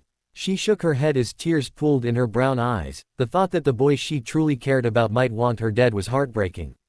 That can't be true. She put her right hand over her mouth. Neville felt the blood leave his face as the fiery letters disappeared into thin air. Harrison was the first person Neville had considered a friend, the first person to stand up for him. Harrison was also the first person who told him he could do anything he wanted. Neville had felt like nothing more than barely above a squib before Harrison. And now he was finding out that the boy he considered his best friend was the son of the person responsible for starting a war. He wanted to scream and throttle Harrison, but at the same time something was stopping him from doing so, but he couldn't quite place it. You were supposed to be my friend, Neville said quietly in a hollow voice. George blinked in shock before betrayal flowed through him. He had considered Harrison to be a younger brother of sorts. He cared about him and had severed his relationship with Ron for him. Was it all a lie? Did Harrison care about him and Fred at all, or was it just a game? Did he use me for information on Ron or my family? Was anything he ever told me true? George's mind flashed to Harrison's earlier words about caring for them. He looked at his twin, who looked equally shocked before looking back to Harrison. He wanted to hear an explanation before reacting. He knew he should be surprised that he was thinking rationally, but something inside of him was telling him not to hex first and ask questions later. What? George said, for once his voice sounding somber. Harrison didn't want to admit it, but he internally flinched when Neville spoke. He hadn't planned on caring for the Weasley twins, Hermione or Neville, when he sought to befriend them. He was going to befriend them to pry information from them or some other means, but he genuinely cared about them all. He wasn't evil, just dark, and he was capable for caring about others outside of Slytherin. Besides his best friends in Slytherin and now Luna, the four in front of him were his closest friends. He didn't like the looks on their faces, and Hermione's made him want to hex someone to within an inch of their life. He was prepared to stun any of them if they were to get violent, but none of them moved. They all seemed frozen to the spot. Please tell me this is a joke, Fred said quietly, his tone unreadable. It's not, Harrison said, his voice full of conviction. He turned away when Hermione's face crumbled and Neville looked ready to pass out. Daphne gave him a small smile and reached over to squeeze his knee. She had a look in her blue eyes he couldn't quite place before she pulled her hand away. How can you pretend to be our friends? Hermione sounded like she would break down any second. Harrison could see her body slowly begin to shake with suppressed sobs, and he internally cringed. He didn't like the feeling, so he pushed it down. I'm not pretending, Harrison practically hissed, causing Hermione to flinch. Harrison closed his eyes before slowly opening them. My father isn't how the Ministry and Dumbledore portray him. So he doesn't kill Muggles or Muggle-borns? Hermione asked harshly before she flinched when she realized what she said. I don't. Harrison cut off whatever she was going to say. My father's Death Eaters have killed many Muggles and Muggle-borns, I will not deny that. However, he's also killed half-bloods and pure-bloods. I know that you probably don't see killing as right, you grew up differently than myself. However, when it comes to Muggle-borns and half-bloods, he kills those that go against him. That's the same reason why he kills pure-bloods. Before I was born, yes, he did want to annihilate all Muggles and Muggle-borns, but after he had me, he changed. Now he knows that you need new blood or else we will die out. Muggle-borns who are talented, powerful or smart can be just as useful and sometimes more so than pure bloods. My father knows this now. When it comes to magical blood now he kills only those who are on the opposite side, the opposing side from us, which would be Dumbledore and those with his beliefs. This is a war and my father's Death Eaters aren't the only ones killing people. Dumbledore, the Ministry Aurors and the Order of the Phoenix do as well. The what? Fred asked and Harrison could tell that the question had accidentally come out. The Order of the Phoenix is a secret organization that Dumbledore founded when my father first came into power, Harrison explained. It's filled with those on the so-called light side who fight against my father and his Death Eaters.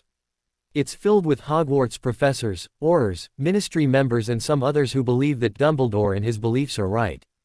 And before you go off praising Dumbledore, know that he isn't as holy as he would like everyone to think. You know of Grindelwald, the dark wizard that Dumbledore defeated. George and Fred nodded absent-mindedly. Well, Dumbledore and him were friends and if what my father's sources say are true, then they were more than friends, Harrison told them and he saw the twins' eyes widened almost comically.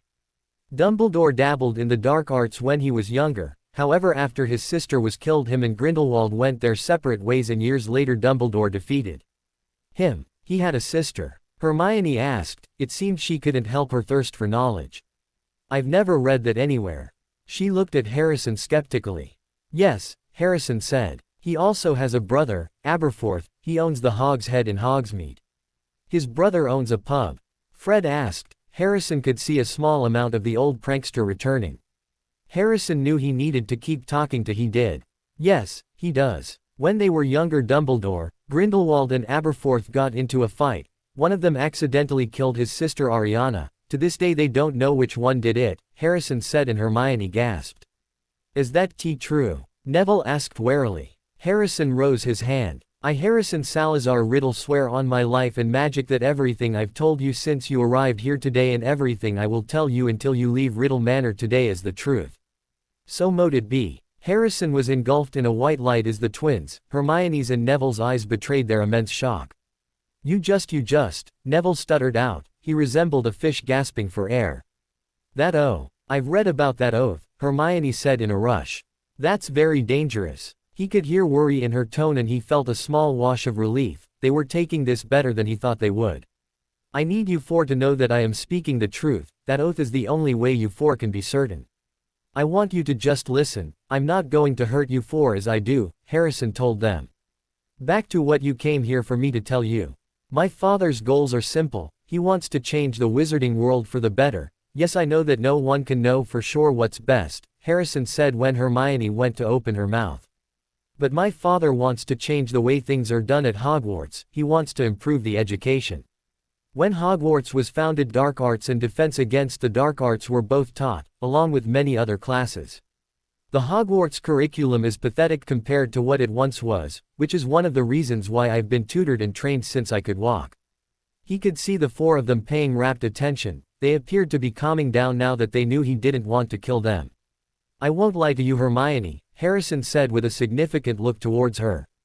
My father does think those with pure blood and good breeding are better than the rest, however he wants everyone with magical blood to be a part of the wizarding world. But he doesn't like muggles and he never will. He would put up with your parents but he would never be friends with them. Politeness for my sake is all he'd ever be towards them and he would never consider associating with other muggles. He doesn't even like going into Muggle London, he thinks muggles are beneath him and not worth his time. Although I'm sure that more Muggle-borns will die than pure bloods, but that is most likely because Muggle-borns rarely ever follow my father. Hermione nodded slowly and she seemed to be taking in everything he said. Who else knows? Hermione asked. About your father being you know who, besides the Slytherins. Besides the Slytherins there are a few Ravenclaws and Hufflepuffs who know, but that's because like the Slytherins one of their parents is a Death Eater, Harrison answered. Everyone who knows at Hogwarts knows because one of their parents follow my father, you're the first ones with non-Death Eater parents to know. Hermione nodded as she listened, she was slowly becoming less freaked out by the fact that you know who was Harrison's father. She wanted to run and scream and never go near Harrison again but she couldn't, she truly cared about him no matter who his father is. They've been friends for 2 years and she didn't want that friendship to end. Part of it may also be the fact that she has never been very fond of Dumbledore, something about him always seemed off to her. But the main reason was that she cared about Harrison more than she could explain. She wanted to always be there for him the way she knew he'd be there for her. Although she had doubts that she could join Voldemort, she wouldn't betray Harrison. Her fears slowly ebbed away as she realized that Harrison wouldn't intentionally hurt her, she could see it in his eyes. As long as Harrison was around, she would be safe. My father wants to take over the Ministry and Wizarding Britain to build a better society, Harrison continued. Eventually he wants to have power throughout the entire world, but those are his long-term goals and there's no need to go into those now.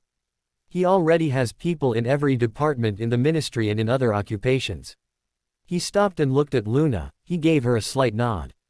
He thought it would be better if she explained about her seer abilities. I'm a seer, Luna stated matter of fact, and Harrison internally groaned. He told her not to state it so blunt. Harrison watched as incredulousness came over the Weasley twins' faces and Neville looked like he didn't know what to think. You can see the future. Hermione asked for clarification. There was surprise, confusion, wonder and curiosity in her tone. I see possible futures, Luna said cryptically, and Neville's brows furrowed. I have dreams and sometimes even visions when I'm awake and they show different possibilities. With every choice a person makes, the future changes. I've seen a world where Tom wins and it is the best possible future. You're saying that you know who, Hermione began, but Daphne cut her off. Either call him Mr. Riddle or Voldemort, Daphne told her. You know who is a ridiculous name said by pathetic people who fear a mere name. Hermione looked insulted, but she didn't say anything to her. Okay, Hermione said slowly. Mr. Riddle will make the world better. She sounded hesitant to believe that. Yes, Luna said, as though it was as simple as 2 + 2. It will be a long and dangerous road, but if Tom wins as I know he can, then the world will be better for it. Hermione took a deep breath. Well, I still want to be your friend, Hermione said after a moment of silence. It'll take me a few days to completely process everything, but I do want to be your friend. I've never really picked a side before in the war. I mean, I've heard people at school talk about either being light, dark or neutral, but I never considered myself to be any. Right now I'd have to say I'm neutral, but I want to be on your side. I don't agree with everything your father does, especially because my parents are muggles, but I don't agree with how the Ministry is run. And if Hogwarts used to have a better education, I don't see why we can't improve the education we're receiving right now. I might not ever be able to kill, but I can help with something else. She trailed off before looking Harrison square in the eye. You were my first friend and I don't want to stop being your friend. Harrison felt relief and elation, he had grown attached to Hermione. However, his relief was short-lived when he realized that he didn't know where his other 3 friends stood. You stood up for me, Neville said as he looked down at his intertwined hands. It's my turn to stand up for you. He looked up at Harrison and gave him a shaky smile. Harrison was surprised but smiled back. He honestly didn't think this would go so well. We're in, the twins said at the same time. Our parents don't respect us, Fred said solemnly. We want to open a joke shop, George said wistfully. We don't want to work for the Ministry, Fred grimaced. Harrison smiled knowingly and the twins exchanged confused looks. Bill, Charlie and Percy are Death Eaters, Harrison said with a smirk. He hadn't planned on saying it so bluntly, but he was too happy to care. He knew his father wouldn't approve of being so open, but he wasn't Voldemort. He was a 12-year-old who felt like he had the weight of the world leave his shoulders. Tom scowled as his son blurted out that the 3 oldest Weasley sons were Death Eaters. He had always known that his son showed much more emotion than he had when he was young, but he had still raised his son to keep his emotions in check around outsiders. His scowl slipped when it hit him that those 4 were no longer outsiders. He didn't know how he felt about them being in the know. He had scanned their minds using legilimency to check for legitimacy to their words, and they all spoke the truth. All 4 of them deeply cared for his son and they truly wouldn't betray them. He was slightly surprised that he instilled so much trust and respect in those 4 in just 2 short years, but also proud. He sent his magic out, making sure it only hit Harrison. He saw Harrison glance back at him and he knew his son received the message. Those 4 didn't need to be obliviated. He hoped for his son's sake that none of them decided they couldn't handle being in the dark. He didn't want to kill someone his son cared about, but he was the Dark Lord. If any of them so much as did something to betray Harrison, himself or the dark side, he would kill them slowly and painfully. He sent his magic out to hit Lucius and Bellatrix. They had traitors to interrogate. When that Rycroft woman told Lucius about James Walsh being a double agent, he spent the next 2 weeks searching non-stop for any other traitors. He found several men who had been foolish enough to spy on him for Dumbledore. They currently resided in the Riddle Manor dungeons. Unfortunately, from them he learned that Dumbledore was recruiting more heavily than he thought for the Order. "What?" Fred yelled, causing Tom to focus back on his son and his friends. He blocked out the horrid language the other twin used as he silently and invisibly led his 2 Death Eaters from his son's room. "They're Death Eaters," George said incredulously. "Bill and Charlie maybe," Fred said, sounding like his old self to Harrison's relief. "But perfect Prefect Percy." He looked so incredulous Harrison had to suppress an amused smirk. "Apparently they were sick of your mother and Dumbledore," Harrison said, and the twins grimaced at the mention of their mother. "Yeah," George said, his lips twisted. "Mum can drive anyone to join the Death Eaters," Fred said seriously before pausing. "Wait. The Dark Mark," George said slowly. Neville and Hermione both went wide-eyed and the latter grabbed her left forearm. Harrison frowned, wondering how Hermione knew where the mark went, but then he remembered who he was thinking about. "You 4 don't have to take the mark," Harrison assured them, and they all looked relieved. "I won't even be 13 for several weeks," Neville said worriedly in a rush. "I can't be a Death Eater, and I don't think I can kill anyone." "You 4 won't be expected to be Death Eaters," Harrison told them, and they looked confused. "My close friends will be apart from the Death Eaters. You 4 and my best friends will be higher than them." The 4 looked gobsmacked. "Not now of course, but when you're older." He paused and looked at them seriously. "This is war, people will die on both sides. You won't be expected to kill now, but eventually you won't have a choice even if you were to stay on the light. People on both sides will kill and be killed. If you're fighting against someone, would you stun them? No, you wouldn't, because their friend could enervate them. You need to either seriously wound or kill them, preferably the latter if you can. This is why this upcoming school year you 4 will have training with me in the room of requirement twice a week." "Training?" Neville asked, confused, and Harrison almost smiled at his naivety. "Dark arts training," Harrison clarified, and the twins exchanged interested looks. Hermione looked torn between interest and wariness while Neville looked downright hesitant. "We'll start with the basics and slowly move up to the harder spells. You can't expect to survive only learning the stuff we do in school, you need to learn as much as you can." Harrison spent the next hour explaining more about his father's goals, what they would learn, and how Harrison and his best friends were learning how to become animagi. They were all shocked that Harrison had more than one form, and even more shocked that he already had one of them mastered. Daphne and Luna would interject on occasion, and the 4 recent additions to the dark side were beginning to be more comfortable with the idea of joining Voldemort. Harrison knew Hermione and Neville most likely found it easier than many would because he was their first friend, and that's a strong bond. The Weasley twins had always liked pushing boundaries, so that wasn't much of a shock either. But he was shocked with how calm they became, and Hermione seemed interested in learning new forms of magic the more she was told about the differences between light and dark spells. She was annoyed to find out that some spells were considered dark because they required anger to cast. Before they left, Harrison gave them all beginning theory books for the dark arts disguised as books on charms for the twins, transfiguration for Hermione, and herbology for Neville. They had been charmed by Tom that morning in Parseltongue. No one but someone who spoke the snake language could undo the spells. As they left, Hermione hugged Harrison for almost a minute, and she blushed as she pulled away. They all promised to write after their thoughts were more settled, and they swore to read the books by September 1st. "That was easier than I thought," Harrison told Daphne and Luna once Neville had exited via the flow. "I'm not surprised," Luna said as she curled up next to Harrison. "I saw this once before." Harrison nodded absent-mindedly. He barely heard their voices, and Daphne and Luna began to talk about Victor. Victor Krum had just been recruited to play for the Bulgarian national Quidditch team. He heard them say that his first game was in September before he completely blocked them out.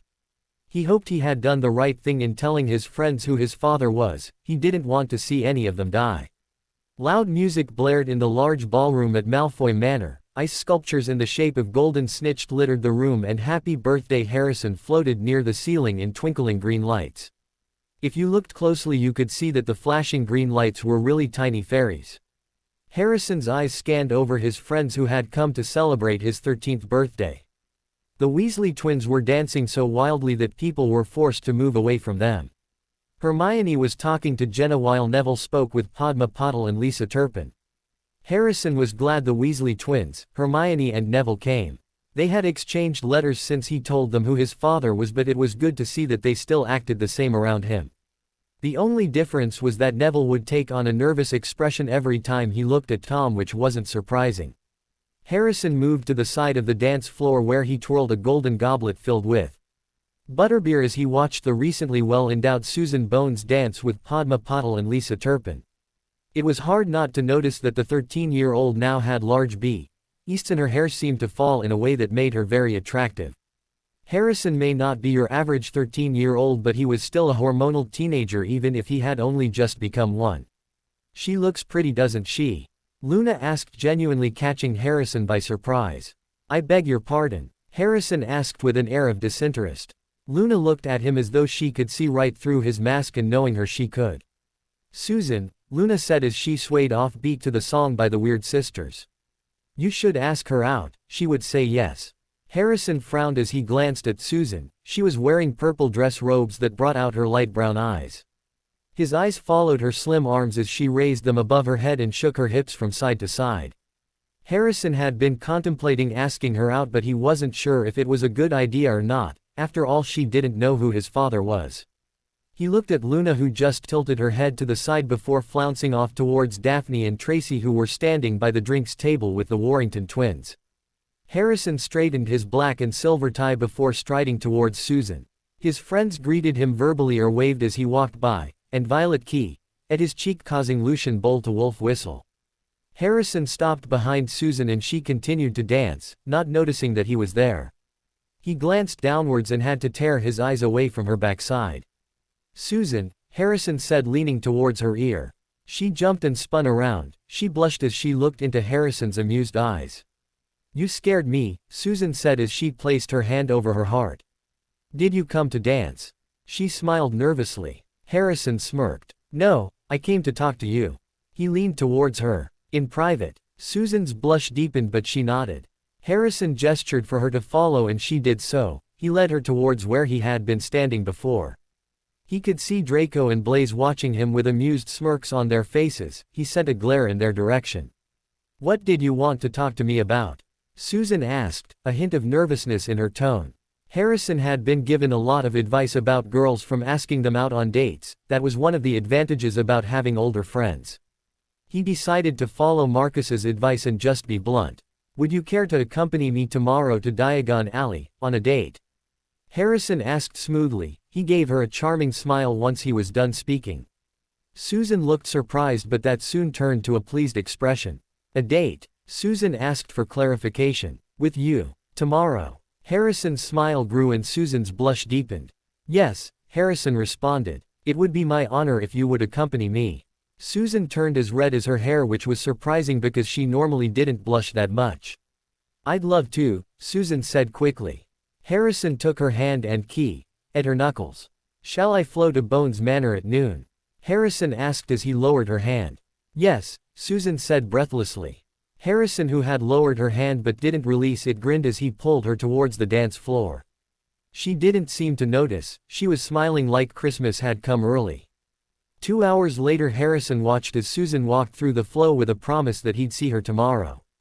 Several wolf whistles caused Harrison to turn around. Draco, Blaise, Theo and Leo were smirking at him.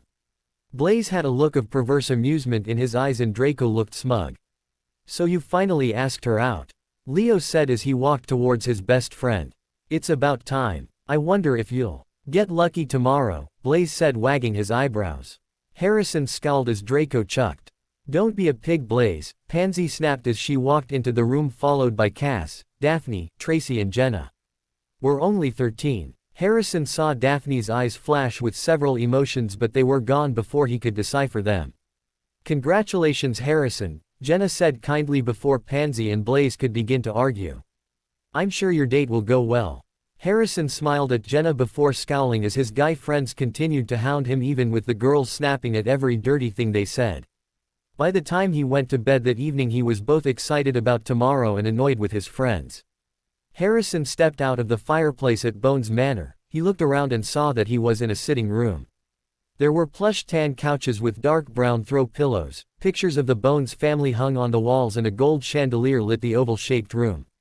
He patted down his bottle green dress robes as he scanned the room. He saw a tall woman with gray hair and hazel eyes staring intently at him. He recognized her from the Daily Prophet as Amelia Bones. She wore black robes and she looked like a stern woman. He smiled a dazzling smile as he walked towards the woman who was obviously attempting to scrutinize him. He made sure not to let any negative emotion show even though he wasn't fond of the woman. She caused too much trouble for his father. When he told his father he had a date with Susan Bones he wasn't very happy about it, but he knew it would be a good opportunity to gather information, so he allowed it. However, he gave Harrison a warning to be on his guard. Amelia Bones was a smart and savvy woman. "Madam Bones," Harrison greeted pleasantly. "I'm Harrison Riddle. It is a pleasure to meet you." Amelia took his hand and surprise and amusement flashed through her eyes when he brushed his lips against her knuckles. "Mr. Riddle," Amelia said, kind enough. "My niece has told me all about you." She gestured to the couches. "Please sit, Susan will be down momentarily." Harrison nodded and took a seat on a leather chair while she took the one across from him. "Please madam, call me Harrison," he told her charmingly. She gave him an almost imperceptible smile. "Harrison," Amelia said as she crossed her legs. "Tell me, did you enjoy yourself last evening? 13 is an important birthday after all." Harrison made sure to keep the smile on his face. "I had a wonderful time," Harrison said, putting the perfect amount of emotion into his tone. The best part of all was when Susan agreed to go on a date. He injected genuine emotion into his tone and Amelia's face softened slightly. Before Amelia could ask another question, Susan walked into the room. Her red hair was in soft waves and she wore a white sundress with silver sandals. Her smile shone with happiness as she practically bounced into the room, but there was nervousness obvious in her expression. Her nervousness became more pronounced when she saw Harrison stand up. "You look beautiful," Harrison smiled as he walked over and pulled her into a hug. "Thank you," Susan said quickly before blushing.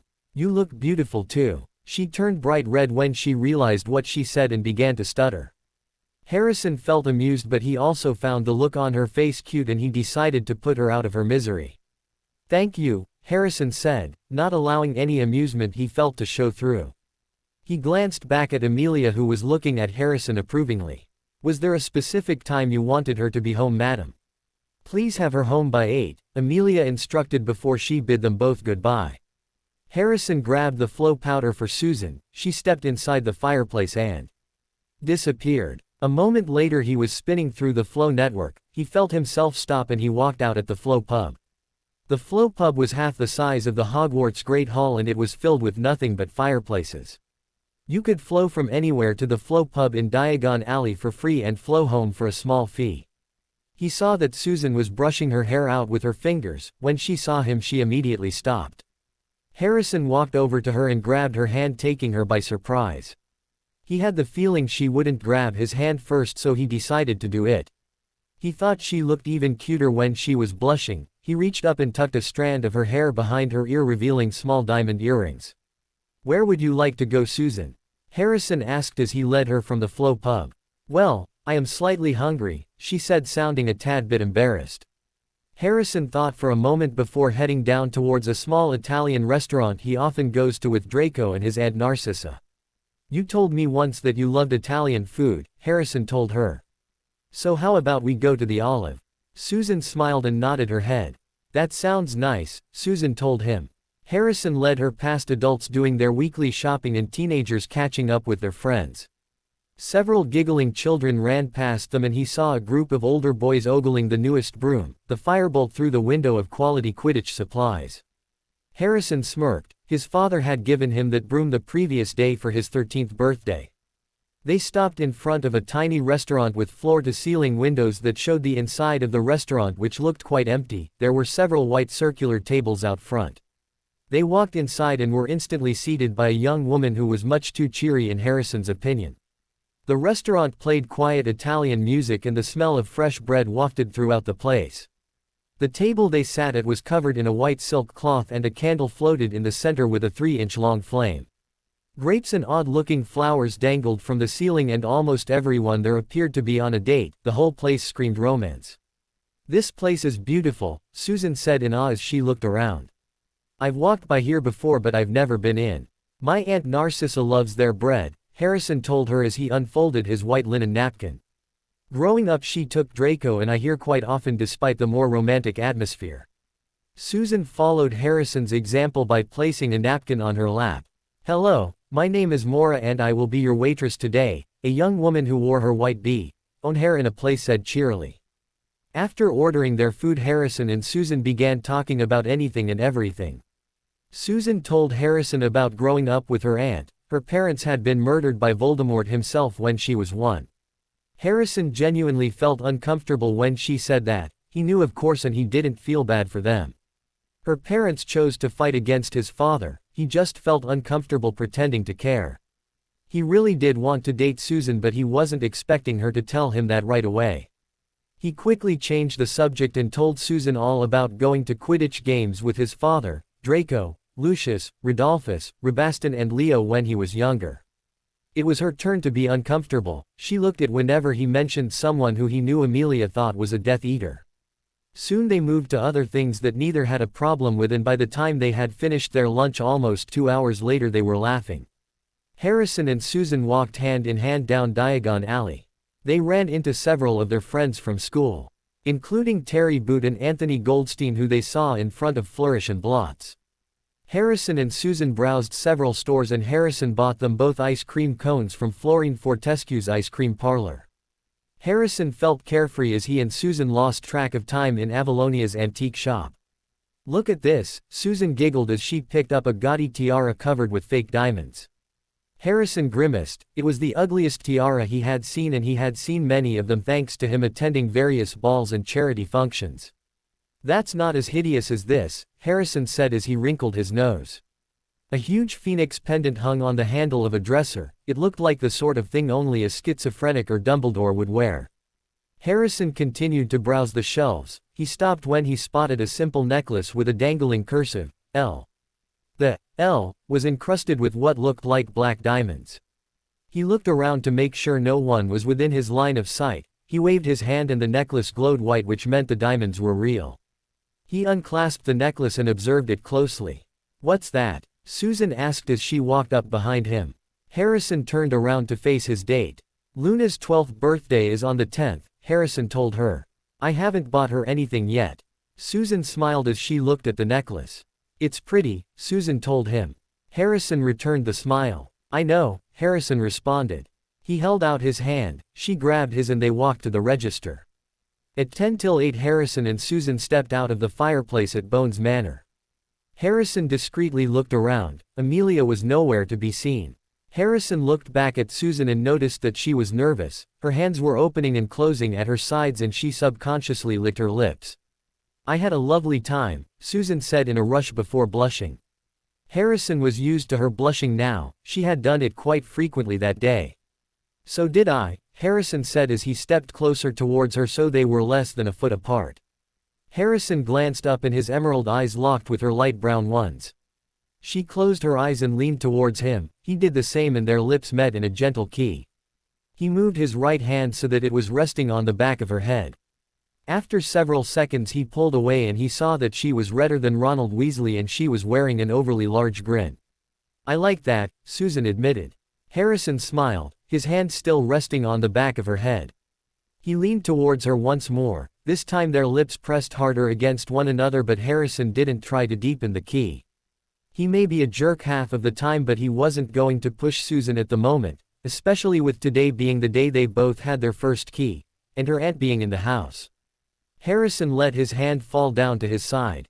"Will you be my girlfriend?" Harrison asked and Susan looked a mix of surprise and happy. Harrison knew it was only one date but they had been friends for 2 years and he didn't want to wait until they had gone on more dates. "I would love that," Susan said happily and Harrison grinned. Harrison flipped through the black dragon hide notebook. His father stared at him from the opposite side of Tom's desk, a glass of fire whiskey in his hand. There were 13 identical notebooks stacked on the desk in front of him. The names Draco, Blaze, Leo, Theo, Daphne, Tracy, Jenna, Pansy, Cass, Luna, Hermione, Fred, George and Neville were written on the spine in neat silver lettering. Harrison sat the notebook down and looked up at his dad. "These are brilliant," Harrison said seriously.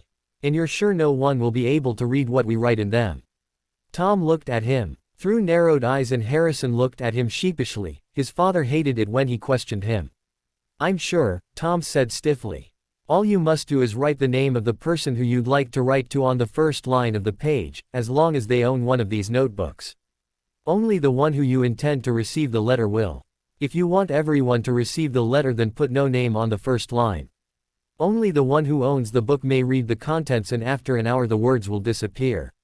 I charmed each of them to match the magical signature of you and your friends with a Parseltongue spell.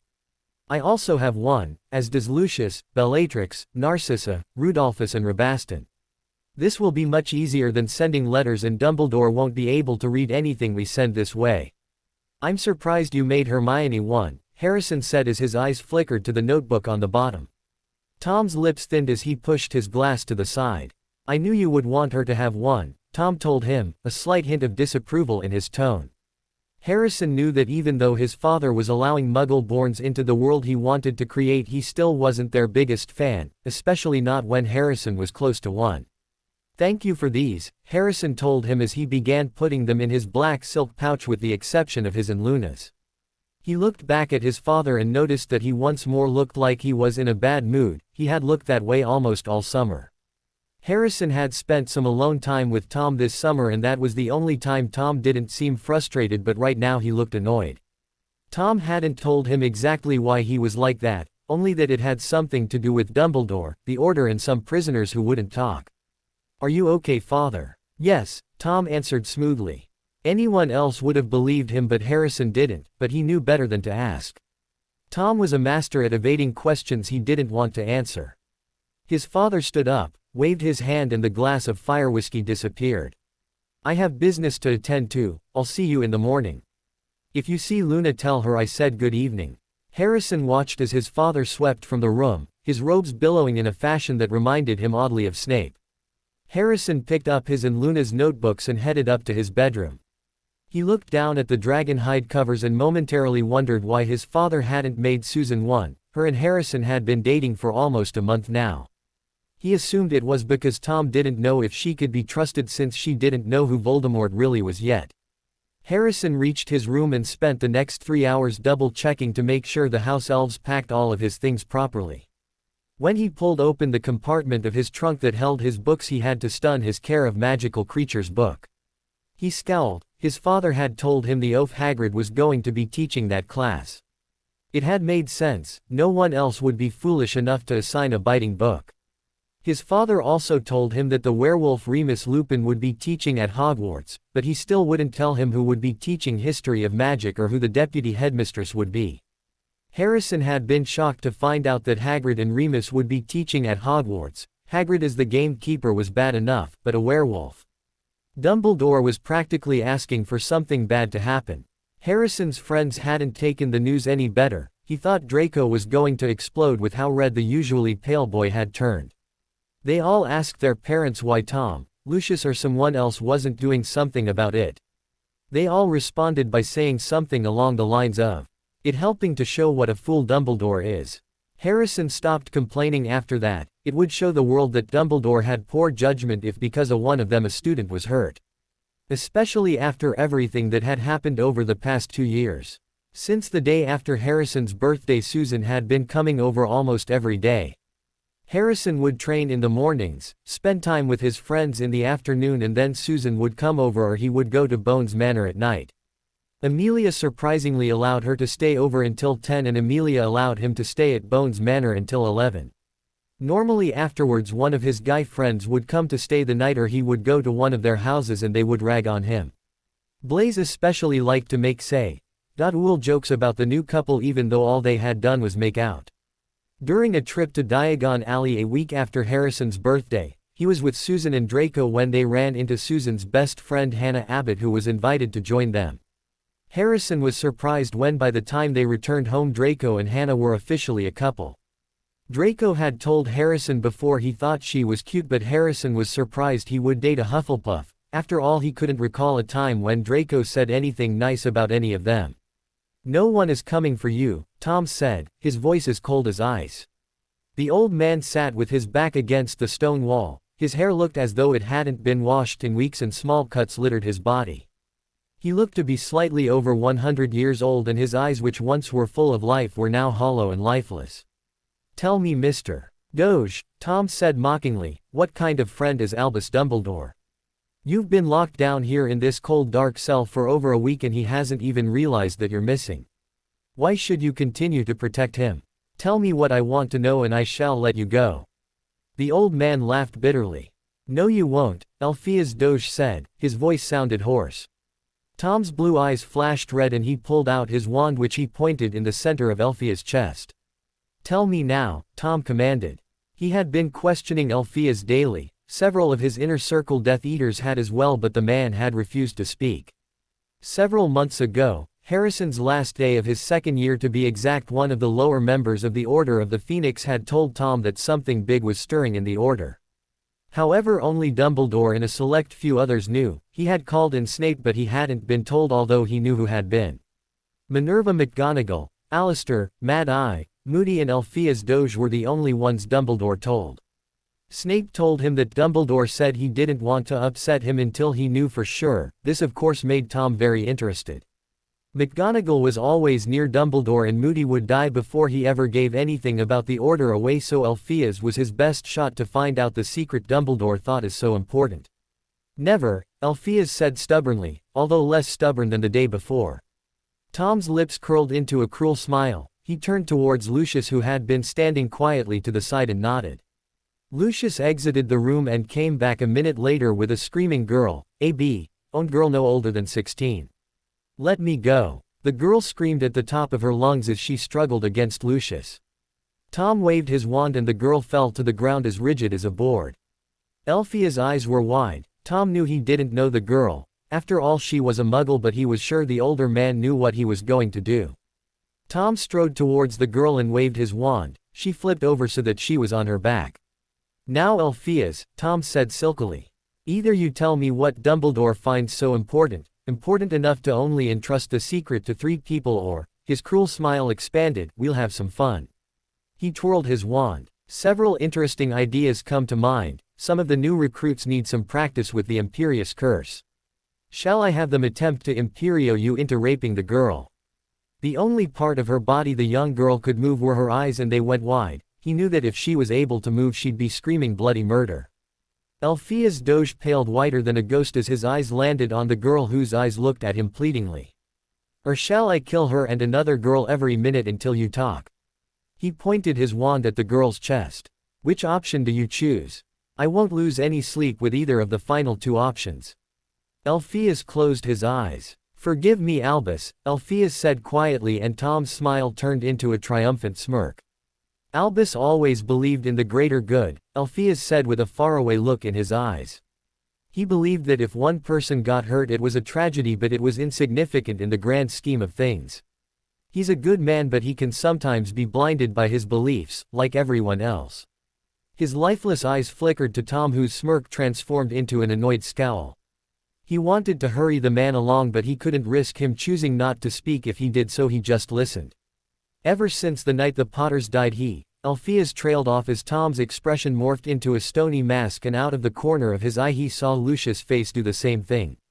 He had a bad feeling about what Alpheus was about to say. Alpheus swallowed and closed his eyes briefly. When James and Lily were found dead along with baby Harry, Albus was horrified.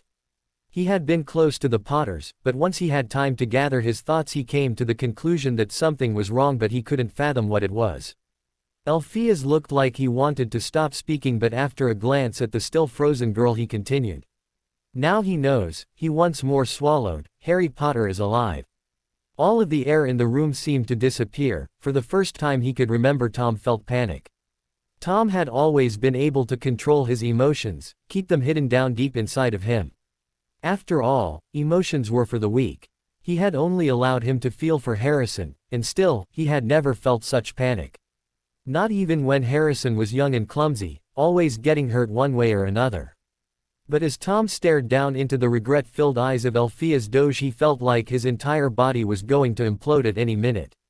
Various scenarios swam through his mind, questions as to how Dumbledore found out that Harry Potter was still alive and sheer fury that Dumbledore might know that he was raising the boy who Dumbledore thought he had murdered all those years ago. Tom's eyes turned from blue to crimson, his eyes looked like two pools of swirling blood. The air began to crackle with magic, powerful and unrestrained. It felt as though wind was coursing through the room. Alpheus Doge's white hair went flying back and his eyes went wide and terrified. Tom swished his wand through the air, Alpheus was flung back into the stone gray wall and Tom strode forward until their faces were almost touching. "Tell me," Tom hissed dangerously, "how does Dumbledore know that Harry Potter is alive?" Alpheus' eyes took on a panicked gleam as they darted from side to side. Tom would have sneered, but he was too angry, instead his face remained a mask of fury. Tom jabbed his wand into Alpheus' throat. "Tell me, now." "I cannot," Alpheus said, his voice shaking even though it was obvious he was attempting to make it steady. Tom's red eyes narrowed as he dug his wand into Alpheus' throat. "Tell me now or I will make you," Tom threatened. He could hear the command and fury in his own voice. He knew that even the bravest of men would falter under his tone, he had seen it happen countless times. Everyone was brave until they weren't anymore, until they couldn't be anymore. Everyone had a breaking point, and he would have no qualms about finding Alpheus Doge's. "If this is about not wanting to betray your old friend Dumbledore," he spat the name, "then do not worry for you have already done so." In the blink of an eye Tom's wand moved from Alpheus' throat, it was then pointing at the young woman. "Tell me, or we find out whether or not this young muggle girl is a beep." "Your choice." Alpheus turned his head so that he was looking at the young girl. Tom waved his wand and the girl's body remained rigid but her head was unfrozen, she began violently moving it from side to side. "Please." The girl screamed, her voice echoing pathetically off the walls.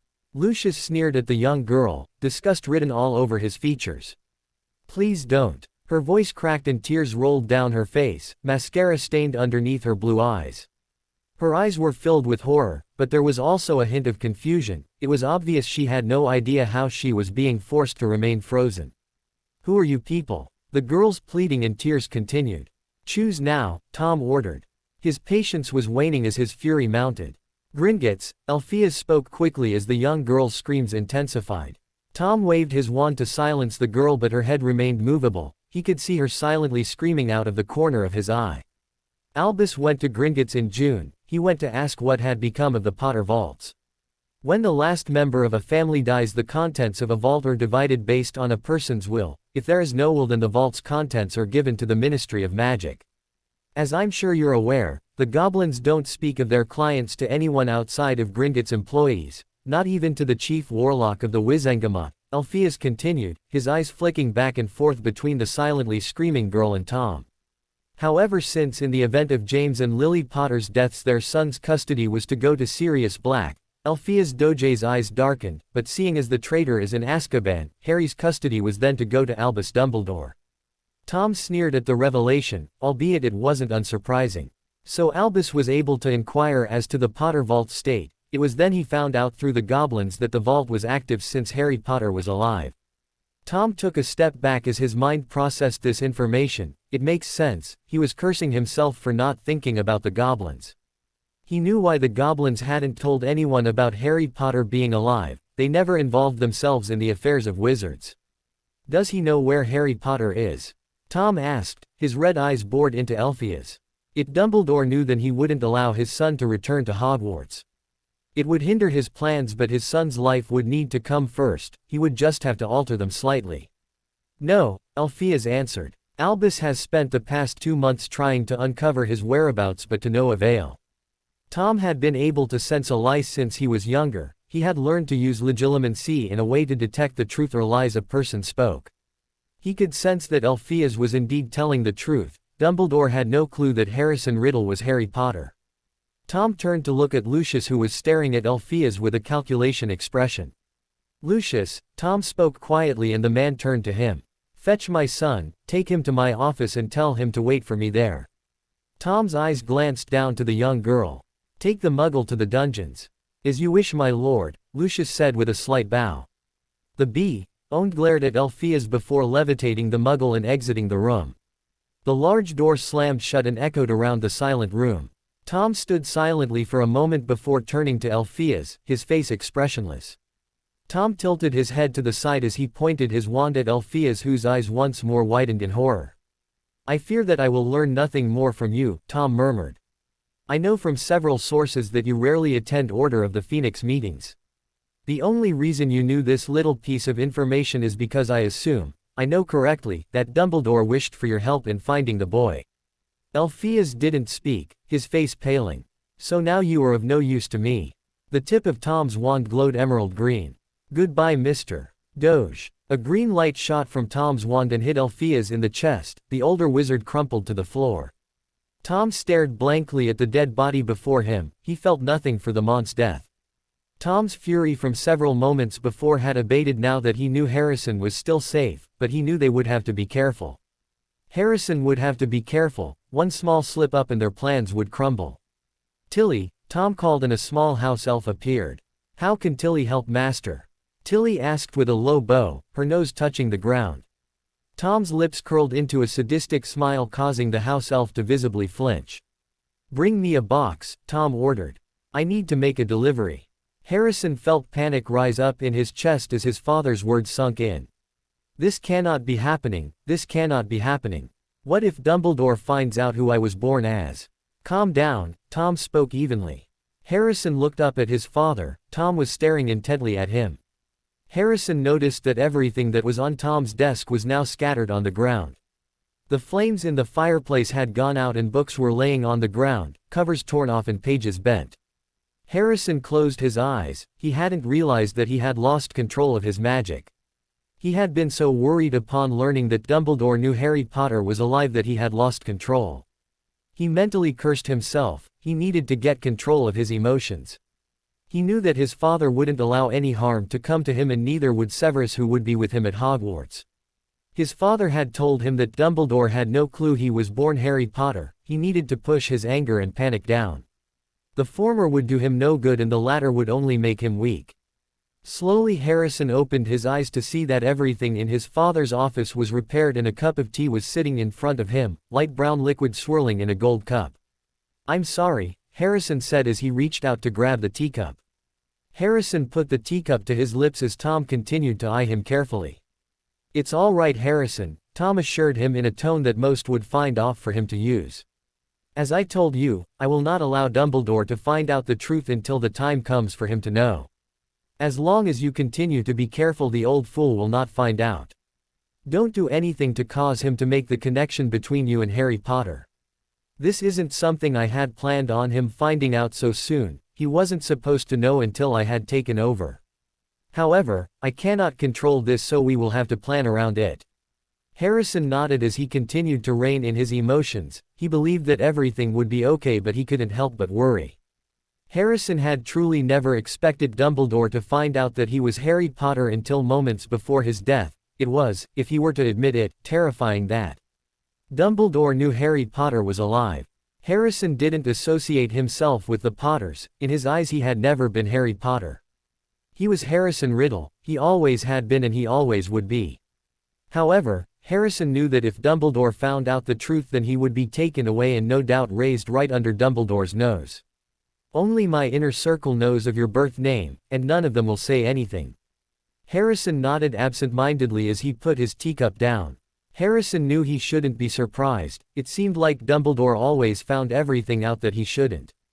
But they had been so careful. He knew what lengths his father had gone to in order to keep his birth identity hidden. Not even Harrison's best friends knew that he had been born Harry Potter. Harrison would have to be extra careful this year, especially when he was around Dumbledore. The thought of Dumbledore finding out before it was time made him ill. "Do I need to do anything differently this upcoming school year?" Harrison asked as Nani slithered out from his sleeve. Harrison absent-mindedly stroked his familiar as her tongue flicked out and hit his wrist. Harrison hoped that this didn't change anything for him this year. "You've told me what you require me to do, but does Dumbledore finding out change anything?" Tom looked pensive for a moment. Harrison looked down at Nani, her green scales glittering in the light. "No," Tom said after a moment of silence. The plans on your end will remain the same. Tom looked over at a large wooden clock, shimmering snakes spun around the edges. You leave for Hogwarts tomorrow, you should go to sleep. Harrison nodded as he allowed Nani to crawl up his arm to rest on his shoulders. Good night, father, Harrison said as he walked towards the door. Good night, son, Tom murmured. The great hall was void of any students, the head table was the only table with any occupied seats. Dumbledore sat in the center of the table, his golden throne-like chair shining bright as his thoughts consumed his attention. He didn't hear a word of what McGonagall, Snape, Flitwick or Sprout were talking about. All of the other professors were absent, spending the evening devising lesson plans or doing something else to prepare for the upcoming school year. Dumbledore's thoughts were grave as he tried not to think about his lack of progress into the whereabouts of Harry Potter. Ever since he learned of the boy's survival, his thoughts had been predominantly focused on him. Dumbledore wondered how Harry survived when he had seen the body of Harry Potter laying in his crib. Many theories had formed. Tom had kidnapped him and Harry had spent the past 12 years locked away somewhere. Sirius Black had taken him and hidden the boy away before he had gone and killed all of those muggles, or someone else had taken the boy to raise. Dumbledore prayed it wasn't the first. He didn't want to think about what a monster like Tom would do to an innocent boy. For a fleeting moment he had considered the possibility that one of Voldemort's Death Eaters had been tasked to raise the boy, but Dumbledore didn't think Voldemort would allow Harry Potter to prosper. Not when the boy had been prophesied to be his downfall. Dumbledore had subtly inquired at the Ministry of Magic and had used his influence to investigate everyone who had a son the same age as Harry. None of them seemed suspicious. He had concluded that the boy had never set foot in Hogwarts. He was as of now assuming that Harry was either locked away as a prisoner or being homeschooled. Dumbledore had told McGonagall, Moody and Alpheus what he had discovered, and the three were doing everything they could to find anything out.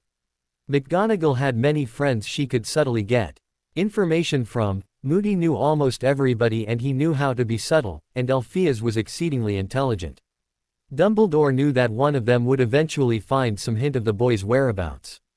One small piece of information was all he needed to be led to another piece of information. So far, besides knowing that Harry was alive, he knew that Harry hadn't accessed any of his vaults. As Harry's magical guardian, Dumbledore had been able to access his records. The Potter vaults hadn't been touched since 1981. Other than that, he knew nothing, and it was both frustrating and worrying. Dumbledore needed to find Harry. He needed to bring him to Hogwarts where the boy could be trained and educated to fight Voldemort. 12 years ago, when Dumbledore learned of Harry's death, he had been forced to change all of his plans. With Harry dead, it fell to Dumbledore to defeat Voldemort, something he wasn't confident he would be able to do. Voldemort had grown more powerful than Dumbledore had predicted, and Dumbledore needed someone with a sure chance to defeat him. Dumbledore would of course fight Voldemort with his last breath. The man needed to be defeated in order for the war to end. Dumbledore and the Order of the Phoenix had recruited new members, but it was hard finding people to willingly defy Voldemort. It was one thing to not join Voldemort, but most people were too scared to fight him head-on. If Dumbledore found Harry, he would be able to train the boy to fulfill his destiny. However, Dumbledore knew that there was a chance he might not find the boy, not that he would ever stop looking. But Dumbledore needed to continue recruiting members to the Order and educating young witches and wizards. If Harry wasn't found, someone else would need to defeat Voldemort, and that wouldn't happen by sitting idly back.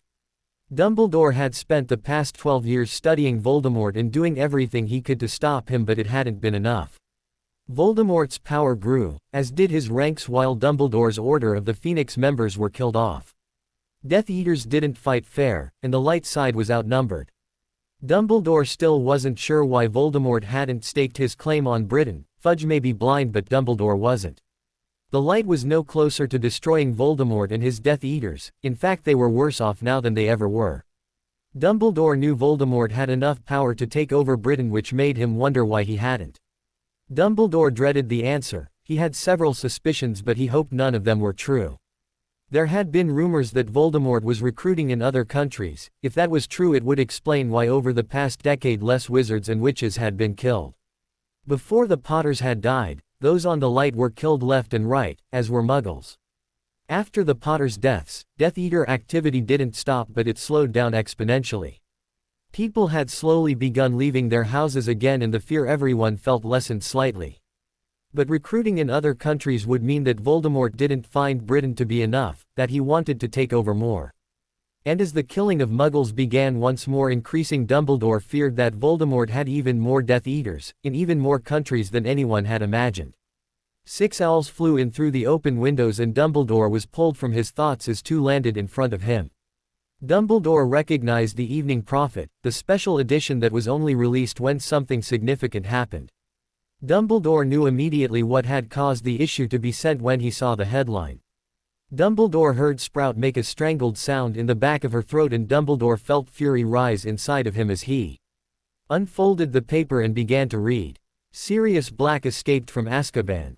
By Rita Skeeter. Sirius Black, possibly the most infamous prisoner ever to be held in Azkaban Fortress, escaped this afternoon, the Ministry of Magic confirmed today. As of now, the Ministry of Magic remains in the dark as to how Sirius Black was able to escape from the dubbed, impossible to escape from fortress. All that is currently known is that early this afternoon Aurors found the cell belonging to Sirius Black empty. Head of the Department of Magical Law Enforcement Amelia Bones and newly appointed head of the Auror Office Kingsley Shacklebolt are doing everything they can to recapture Sirius Black. Every Auror and hit wizard has been called in to help find the mass murderer. We are doing all we can to recapture Black, said the Minister of Magic, Cornelius Fudge, this afternoon, and we beg the magical community to remain calm. Fudge has been criticized by some members of the International Federation of Warlocks for informing the Muggle Prime Minister of the crisis. Well, really, I had to, don't you know, said an irritable Fudge. Black is mad. He's a danger to anyone who crosses him, magic or Muggle. I have the Prime Minister's assurance that he will not breathe a word of Black's true identity to anyone. And let's face it, who'd believe him if he did? While Muggles have been told that Black is carrying a gun, a kind of metal wand that Muggles use to kill each other, the magical community lives in fear of a massacre like that of 12 years ago, when Black murdered 13 people with a single curse. Sirius Black is also known as the man who betrayed James Potter, his wife Lily and their son Harry, which led to their deaths at the hands of you-know-who almost 12 years ago. The Ministry of Magic has also issued a warning to everyone not to attempt to capture Sirius Black. Underneath the article was a picture of Sirius Black, his gray eyes flicking from side to side as he laughed wildly. Dumbledore remembered seeing that picture the morning after Sirius had been arrested. Dumbledore sat the Evening Prophet down, but his eyes didn't leave the picture of Sirius. How had Sirius escaped? Dumbledore knew it should be impossible to escape from Azkaban, and even if one did escape they would need a way to get to England. After all, Azkaban was on a tiny island in the North Sea. Dumbledore could still remember the pain, anger, sorrow and confusion upon learning about the Potter's death. He had never suspected that Sirius would be the traitor. He and James had been closer than brothers. Dumbledore had regretted not forcing James into allowing him to be their secret keeper.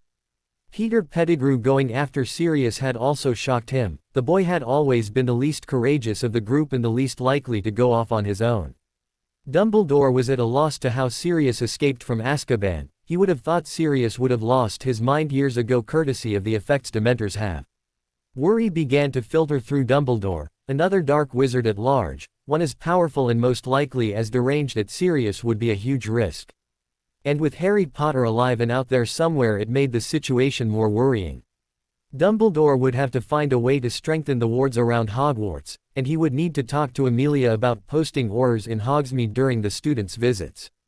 With everything that happened the previous 2 years at Hogwarts, the wizarding world was watching him like a nesting dragon watches her eggs.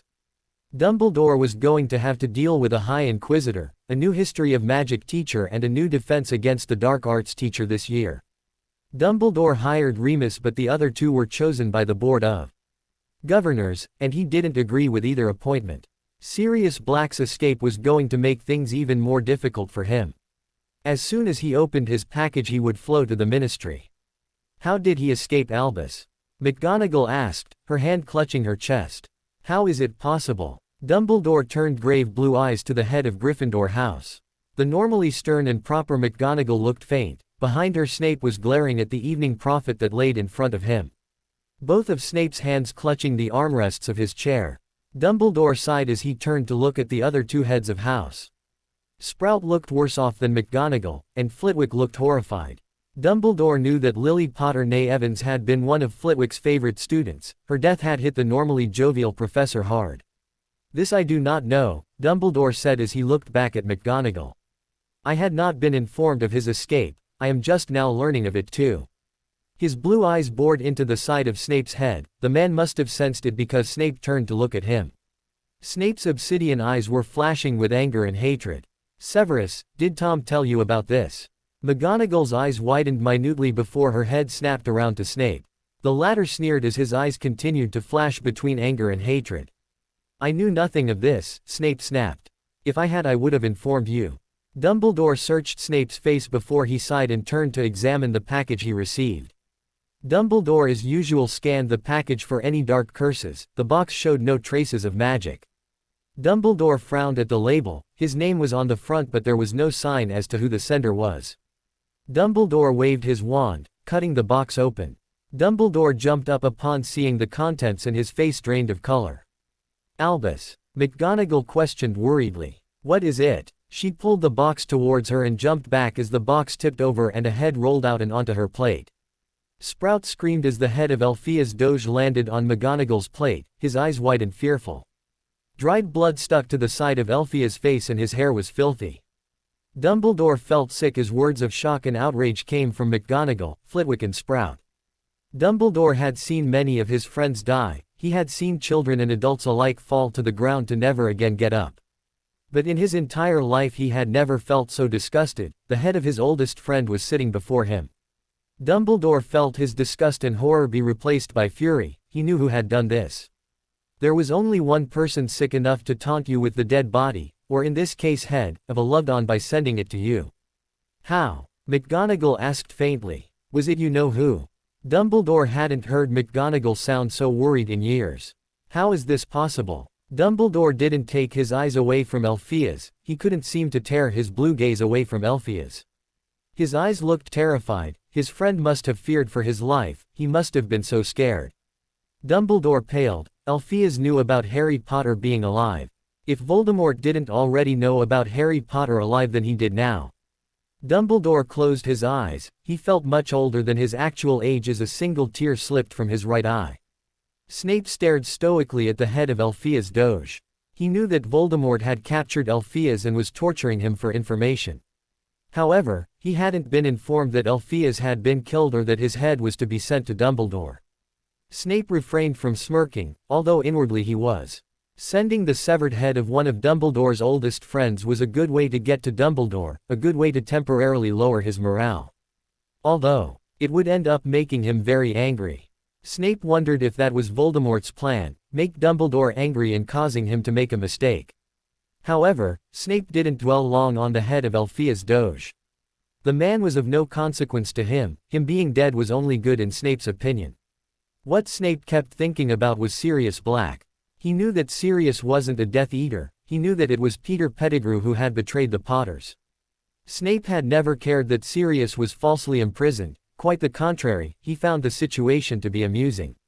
In his eyes, Sirius Black deserved every bad thing that came his way after everything Sirius did to Snape when they were in school. How Sirius escaped though was a mystery to Snape. He had assumed Sirius was crazy by now. One couldn't spend too much time in Azkaban without going crazy. Years with no one to talk to, only hearing the screams of fellow inmates and surrounded constantly by Dementors would drive anyone crazy.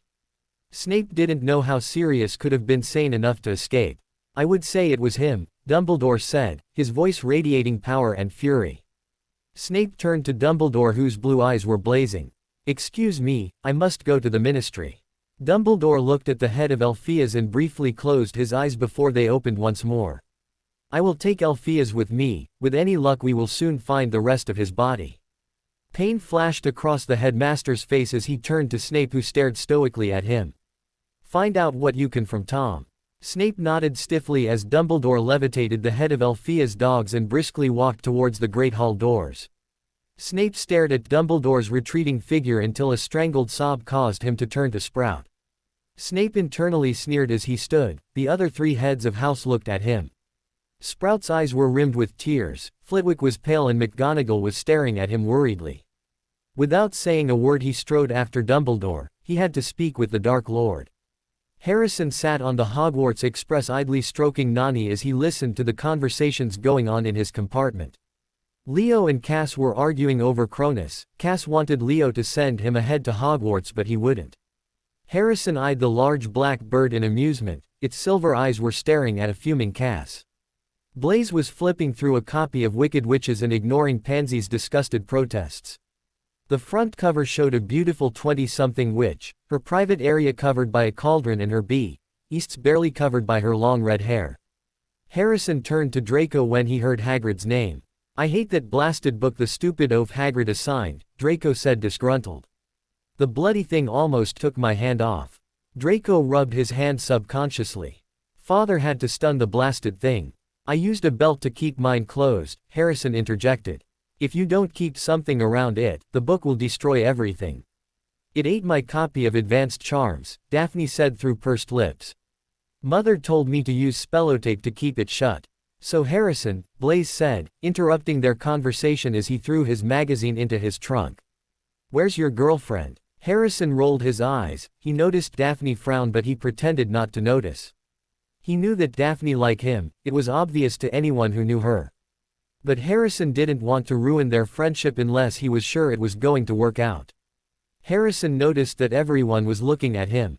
"I told her I'd find her sometime during the journey," Harrison told them. "There's not enough room in here for her to join us." He ignored the curious look Luna was sending him from over her charms book. For the next 2 hours Harrison talked to his friends about their training schedule for the year. After they ate lunch Harrison bid them goodbye and went to find Susan. Harrison walked out of his compartment into the crowded hall. A group of fourth-year Gryffindors were giggling and pointing at Cedric Diggory who seemed oblivious. Harrison rolled his eyes as he pushed past them towards the compartment Susan normally sat in. Harrison pulled open the compartment and stuck his head in. Susan was sitting against the wall, Hannah Abbott next to her. The two were talking animatedly with one another. A.B.-owned girl named Sally Ann Perks was sitting across from them looking through a book. "Harrison," Susan said happily, a faint blush covering her cheeks. Sally Ann looked up from her book, her face turned bright red and she turned away. Harrison inwardly smirked. "Hello beautiful," Harrison greeted, causing her blush to deepen. Hannah greeted him with a smile. "Susan, do you want to go for a walk?" Susan glanced at Hannah who nodded. Susan got up and Harrison immediately took her hand. "Don't worry, I'll have her back soon," Harrison told Hannah with a wink, causing the B.-owned to join her best friend in blushing. Harrison and Susan left the compartment and he led her down the corridor. People openly stared at their intertwined hands. A look of surprise showed on several of the older Hufflepuffs' faces at the sight of the new couple. Harrison led Susan past a group of first-years who were nervously standing outside of the bathroom. He glanced into the compartments they passed until he found an empty one. "Shall we?" Harrison asked smoothly and Susan nodded. The two third-years slipped into the compartment. Harrison cast several spells with his wand. "Privacy and silencing charms," he explained at Susan's questioning look. "Why do we?" Susan began. She trailed off as her face turned as red as her hair. Harrison smirked as he pulled Susan onto his lap. They were only 13 but he was a boy with raging hormones. They hadn't done anything besides making out but he was eager to do more. Harrison knew Susan wasn't ready and he wasn't going to force her, but that didn't mean he wasn't going to snog her at every opportunity. Harrison found her blushing cute. She did it every time she was embarrassed. They had talked about dotting before and she had blushed then too. Susan moved so that she was still on Harrison's lap but her legs were on the seat. One of Harrison's hands was on her lower back and the other one was resting on her right knee. Harrison leaned down and captured her lips with his. Her lips were soft and it tasted like she was wearing strawberry chapstick. Their lips moved in sync and Harrison slid his tongue into her mouth. The hand that was resting on Susan's knee slowly began moving up towards her thigh. Harrison's other hand moved so that it was pulling her closer to him from her waist. Susan pulled back, her lips swollen. She glanced at Harrison's hand which was on her upper thigh. "I'm not ready yet to," Susan began but Harrison cut her off by dotting her lips. Harrison then pulled back as he ran a hand through her silky hair. "I know," Harrison murmured. At long last, the train stopped at Hogsmeade Station, and there was a great scramble to get outside. Owls hooted, cats meowed, and Belle hissed angrily at being woken up. It was freezing on the tiny platform, rain was driving down in icy sheets. Harrison, who had stayed with Susan, grabbed her hand and pulled her closely towards him. He cast warming charms on both of them, making sure to use his wand. "First years this way," called an unwelcome familiar voice. Harrison turned and saw the gigantic outline of Hagrid at the other end of the platform, beckoning the terrified-looking new students forward for their traditional journey across the lake. Harrison glared at the half-giant before following the rest of the school along the platform and out onto a rough mud track, where at least 100 stagecoaches awaited the remaining students, each pulled by black-winged horses, called thestrals. "Harrison!" Jenna called out. Harrison turned and saw Jenna waving at him to come over. Harrison led Susan to the stagecoach and helped her inside before joining her. Once he sat down, he wrinkled his nose. It smelled like moldy straw and something he didn't want to think about. "I don't understand why we can't flow into the castle," Pansy complained as she combed her fingers through her wet hair. "My hair is ruined." "It's tradition," Theo told her. "I don't care," Pansy snapped. "And it can't be too much of a tradition. When Hogwarts was first founded, students arrived to Hogwarts however they wanted." Harrison blocked out Theo's words. He was wet and slightly annoyed. He didn't want to spend the next 15 minutes listening to his friends argue. Luna was sitting in a stagecoach looking out of the window. Raindrops were falling down like rocks from the sky. Loud splashes could be heard courtesy of the rain hitting the top of the carriage. Hermione was sitting to her right. The older girl was talking about what electives she was taking. Luna normally listened closely. You never knew what you could learn, but she couldn't concentrate. Luna's head felt like it was filled with fluff. She couldn't concentrate on anything. It was an odd feeling. Suddenly Luna felt her eyes glaze over as a vision flashed through her mind. Curses were sailing through the air, screams echoed from every direction, and the snow was stained red with blood. Harrison was running, his breath coming out ragged and his eyes darting left and right. Blaise was next to him, his black hair more messy than usual. A look of confidence radiated on Blaise's face as he ducked a red stunner. "3 broomsticks?" Blaise asked as a loud explosion filled the air. Smoke could be seen rising up behind several buildings and the screams intensified. "Yeah, we'll—" Harrison was cut off by a loud bang. Harrison and Blaise were thrown backwards, and they slammed into a gray stone wall. A loud crack could be heard as the two boys slid to the ground. Blaise's head was resting on his shoulder and his wand was no longer in his hand. Harrison's head snapped up as he began coughing violently. Harrison scrambled onto his hands and knees as his coughing turned almost violent. Blood poured from his mouth as he rolled onto his side. Harrison winced like he hadn't realized how much pain he was in. He wiped his mouth on his sleeve. Harrison's emerald eyes appeared to be out of focus. He closed them for a second before they opened. His eyes glowed Avada Kedavra green as he took in his surroundings. Shards of wood were surrounding him and the snow was tinged red, brown and yellow. Harrison froze when he saw Blaise before moving towards him. A hiss escaped his lips when he stood up. "Blaise, come on, we need to go." Harrison knelt down towards Blaise. When he touched his shoulder, Blaise's body slumped back. The color drained from Harrison's face. "No," Harrison's voice sounded desperate. "Harrison, Harrison." Harrison spun around and saw a terrified Hermione staring at him. Her red sweater was ripped in several places and tears were rolling down her cheeks. "He won't move, Theo won't move."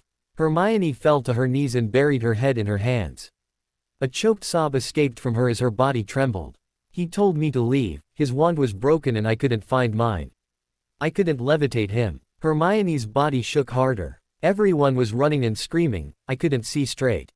I." Hermione started to hyperventilate. Harrison went even paler. He glanced at Blaise, pain flashing over his face before his expression hardened.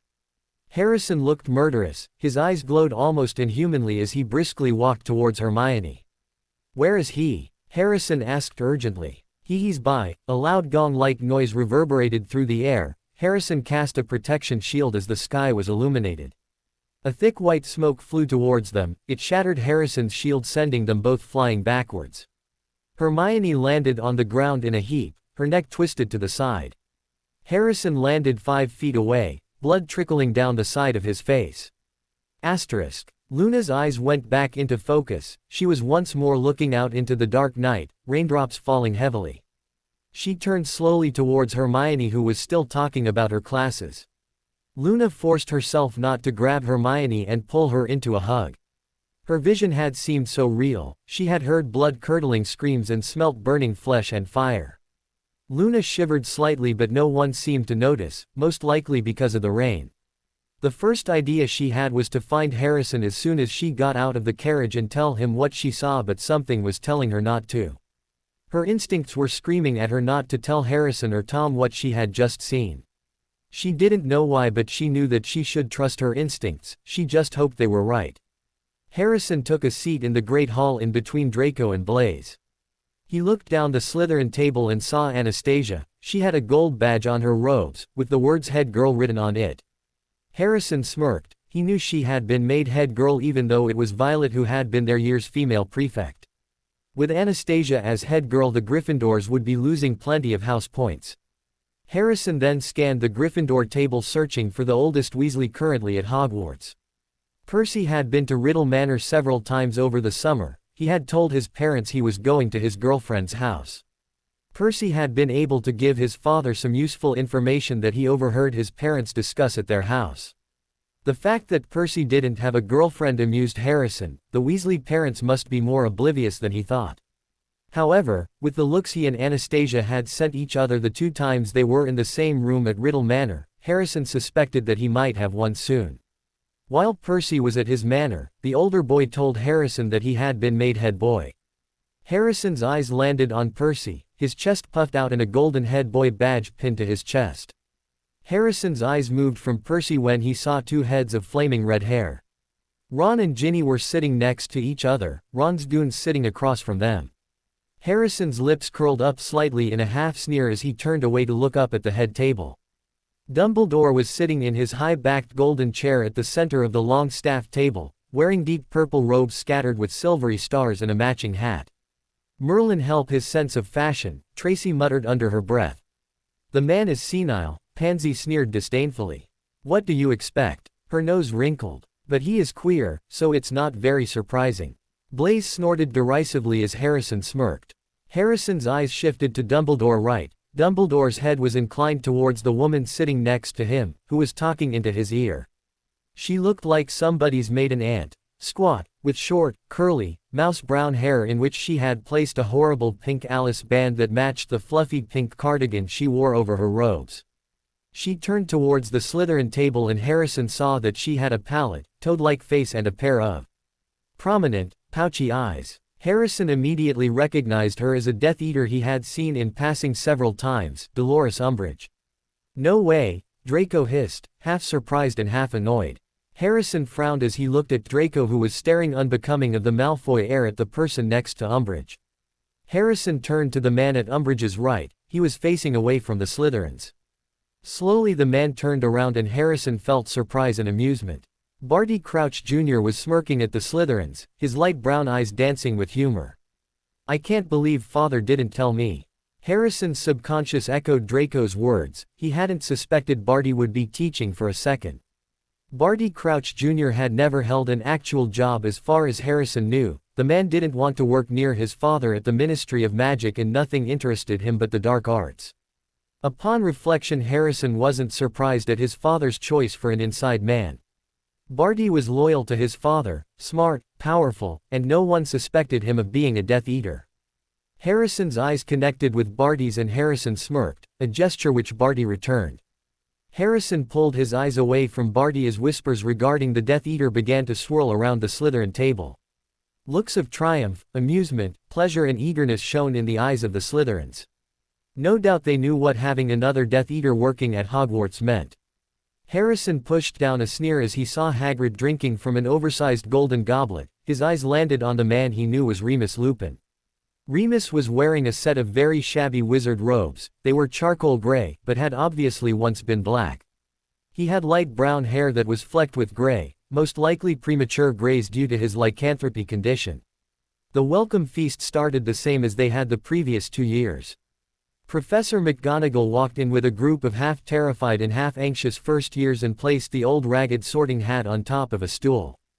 While the hat sang its song, Harrison took the time to look at the new group of first years. Several of them were obviously Muggle-borns, nervousness mixed with awe and curiosity. Harrison allowed a small smile to grace his lips when he spotted the petite Astoria Greengrass, straight blonde hair, perfectly styled, and bright blue eyes scanning the great hall. Next to her were Regulus twins, Karina and Orion Black. Karina had black curly hair that reached her waist, a silk green bow was tied around her hair. Orion looked like a miniature version of Regulus, short wavy black hair and defined cheekbones. Violet's younger brother Hyperion was standing next to Orion. The two first years were speaking quietly to one another. Harrison watched as first years were sorted. It seemed like an equal amount of students were going into each house. When Karina was sorted into Slytherin, instantly Harrison and his friends cheered loudly. Draco gave his cousin a hug and the first year sat next to the Malfoy heir. Orion soon joined his sister, and several names later Astoria walked proudly over to a beaming Daphne, both of their blue eyes shining like aqua crystals. The sorting went by quickly. 21 new first years joined Slytherin house. Harrison noticed that none of the Slytherins looked nervous, unlike the other first years. He assumed they were all hiding their nerves. After all, a Slytherin showing too much emotion isn't a good thing. However, some of them were beaming, and a few others were staring disdainfully at the Gryffindors. It was obvious the Slytherin and Gryffindor rivalry would continue with the new first years. Dumbledore stood up and the hall fell silent, the candlelight shimmering on his beard making stand out more than usual.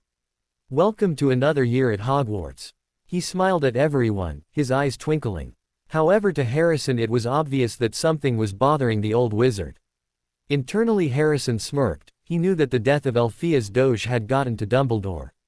To infuriate Dumbledore more, Elphia's body had been delivered in pieces to several important light-sided Ministry members, including Amelia Bones. According to Snape, Dumbledore had begun trying to recruit into the Order as quickly as he could. "Before you become befuddled by our excellent feast, I have a few announcements to make. I am pleased to welcome 2 new teachers to our ranks this year. First, Professor Lupin, who has kindly consented to fill the post of Defense Against the Dark Arts teacher." There was some scattered, rather unenthusiastic applause. No one at the Slytherin table even bothered to clap. Professor Lupin looked particularly shabby next to all the other teachers in their best robes. "Sev looks furious," Leo pointed out. Harrison looked at Snape. The potions professor was staring at Lupin with pure loathing. "This year is going to be interesting." Genuine amusement noticeable in Leo's tone. "Remember what our fathers told us?" Harrison whispered back. They hated each other growing up. The Marauders made Sev's life hell when he was at Hogwarts. I don't blame him for hating Lupin, although he should be less obvious about it.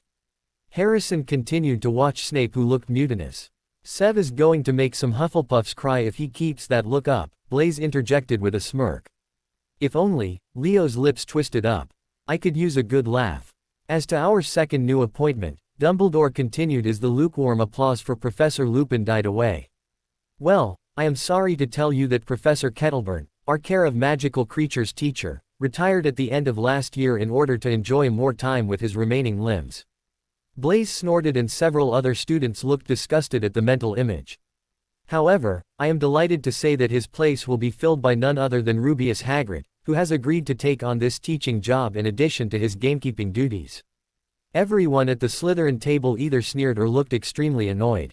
No one in Slytherin house liked the half-giant. However, the cheering coming from the Gryffindor table was tumultuous. He could see Ron and his 2 best friends, Seamus and Dean, cheering loudly. Ginny was smiling and waving enthusiastically at Hagrid. Harrison looked at the staff table to see Hagrid, who was ruby red in the face and staring down at his enormous hands, his wide grin hidden in the tangle of his black beard. As Dumbledore started speaking again, he saw that Hagrid was wiping his eyes on the tablecloth. He sneered before his face once more became a blank mask. "Disgusting," Pansy whispered quite audibly. Dumbledore's smile then became fixed and his twinkling eyes dimmed. "Also, this year 2 big changes are going to occur courtesy of the Ministry of Magic," Dumbledore announced. Murmurs broke out around the hall. Everyone knew about the new supposed High Inquisitor. After all, it had been all over the Daily Prophet since the end of the previous school year. "I am sorry to announce that Professor Binns will no longer be teaching history of magic." A loud whoop came from the Gryffindor table courtesy of the Weasley twins. Soon the whispers grew much louder as excited talk broke out. The Ravenclaws looked interested at the news. "Silence," Dumbledore commanded as he held up his hands. The great hall quietened down. History of magic will now be taught by Professor Crouch Jr. The Slytherin and Ravenclaw tables burst into loud applause, causing some of the Gryffindors to look warily or accusingly at Barty, including Ron and his friends. More whispers broke out, this time because the son of the ex-head of the Department of Magical Law Enforcement was teaching at Hogwarts. Dumbledore once more held his hands up for silence.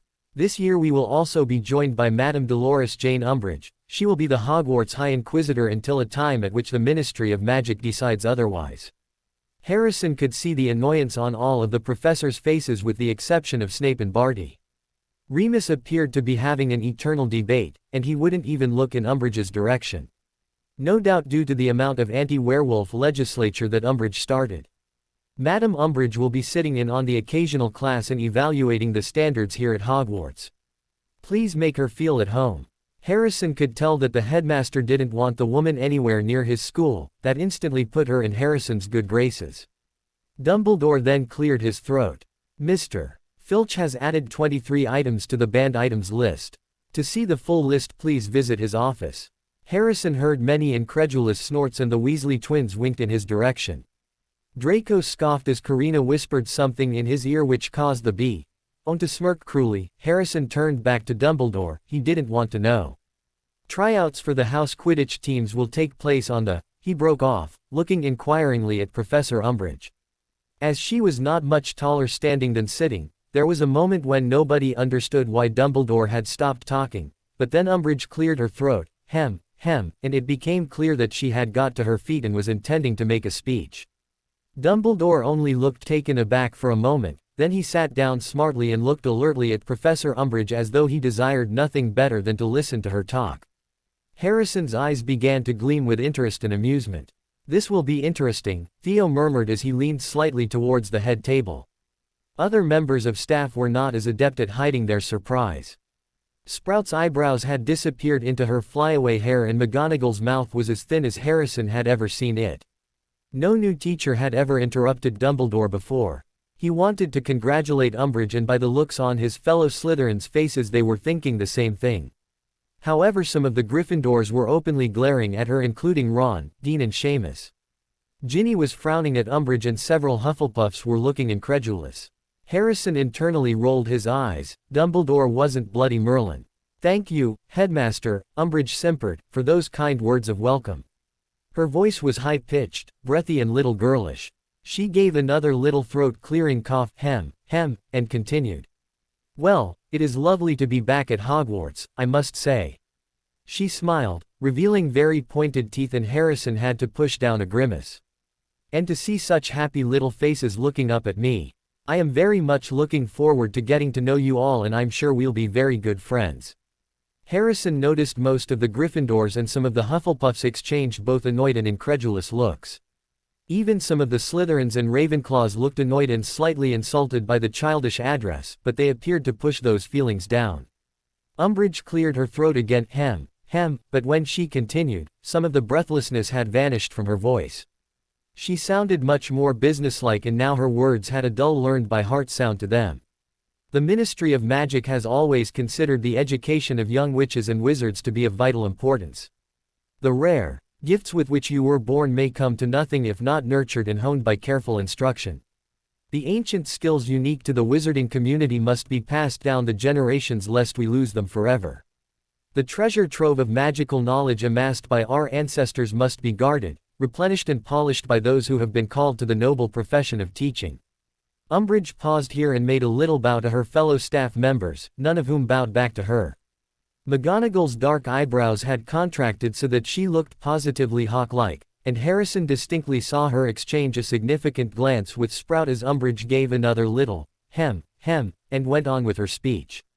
Harrison felt a flicker of annoyance at the coughing sound. It was irritating. Every headmaster and headmistress of Hogwarts has brought something new to the weighty task of governing this historic school, and that is as it should be, for without progress there will be stagnation and decay. There again, Progress for progress's sake must be discouraged, for our tried and tested traditions often require no tinkering. A balance, then, between old and new, between permanence and change, between tradition and innovation. Harrison found his attentiveness ebbing. He may like that she was here in support of the dark, but that didn't mean she wasn't boring. The quiet that always filled the great hall when Dumbledore was speaking was breaking up as students put their heads together, whispering and giggling. Over on the Ravenclaw table he saw Cho Chang talking animatedly to her friends. A few seats along from Cho, Luna was staring up at the enchanted ceiling that was a pitch black with twinkling yellow stars. Meanwhile, at the Hufflepuff table Ernie Macmillan was one of the few still staring at Professor Umbridge, but he was glassy-eyed and Harrison was sure he was only pretending to listen in an attempt to key up. Harrison rolled his eyes. He couldn't stand that pretentious teacher's pet. Professor Umbridge did not seem to notice the restlessness of her audience. Harrison had the impression that a full-scale riot could have broken out under her nose and she would have plowed on with her speech. The teachers, however, were still listening very attentively, because some changes will be for the better, while others will come, in the fullness of time, to be recognized as errors of judgment. Meanwhile, some old habits will be retained, and rightly so, whereas others, outmoded and outworn, must be abandoned. Let us move forward, then, into a new era of openness, effectiveness and accountability, intent on preserving what ought to be preserved, perfecting what needs to be perfected, and pruning wherever we find practices that ought to be prohibited. Umbridge sat down, her pointed teeth smiling wide. Dumbledore clapped. The staff followed his lead, though Harrison noticed that several of them brought their hands together only once or twice before stopping. A few students joined in, but most had been taken unawares by the end of the speech, not having listened to more than a few words of it, and before they could start applauding properly, Dumbledore had stood up again. "Thank you very much, Professor Umbridge, that was most illuminating," he said, bowing to her. Harrison could see a hard glint in his eyes before they began to twinkle once more, but he was sure he was one of the very few if not the only one to notice. Harrison felt smug. He knew that Umbridge and Barty being at Hogwarts would annoy and anger the headmaster. Dumbledore was one of the few people to believe Barty was a Death Eater, and although Harrison was sure he didn't suspect Umbridge, Dumbledore obviously didn't like her. Either because of the laws Umbridge had passed or because of why she was at Hogwarts, it was most likely a mixture of both. Now, as I was saying, Quidditch tryouts will be held. Harrison tuned out the rest of Dumbledore's speech. Instead he chose to watch as the staff members kept glancing at Umbridge. He had the impression that none of them liked her. That would prove to make this year interesting. After what seemed like an eternity but was in reality only 5 minutes, Dumbledore raised his hands, the silver stars on his robes shimmering. "Well, I think that's everything of importance," said Dumbledore. "Let the feast begin." The golden plates and goblets before them filled suddenly with food and drink. Harrison, who hadn't had anything to eat all day besides breakfast, filled his plate with all of his favorite foods. It was a delicious feast. The great hall echoed with talk, laughter, and the clatter of knives and forks. Harrison spent dinner discussing Quidditch with Draco and answering any questions that Astoria, Karina, Orion and Hyperion had for him about classes. At long last, when the last morsels of pumpkin tart had melted from the golden platters, Dumbledore gave the word that it was time for them all to go to bed. Leo began walking towards the great hall doors, students pushing annoyingly past him in order to get to their dormitories. Leo sneered at the careless way his fellow students, Gryffindors in particular, showed no respect in the way they ran into him. He was the heir to the Lestrange fortune, and a member of the best house at Hogwarts. People needed to learn to respect their betters. "Watch where you're going," Blaise hissed. Leo turned to see Ginny sprawled on the ground. She was staring wide-eyed at a glaring Blaise. Leo's sneer instantly morphed into a smirk. He knew the youngest Weasley had a crush on Blaise. "Oh, it's the Weaselette." Ginny turned red as Pansy and Jenna giggled. Leo could see his twin staring disgustedly at Ginny, her eyes showing a calculating gleam. Leo's eyes scanned the crowd looking for Ron. He was surprised to find that he wasn't in his line of sight. Ever since the Chamber of Secrets incident the previous year, Ron was usually near Ginny. Leo's eyes landed on Harrison, who was speaking in hushed tones to Draco. Neither seemed to be paying much attention to what was going on with Ginny. Draco's eyes kept flicking up to the head table, and Leo assumed they were talking about the staff appointments. Sorry, Ginny mumbled as she scrambled up. I didn't see you. That, Blaze snapped, is obvious. What's going on here? Anastasia asked, coming up behind her brother, her head girl badge shimmering. Blaze ignored his sister's questions as he continued to glare at the second year. The little Gryffindor is apparently unable to watch where she's walking, Cass chimed in. A smirk playing on her lips, the calculating look still in her eyes. Anastasia pursed her lips, her long raven hair pulled into a low ponytail which swung around when her gaze switched to Cass. Very well, Anastasia said as she turned to Ginny. Go to your common room. Ginny nodded, her face and neck as red as her hair. Leo's smirk stayed plastered on his face due to the girl's obvious discomfort. The rest of you come on, Anastasia said to the third-year Slytherins as she brushed her bangs out of her face, showing off her blood-red nails. The first night of school, everyone needs to be back to the common room as soon as the feast ends. Ginny looked at Blaze one last time before practically running out of the Great Hall, leaving behind a laughing Pansy, Jenna, Daphne, Tracy and Cass. Mon Wed. 9-10:30, Ancient Runes Slytherin and Ravenclaw. 11-12:30, Arithmancy Slytherin and Hufflepuff. 130-330, Defense Against the Dark Arts Slytherin and Gryffindor. 4-530, Herbology Slytherin and Ravenclaw. Tuesday-Thursday. 9-12, Potions Slytherin and Gryffindor. 130-330, Transfiguration Slytherin and Hufflepuff. 4-530, Charms Slytherin and Hufflepuff. Friday. 9-10, History of Magic Slytherin and Ravenclaw. 10:30-12:30, Care of Magical Creatures Slytherin and Gryffindor. Wednesday. Midnight-1, Astronomy Slytherin only. Breakfast. 7:30-9. Lunch. 1230-130. Dinner. 6-7. We have defense with the Gryffindors this year, Blaze pointed out. Harrison didn't respond as he once more scanned his schedule. Defense with the Gryffindors didn't seem like Dumbledore's brightest idea. Potions caused enough accidents, let alone a class where the students occasionally participated in mock duels. He didn't need to be a seer to be able to foresee Madame Pomfrey getting more patients this year. Pansy complained. Not only is Hagrid the Care of Magical Creatures professor, but we have that class with the Gryffindors. Hagrid will probably be as biased as Sev, Daphne added. I only like biased people when it's in my favor, Leo said as he poured cinnamon over his porridge. Cass rolled her eyes as she flipped through their arithmancy textbook. I have ancient runes first, Tracy told them. We all do, Daphne said.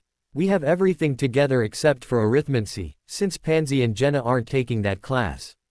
Jenna and I aren't taking Care of Magical Creatures either, Pansy reminded the Bee-owned.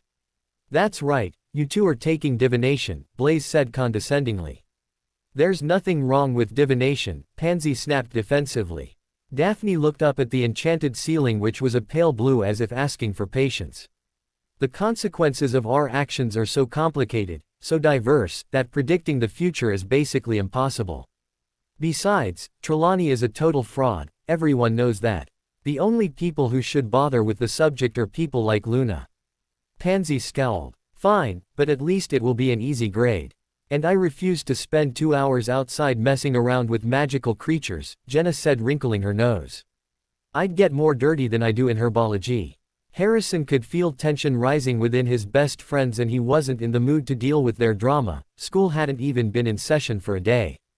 Ancient Runes starts soon, and I want to beat the Ravenclaws to the good seats. 10 minutes later Harrison walked into the Ancient Runes classroom. The Ravenclaws were already seated, apparently they hadn't left early enough. Harrison felt like he had been transported to Egypt as he took in the classroom. The walls were covered in various ancient runes, some beginner ones and others more advanced. The walls were a sand-colored stone and wooden torches lit the room. A tall thin woman wearing tan robes stood in front of the classroom behind a light wood desk. Her dull brown hair was pulled into a tight bun. The professor wore a stern look that wouldn't look out of place on McGonagall. Harrison immediately spotted Hermione, who beamed at him. He took a seat next to her and pulled out his book. Now that everyone is seated, we can begin. I am Professor Bathsheba Babbling and I am the Ancient Runes professor at Hogwarts, Babbling told them, her voice crisp. This year I will introduce you all to the subject. Before I do so, I want you all to think about whether or not you wish to be here. If you do not want to be here, then I suggest you leave this instant. Brown eyes scanned the room like a hawk. Ancient runes is a difficult subject that requires time and effort. Every class 1 will assign reading and an assignment to go with it. If you are not willing to put in extra effort, then I will tell you now. She paused, her lips thinning. Then you will fail. Harrison saw Hermione lean forward and his lips twitched. No one is leaving. The students remained silent. Terry and Anthony looked insulted that a professor would insinuate they weren't willing to put in effort. Good, I can now begin today's lesson. An hour and a half later, Harrison exited the classroom, his classmates conversing around him. Harrison himself had enjoyed the lesson even though he had already learned ancient runes. The professor had made the lesson interesting, and Harrison liked her no-nonsense attitude. She reminded him of Electo Caro in the way she taught. Babbling had assigned them to read 30 pages of their ancient runes textbook and write a 2-foot-long essay on what they read. They also had to copy a page of runes onto parchment for practice. Since Harrison already knew ancient runes, it would be easy for him. We have divination, Pansy said as she looked down at her schedule. We'll see you guys at lunch. Harrison and his friends bid Pansy and Jenna goodbye as they walked to the arithmancy classroom. Harrison had been looking forward to arithmancy since he signed up for the class. Septima Vector, the arithmancy professor, had been in Ravenclaw when she attended Hogwarts and had gone on to work in the Department of Mysteries before joining the Death Eaters along with her older brother. Tom ordered Vector to apply for a teaching position at Hogwarts, and Dumbledore was eager to hire her. After all, she had been head girl, top of her year, and she had a master's in arithmancy and ancient runes. Vector had been providing Tom with inside information for years thanks to her position at Hogwarts. Harrison had met the woman several times. She was a good person to hold an educated conversation with. Harrison walked into the arithmancy classroom and his eyebrows rose into his hairline. The room didn't look like it belonged at Hogwarts. The classroom was circular and the floors were made of bright white marble that seemed to glow. The walls were gold with a bronze trim around the ceiling. Instead of a chandelier or torches, balls of white light hung around the ceiling, bobbing up and down slowly as though they were moving along waves. Long tables filled one side of the room. Odd trinkets sat on some while others were covered with gold or other less used forms of cauldrons. There were several posters on the walls near the long tables of famous alchemists including Nicholas Flamel. The other side of the room had single oak desks that faced an ornately carved much larger desk, behind which sat a beautiful woman in her early 30s. Professor Vector had shoulder-length black hair, creamy skin and silvery gray eyes. As the Slytherins and Hufflepuffs enrolled in the class sat down, the professor stood up. Vector appeared to be around 5.5 feet and she was wearing blood-red robes that brought out her eyes. Harrison's attention was pulled from Vector when he felt someone standing next to him. He turned and saw Susan smiling brightly at him. He stood up and wrapped his arms around his girlfriend. Harrison surprised Susan by dotting her earning fake dotting noises from Blaze and a glare from Ernie, Zacharias and Justin. Susan blushed as a grinning Harrison pulled away. Harrison could see Vector watching them out of the corner of his eye. He glanced in her direction and she inclined her head in greeting. A blushing Susan took the seat nearest Harrison while the latter smirked at the 3 glaring Hufflepuffs. Zacharias looked murderous while Ernie and Justin exchanged angry looks. Everyone sit down, Vector instructed as she walked around her desk. Pointed silver heels poked out from beneath her robes. For those of you who don't know me, I am Professor Septima Vector, and I will be your professor in arithmancy for at least the next 3 years. For those of you who pass the arithmancy owl and choose to continue this subject, I will once again be your professor. The class watched as she waved her wand to conjure a blackboard. Arithmancy is one of the hardest subjects to learn, and it is necessary to fully understand the subject in order to learn more advanced subjects such as alchemy. With a wave of her wand, the blackboard was filled with tiny neat handwriting. Everyone pull out parchment and a quill. You have 5 minutes to write this all down. Pansy emerged into the strangest looking classroom she had ever seen. In fact, it didn't look like a classroom at all, more like a cross between someone's attic and an old-fashioned tea shop. Pansy felt like she had walked into a second-hand shop, the sort of place people like the Weasleys would go to. At least 20 small, circular tables were crammed inside it, all surrounded by chintz armchairs and fat little poofs. Everything was lit with a dim, crimson light, the curtains at the windows were all closed, and the many lamps were draped with dark red scarves. It looked as though someone closet had ejected all of its contents. It was stiflingly warm, and the fire which was burning under the crowded mantelpiece was giving off a heavy, sickly sort of perfume as it heated a large, copper kettle. Pansy reached up to loosen her tie, she was already beginning to sweat. The shelves running around the circular walls were crammed with dusty-looking feathers, stubs of candles, many packs of tattered playing cards, countless silvery crystal balls, and a huge array of teacups. "What a horrid stench," Jenna whispered, wrinkling her nose in disgust. "I can taste that awful perfume, or whatever it is." Before Pansy could reply, a soft, misty voice came from the back. "Welcome," it said. "How nice to see you in the physical world at last." Pansy grimaced as Professor Trelawney came into view. Trelawney moved into the firelight, and they saw that she was very thin. Her large glasses magnified her eyes to several times their natural size, and she was draped in a gauzy-spangled shawl. Innumerable chains and beads hung around her spindly neck, and her arms and hands were encrusted with bangles and rings. Pansy had only seen the professor several times before. The woman rarely ever ate in the great hall. "Sit, my children, sit," she said, and they all clambered awkwardly into armchairs or sank onto poufs. Pansy and Jenna sat around a round table by themselves. The chair Pansy was sitting on was lumpy and uncomfortable. Pansy scowled as she shifted around trying to get comfortable. "Welcome to divination," said Trelawney, who had seated herself in a winged armchair in front of the fire. "My name is Professor Trelawney. You may not have seen me before. I find that descending too often into the hustle and bustle of the main school clouds my inner eye." "Inner eye," Pansy muttered to Jenna, who rolled her eyes.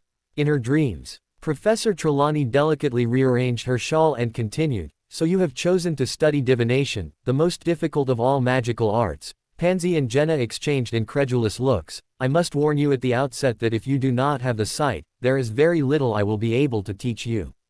Books can only take you so far in this field. Many witches and wizards, talented though they are in the area of loud bangs and smells and sudden disappearing, are yet unable to penetrate the veiled mysteries of the future," Professor Trelawney went on, her enormous, gleaming eyes moving from face to nervous face. "It is a gift granted to few. You, boy," she said suddenly to Crab, who almost toppled off his pouf, "is your father well?" "I think so," said Crab, looking confused. "I wouldn't be so sure if I were you, dear," said Professor Trelawney, the firelight glinting on her long emerald earrings. Pansy covered up a snort with a cough as Crab looked worriedly at Goyle. "We will be covering the basic methods of divination this year. The first term will be devoted to reading the tea leaves. Next term we shall progress to palmistry. By the way, my dear," she shot suddenly at Pansy, who looked taken aback, "beware a red-headed man." "What a load of tosh," Jenna murmured before smirking and leaning her head towards Pansy's. "Maybe you and Ron Weasley will get into a lover's quarrel." Pansy's eyes widened as she scowled. "That's disgusting," Pansy hissed quietly. "In the summer term," Professor Trelawney went on, "we shall progress to the crystal ball, if we have finished with fire omens, that is. Unfortunately, classes will be disrupted in February by a nasty bout of flu. Students always get sick around February," Jenna mumbled to Pansy, who nodded her head. "I myself shall lose my voice," Trelawney said with an incline of her head. "Oh, thank Merlin," Pansy whispered to an amused Jenna. "And around Easter, one of our number will leave us forever." A very tense silence followed this pronouncement, but Professor Trelawney seemed unaware of it. "I wonder, dear," she said to Millicent, who was nearest and shrank back in her chair, "if you could pass me the largest silver teapot." Millicent, looking relieved, stood up, took an enormous teapot from the shelf, and put it down on the table in front of Professor Trelawney. "Thank you, my dear. Incidentally, that thing you are dreading, it will happen on Halloween." Millicent's eyes went wide and Pansy suppressed a snort at the expense of her dorm mate. "Now, I want you all to divide into pairs. Collect a teacup from the shelf, come to me, and I will fill it. Then sit down and drink until only the dregs remain. Swill these around the cup 3 times with the left hand, then turn the cup upside down on its saucer, wait for the last of the tea to drain away, then give your cup to your partner to read. You will interpret the patterns using pages 5 and 6 of Unfogging the Future. I shall move among you, helping and instructing." When Pansy and Jenna had their teacups filled, they went back to their table and tried to drink the scalding tea quickly. They swilled the dregs around as Professor Trelawney had instructed, then drained the cups and swapped them. "Okay," said Jenna, as they both opened their books at pages 5 and 6. "What can you see in mine?" "A bunch of soggy tea leaves," said Pansy dryly. The heavily perfumed smoke in the room was making her feel sleepy, and her boredom wasn't helping. "Broaden your mind, my dears, and allow your eyes to see past the mundane," Professor Trelawney cried through the gloom. "Oh yes, we must broaden our inner eye," Pansy said in a perfect imitation of Trelawney, her fingers wiggling and her movements over-exaggerated. Pansy and Jenna looked at each other and burst into laughter. After lunch, which had been spent discussing their new classes and professors, all of the third-year Slytherins walked to the Defense Against the Dark Arts classroom. Professor Lupin wasn't there when they arrived, so they all sat down in the back of the classroom. Like Harrison's first 2 years, the classroom looked different since there was a new teacher. The room was filled with posters of dark creatures, and a Grindylow was swimming around in a tank on Remus' desk. The Gryffindors soon walked in, Ron, Dean and Seamus glaring at the Slytherins as they did so. Neville smiled when he saw Harrison and took the seat on his left that the latter had saved for him. Harrison was glad that Neville didn't change how he acted around him after learning who Harrison's father was. After exchanging greetings, Remus walked in. He smiled vaguely and placed his tatty old briefcase on his desk. He was as shabby as ever but looked healthier than he had on the train, as though he had had a few square meals. "Good afternoon," Remus said. "Would you please put all your books back in your bags? Today's will be a practical lesson. You will need only your wands." A few curious looks were exchanged as the class put away their books. They had never had a practical defense against the dark arts class before, unless you counted the memorable class last year when their old teacher had brought a cage full of pixies to class and set them loose. Harrison doesn't like the man, but if the lesson was going to be a practical one, then he was going to like him more than Lockhart or Quirrell. And if he was able to, accidentally, curse Ron in the process, then it would be even better. "Right then," said Remus, when everyone was ready. "If you'd follow me." Puzzled but interested, the class got to its feet and followed Professor Lupin out of the classroom. He led them along the deserted corridor and around a corner, where the first thing they saw was Peeves the poltergeist, who was floating upside down in midair and stuffing the nearest keyhole with chewing gum. Peeves didn't look up until Remus was 2 feet away, then he wiggled his curly-toed feet and broke into song. "Loony, Loopy Lupin," Peeves sang. "Loony, Loopy Lupin, Loony, Loopy Lupin." Rude and unmanageable as he almost always was, Peeves usually showed some respect toward the teachers. Harrison suppressed a snort. Draco, however, didn't bother to suppress his. Blaze leaned up against the stone wall and crossed his arms over his chest, amusement dancing in his eyes. Everyone looked quickly at Remus to see how he would take this. To their surprise, he was still smiling. Harrison's eyes took on a calculating glint. He knew that Remus was most likely going to attempt to impress the class.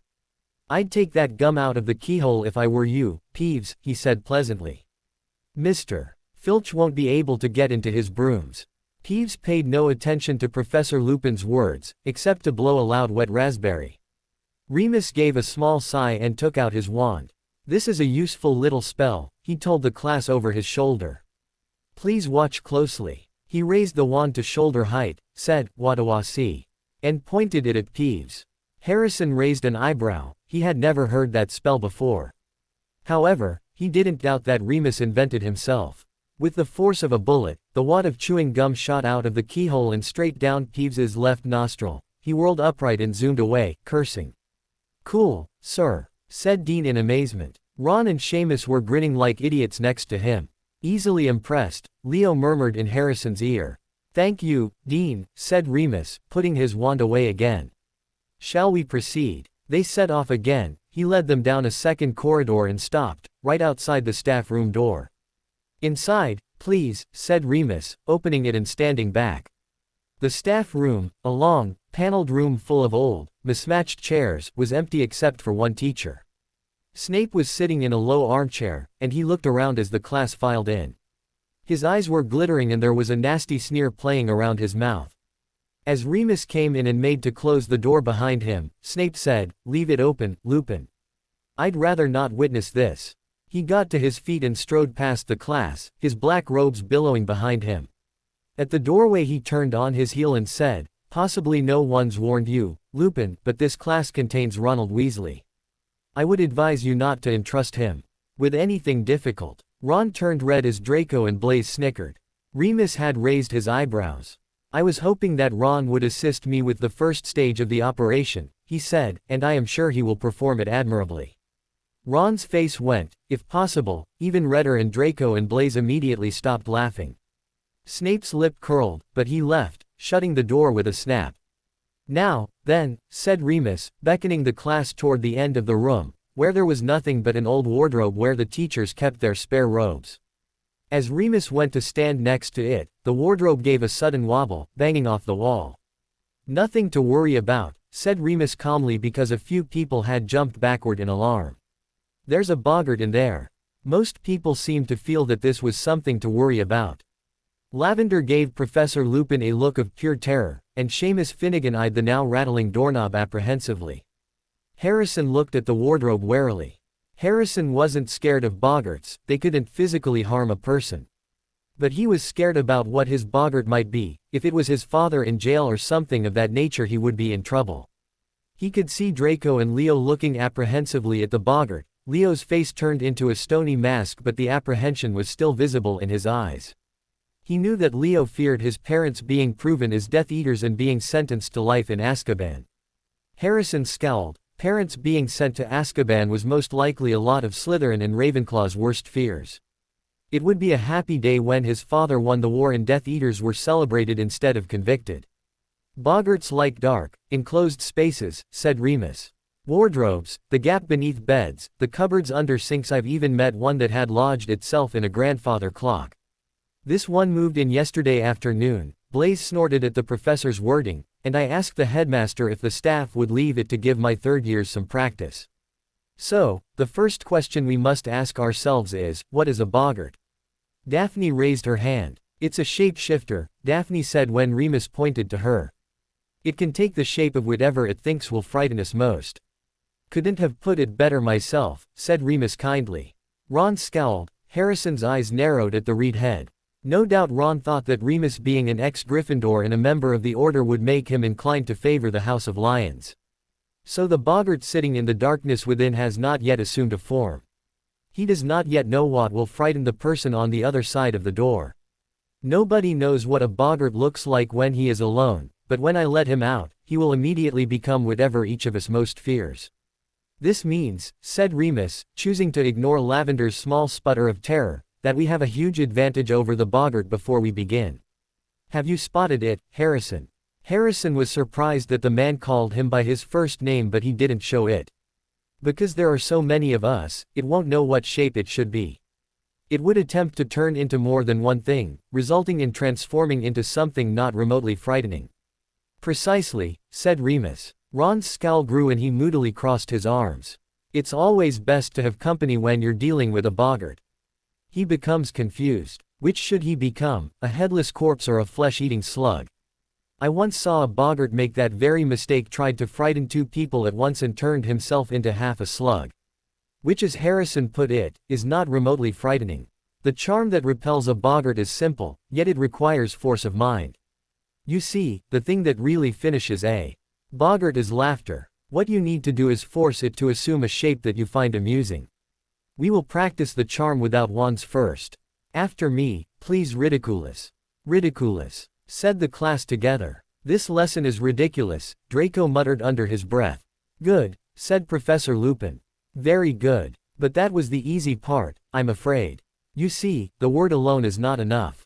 And this is where you come in, Ron." The wardrobe shook again, as Ron looked nervously at Remus. "Right, Ron," said Remus. "First things first. What would you say is the thing that frightens you most in the world?" Ron's lips moved, but no noise came out. "I didn't catch that, Ron, sorry," said Remus. Ron looked around rather wildly, as though begging someone to help him, then said, in barely more than a whisper, "Spiders." The Slytherins laughed as memories of last year's welcoming feast entered their minds, causing Ron to turn redder than his hair. Remus looked thoughtful. "Okay, Ron. When the boggart comes out, it will take the shape of a spider." Ron's red face went pale. You must think of something to make the spider funny, picture it clearly in your mind's eye and you will raise your wand thus. He flicked his wand, and cry, ridiculous, and concentrate hard on making the spider funny. There was a great shout of laughter from the Slytherins as the wardrobe wobbled more violently. If Ron is successful, the boggart is likely to shift his attention to each of us in turn, said Remus. I would like all of you to take a moment now to think of the thing that scares you most, and imagine how you might force it to look comical. The room went quiet. Harrison thought, what scares me the most? Losing my father, or anyone I love, my best friends, Aunt Sissy, Aunt Bella, Uncle Lucius. Dumbledore winning and my dad losing. Harrison scowled at the thought. He didn't want to partake in this lesson. Harrison looked around noticing that people had their eyes shut tight. He could hear Ron muttering to himself, take its legs off. Harrison smirked. He knew that Ron had become even more terrified of spiders after the incident in the Great Hall. Everyone ready, said Professor Lupin. Ron, we're going to back away, he said. Let you have a clear field, all right. I'll call the next person forward, everyone back, now, so Ron can get a clear shot. They all retreated, backed against the walls, leaving Ron alone beside the wardrobe. He looked pale and frightened, but he had pushed up the sleeves of his robes and was holding his wand ready. On the count of 3, Ron, said Remus, who was pointing his own wand at the handle of the wardrobe. 1, 2, 3 now. A jet of sparks shot from the end of Remus' wand and hit the doorknob. The wardrobe burst open. A black spider the size of a small elephant crawled out of the wardrobe, hairy and menacing. Pinchers clicked loud and menacing as Lavender screamed and Jenna took a step back, running into Theo. Ron stared wide-eyed at the spider, his mouth open in a silent scream and his body frozen. Go on, Ron, Remus encouraged. Ron looked like he was going to pass out and Draco was snickering into his hand. Blaze's snort when Ron took a step backwards and tumbled was covered up by the spider's noises. Seamus grabbed Ron's arm and pulled him up as the spider advanced. Seamus and Dean exchanging worried looks as Ron appeared to take a deep breath. Ridiculous. Ron squeaked, his wand hand shaking as he pointed it at the spider. There was a noise like a whip crack. Suddenly bright orange roller blades appeared on the spider and it began to stumble, causing most of the class to laugh. The Gryffindors at the sight of the stumbling spider and the Slytherins at the look of terror on Ron's face. Remus smiled and shouted, Parvati. Forward. Parvati walked forward, her face set. There was another crack, and where the spider had stood was a blood-stained, bandaged mummy. Its sightless face was turned to Parvati and it began to walk toward her very slowly, dragging its feet, its stiff arms rising. Parvati's eyes widened as she leveled her wand at the mummy's chest. Ridiculous, cried Parvati. A bandage unraveled at the mummy's feet, it became entangled, fell face forward, and its head rolled off. Seamus, roared Remus. Seamus darted past Parvati, his wand held steadily in his hand. Crack. Where the mummy had been was a woman with floor-length black hair and a skeletal, green-tinged face, a banshee. She opened her mouth wide and an unearthly sound filled the room, a long, wailing shriek that made the hair on Harrison's head stand on end. Ridiculous, shouted Seamus. The banshee made a rasping noise and clutched her throat, her voice was gone. Theo rubbed his ears as Lavender ran up to face the boggart. Crack. The banshee turned into a rat, which chased its tail in a circle, then crack, became a rattlesnake, which slithered and writhed before crack, becoming a single, bloody eyeball. It's confused, Remus shouted. We're getting there. Dean hurried forward. Crack. The eyeball became a severed hand, which flipped over and began to creep along the floor like a crab. Ridiculous, yelled Dean. There was a snap, and the hand was trapped in a mousetrap. Excellent. Abigail, you next. Abigail Carrow looked startled to be called on, but she moved forward. Crack. A giant manticore appeared and several people screamed. Lavender looked faint. Ridiculous, Abigail bellowed, and the manticore turned pink while everyone laughed, and the boggart exploded, burst into 1,000 tiny wisps of smoke, and was gone.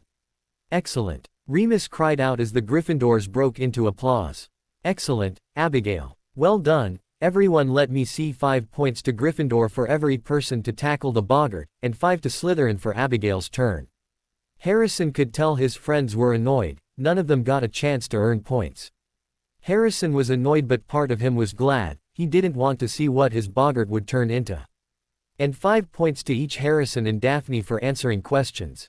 After defense, Harrison and his fellow third-year Slytherins had herbology, much to Jenna's annoyance. They went over safety procedures they would need to follow that year for working with the more difficult plants. After herbology, Harrison and his friends were enjoying their dinner when Dumbledore stood up. Harrison noticed the solemn look on Dumbledore's face and his mind began thinking of every possibility. He knew his father had a raid planned for that evening, but it wasn't supposed to happen until later. Dumbledore raised his hands and the Great Hall fell silent. Draco sent Harrison a curious look and he shook his head. He had no idea what this was about. As you are all aware, several days ago Sirius Black escaped from Azkaban, Dumbledore began and whispers broke out. Harrison noticed Leo and Cass exchange significant looks at the mention of their second cousin. Dumbledore held out his hands for silence. This afternoon it was decided that Hogwarts needed extra protection.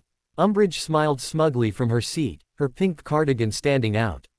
As of this evening, Hogwarts will be playing host to some Dementors, the guards of Azkaban. Several frightened sounds and incredulous looks exploded around the hall. Several people looked as though they were questioning Dumbledore's and the Ministry's sanity. They are stationed at every entrance to the grounds, Dumbledore continued, and while they are with us, I must make it plain that nobody is to leave school without permission. Dementors are not be fooled by tricks or disguises, or even invisibility cloaks. It is not in the nature of a Dementor to understand pleading or excuses. I therefore warn each and every one of you to give them no reason to harm you. I look to the prefects, and our new head boy and girl, to make sure that no student runs foul of the Dementors. Harrison suppressed a snort. Dementors didn't care one sickle if someone was guilty or not. Harrison rolled his eyes when he saw Percy puff his chest out with pride and look around impressively, as though he had just been named supreme ruler of the universe. On a happier note, Dumbledore continued, his features morphing back into that of a jovial grandfather. This Saturday will be the first Hogsmeade trip of the school year. Every common room will have a list of the Hogsmeade dates for the rest of the school year on the house notice boards. For those of you who haven't heard of Hogsmeade privileges, this is something only open to those in third year and above. Dumbledore smiled as his eyes swept over the room. Enjoy the rest of your evening. Dumbledore sat down and began a whispered conversation with McGonagall. Dementors at Hogwarts, Tracy said. I wonder whose idea that was. It certainly wasn't Dumbledore's, Theo murmured. He looked angry just speaking about Dementors. It was most likely Father's, Draco told them. It would make him look like he was trying to protect the students of Hogwarts from a madman while at the same time infuriating Dumbledore. And of course Fudge will agree with Uncle Lucius, Leo smirked. Harrison listened to his friends discuss the Dementors half-heartedly. He was calculatedly watching Dumbledore and McGonagall, who were speaking in quiet whispered. They looked as though they had forgotten where they were.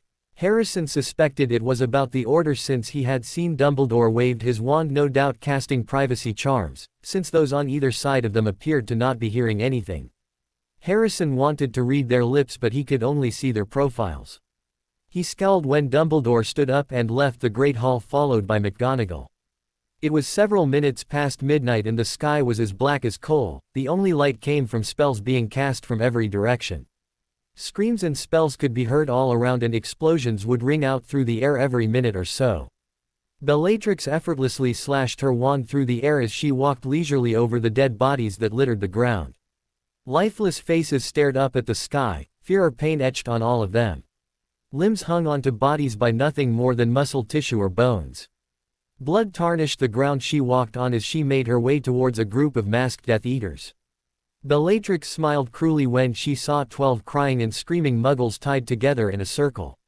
The Muggles struggled at the ropes that held them, causing laughter to echo around the once peaceful Muggle village. Your people once burned us alive, the loud cruel voice of Rabastan rang through Bella's ears. And now we've come to collect payment for that crime. With a flick of his wrist, Rabastan's wand was out, and with another flick a jet of fire was shooting towards the giant conjured tree trunk they were tied around. Suddenly the air was filled with blood-curdling screams, screams of desperation and agony.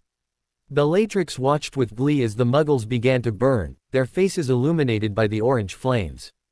The pain they were feeling was almost palpable and the smell of burning flesh filled the air. Jeering and laughing from the Death Eaters was almost as loud as the screams of the tied-up Muggles.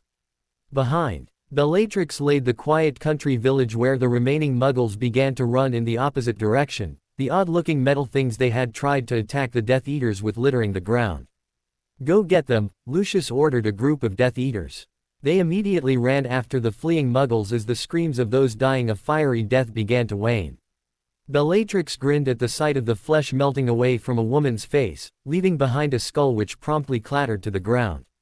The magical fire soon disintegrated the Muggles and the remaining Death Eaters cheered as Bellatrix pointed her wand into the air. Several others pointed their wands into the air emitting green and silver sparks. "Mors Mordra!" Bellatrix bellowed and a green light shot from her wand. The night sky was illuminated by the dark mark floating above the village, a snake slithering through skulls. The cheers of the Death Eaters grew, until more than a dozen pops were heard and jets of red light flew towards them.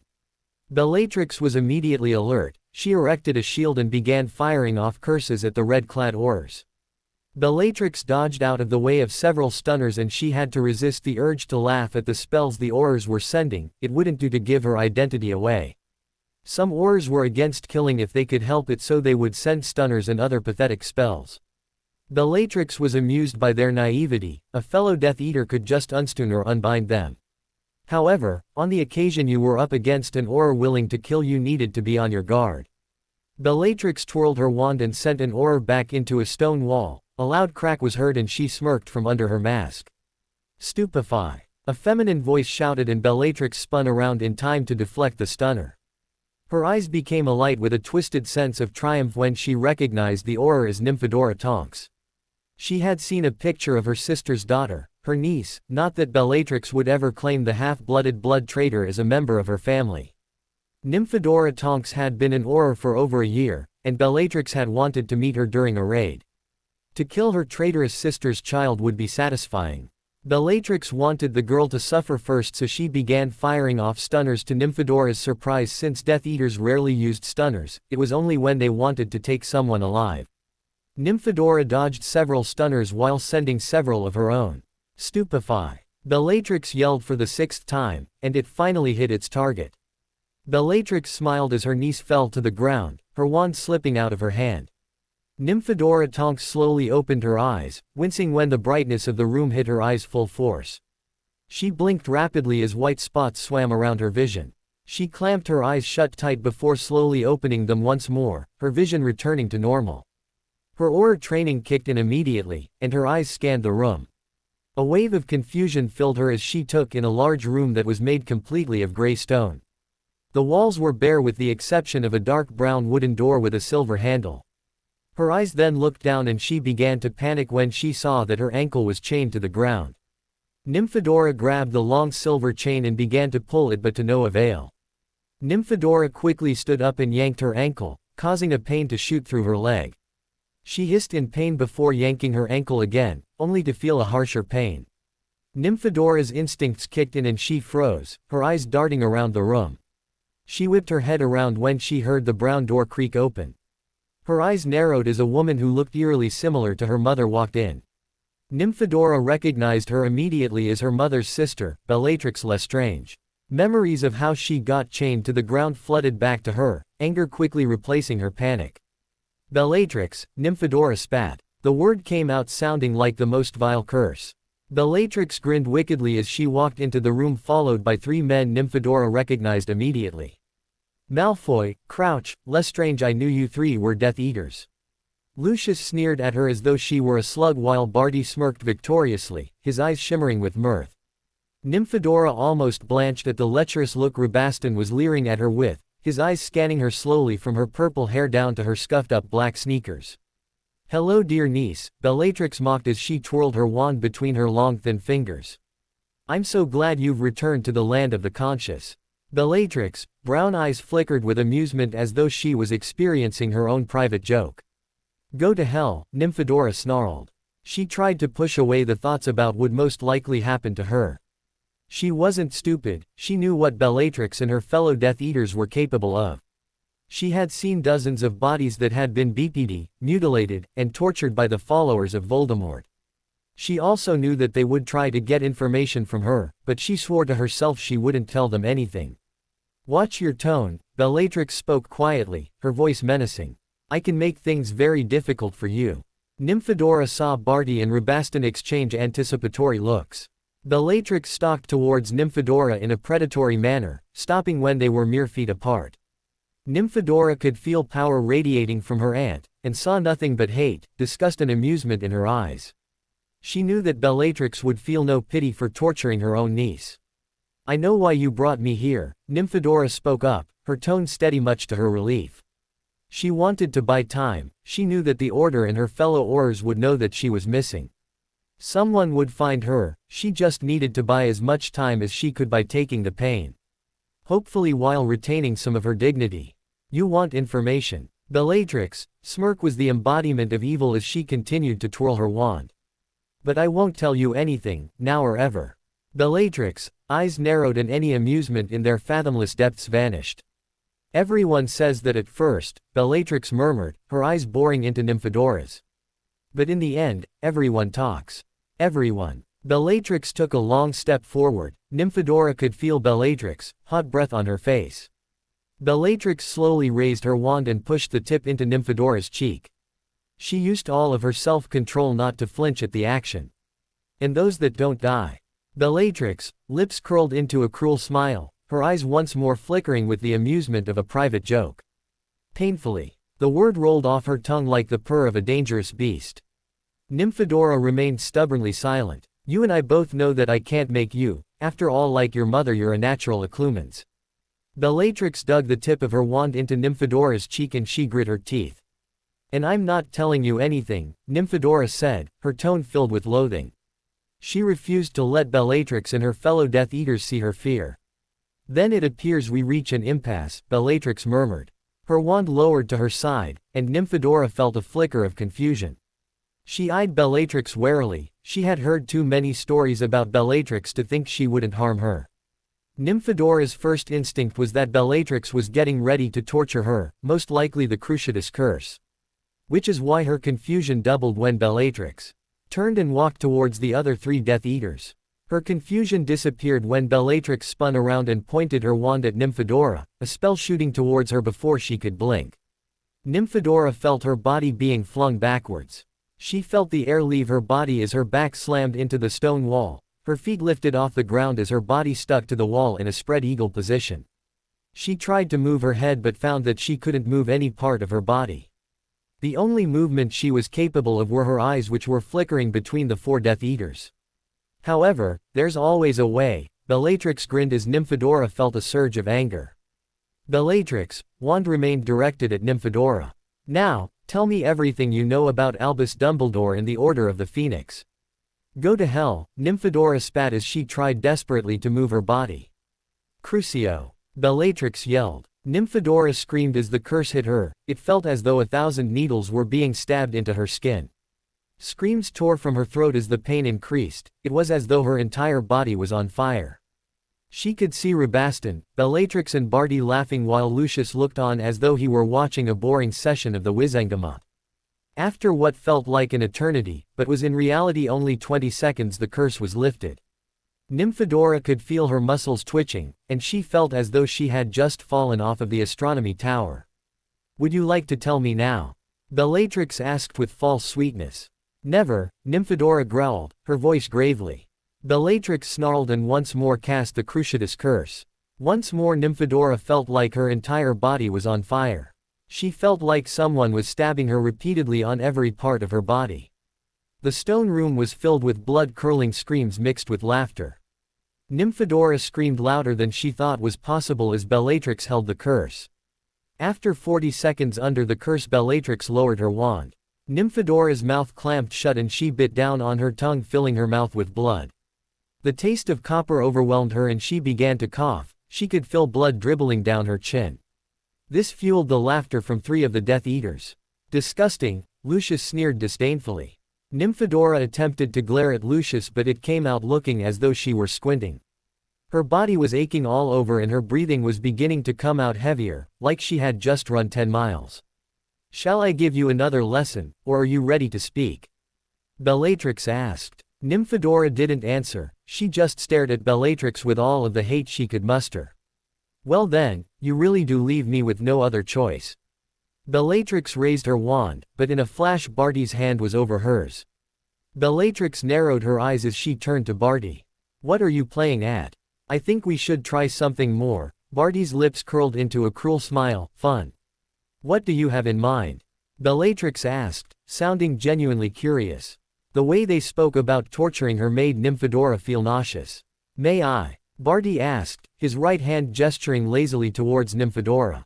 Yes, Bellatrix answered. I'm interested to see if you can get my dear niece to talk.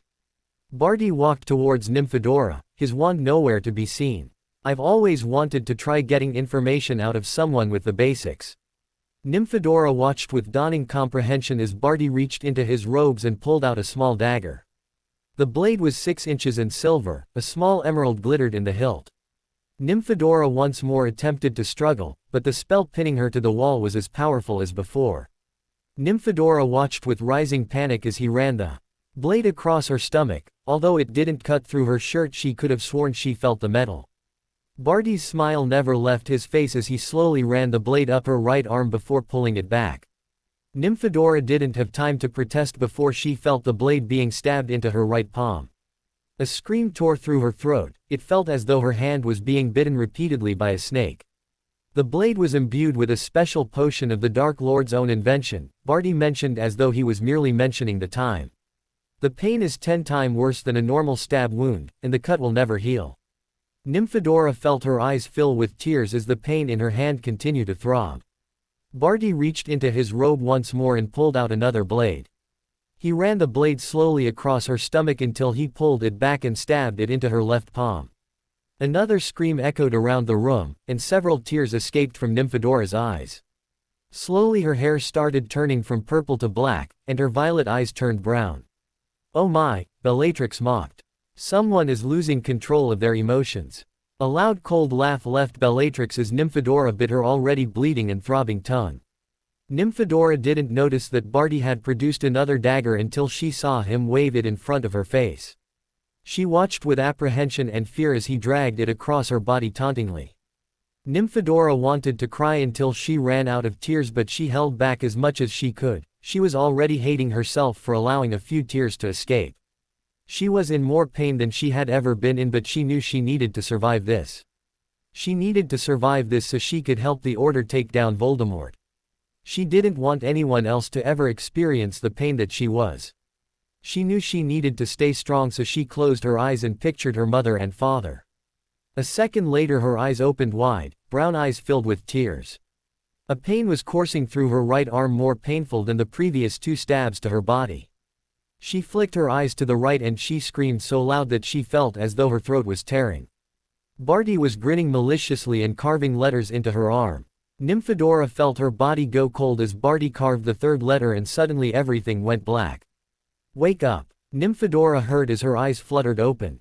She moved her right arm and pain shot through her body. She looked around wildly and saw that she was now laying on the ground, the cool stone floor sending chills through her body. She shot up and hissed in pain. She felt like she had been beaten to a pulp. Her legs twitched from the after effects of the Cruciatus curse and she could still taste blood in her mouth. Look who's awake, Bellatrix said amusedly.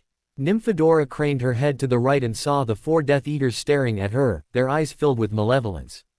She instinctually jumped back and another bout of pain flooded her. Are you ready to talk? Barty asked, his eyes resting on her right arm. Pain shot through her arm. She looked down and her eyes widened in horror. Blood Traitor was carved into her arm. It took up her entire right forearm. It was void of blood and appeared to already be healed over. It looked like a year-old scar. Nymphadora felt faint as horror, disgust and fear filled her down to her core. I think it makes a lovely addition, don't you? You're sick, Nymphadora choked out. Her voice hoarse, and each word caused her throat to tighten with pain.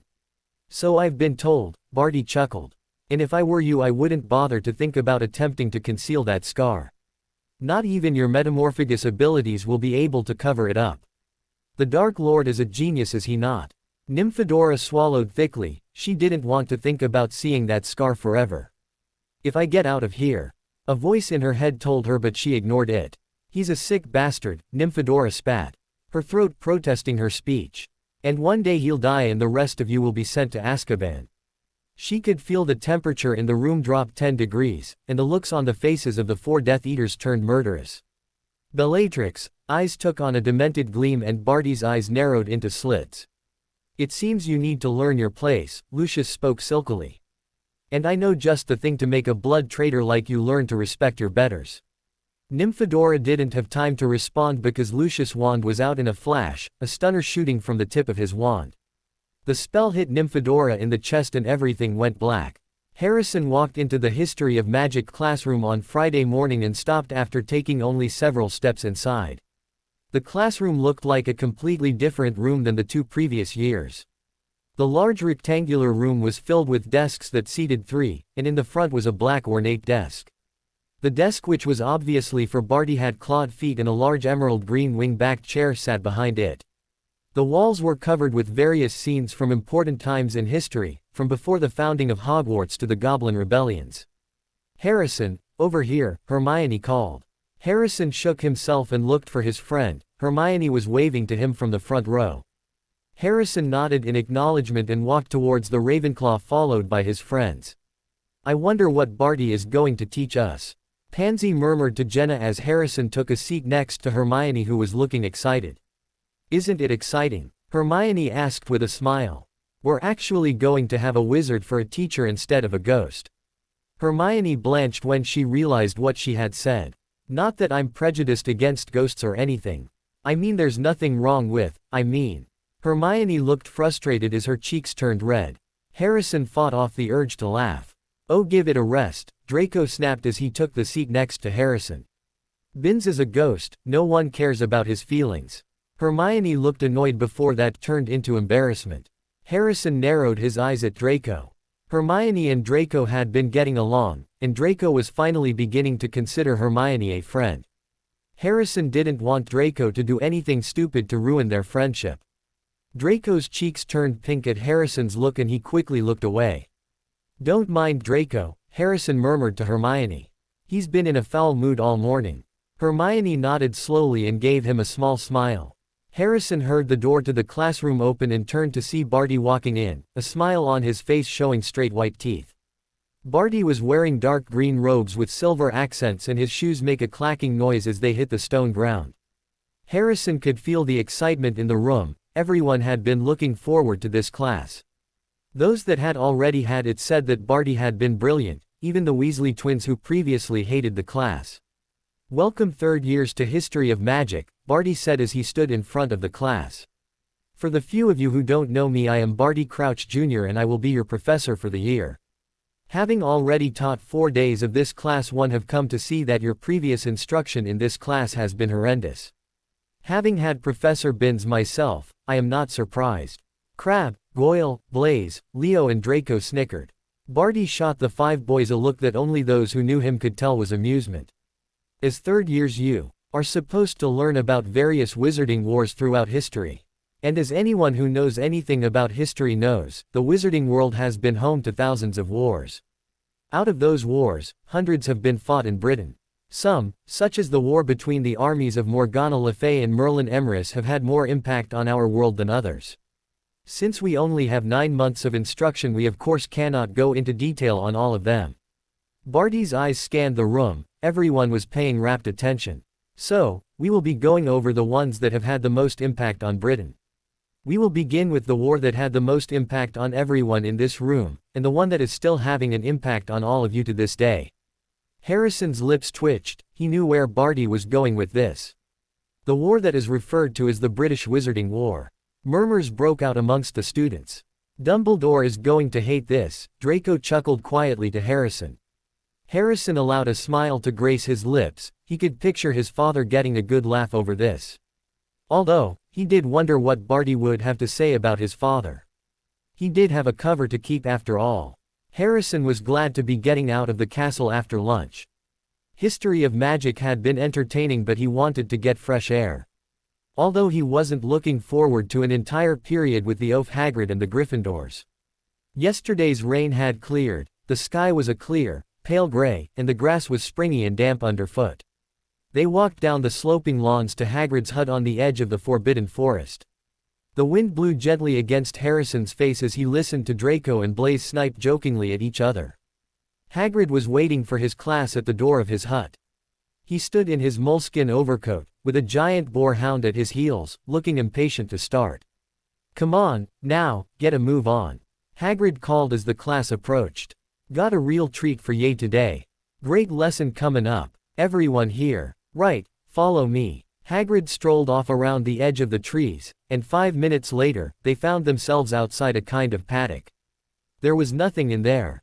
Neville looked at Harrison as though asking him what they were supposed to be looking at. Harrison shook his head. He couldn't see any creature, magical or otherwise. "Everyone gather round the fence here," Hagrid called. "That's it, make sure ye can see now. First thing ye'll want to do is open books." "And how exactly are we supposed to do that?" Draco drawled. Several of the Slytherins chuckled as Ron, Dean and Seamus glared at them. Said Hagrid. "How do we open our books?" Draco asked slowly as though Hagrid was slow. Harrison had to stop himself from laughing at the look of outrage on Ron's face. Harrison took out his copy of the Monster Book of Monsters, which he had bound shut with a black leather belt. Other people took theirs out too. Some had done what he did and had belted their books shut. Others had crammed them inside tight bags or clamped them together with binder clips. Hasn't anyone been able to tear open their books?" said Hagrid, looking crestfallen. Most of the class shook their heads.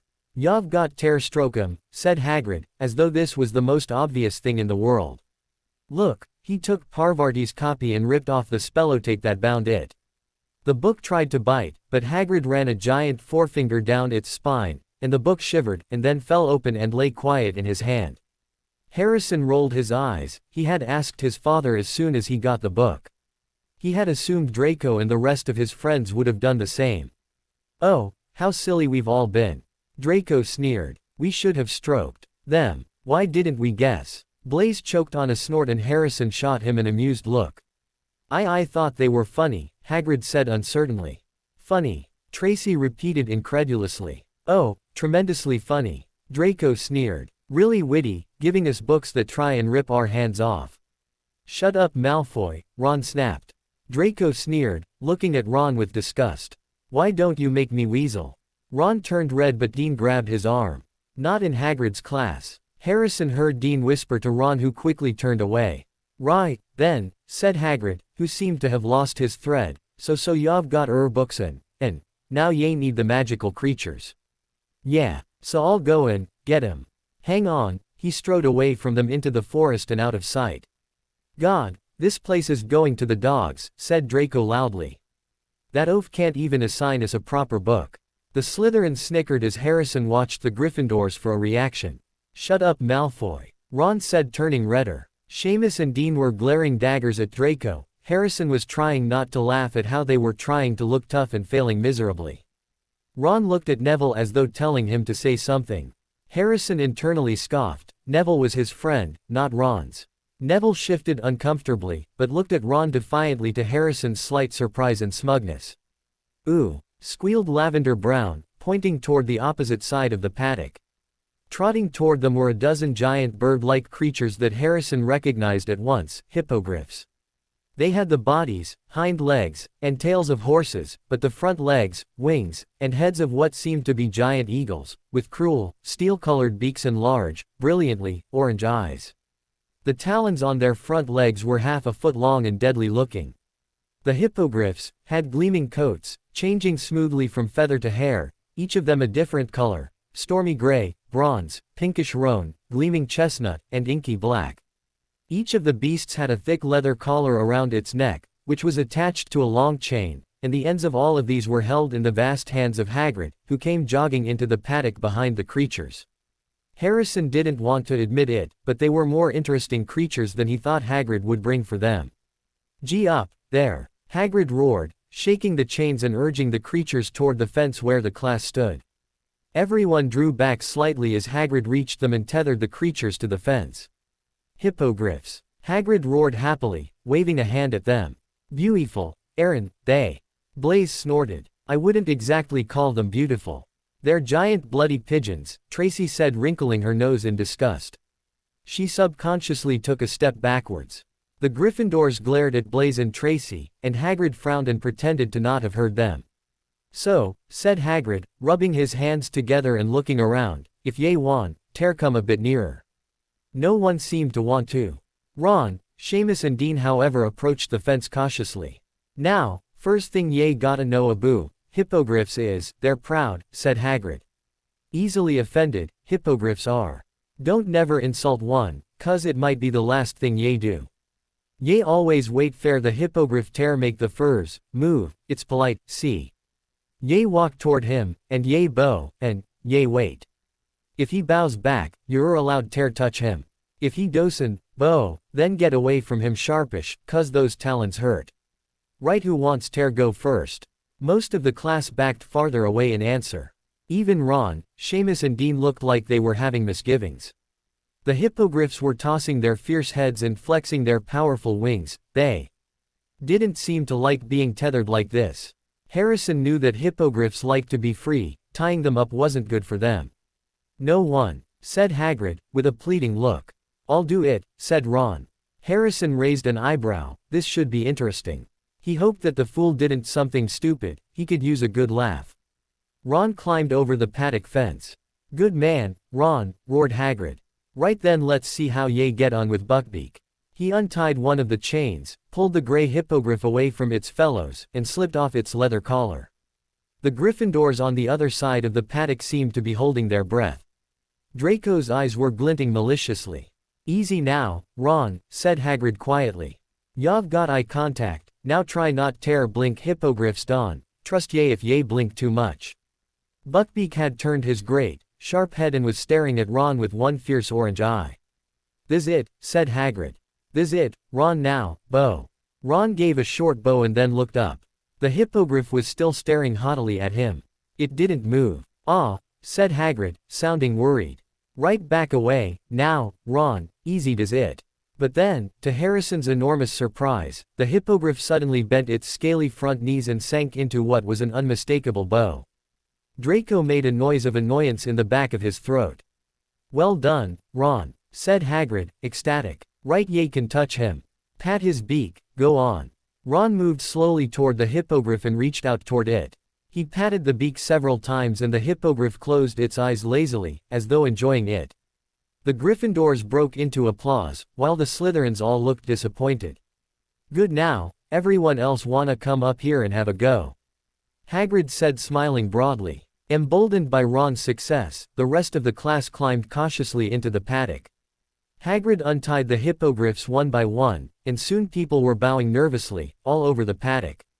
Neville ran repeatedly backward from his, which didn't seem to want to bend its knees. Harrison got the one that Ron had bowed to. The hippogriff bowed and Harrison patted the animal on his head. Once class was over, Hagrid dismissed the class and the students made their way back up to the castle. "That oaf shouldn't be allowed anywhere near the students," Draco sneered. "I thought I told you to shut up, Malfoy," Ron said, walking up behind the Slytherins. "You did," Draco said with a smirk. "But I don't care what you have to say, you filthy little blood traitor." Ron turned red. "Shut up, you spawn of a Death Eater." Draco narrowed his eyes. "Don't you dare talk about my father, Weasley." Ron smiled smugly. "What are you going to do about it?" Draco pulled out his wand and a jet of silver light shot from it. Ron was flung backwards onto the grass. Dean and Seamus ran over to him. "What the hell did you do?" Dean yelled as he tried to help Ron to his feet. Draco smirked. Harrison guessed what he did, and his guess was confirmed when Ron started belching up slugs. "What the?" Seamus yelled before backing away as slime slid down Ron's chin. "Nice use of a non-verbal spell, Draco," Harrison said approvingly, as though the victim of the spell wasn't sitting right in front of them. "Why, thank you, Harrison," Draco said, looking smug. "Well, this has been fun, Weasley, but we really do have to get going." Ron was about to say something when more slugs came pouring out of his mouth. The Slytherins turned around and walked away, laughing all the way to the Great Hall. "I'm sick of Malfoy, Riddle and the rest of those slimy snakes," Ron complained as he lounged in the Gryffindor common room. A fire flickered in front of him, the flames dancing, sparks flickering, and casting an eerie glow over the dark common room. They always get away with everything. They curse us and they get away with it, we curse them and we get caught. It's not fair. I still can't believe Professor McGonagall didn't believe that Malfoy cursed you, Seamus said, shaking his head. His lips pulled into a tight frown. Ron grimaced as he thought about spending hours spitting up giant slimy slugs. He had to brush his teeth 5 times to get the taste out. Mr. Malfoy is a respectful student, Ron said, mimicking his head of house. I spoke with him and he said that you tried to curse him and it backfired. Mr. Longbottom told me the same story. Are you telling me that your housemate is lying? Ron looked sulky as he played with the hem of his 2 short Chudley Cannon's pajama bottoms. 1 week of detention for lying to a professor and attempting to curse a fellow student. Ron scowled as he finished his imitation. Ron was angry that all of professors continued to believe the Slytherins over him. Even when the Slytherins started it, it was him and his friends who got into trouble, and he was sick of it. We need to do something to get them caught in the act, Seamus said, looking between Ron and Dean. Seamus looked around the empty common room as though looking for eavesdroppers. Maybe then the professors will listen to us.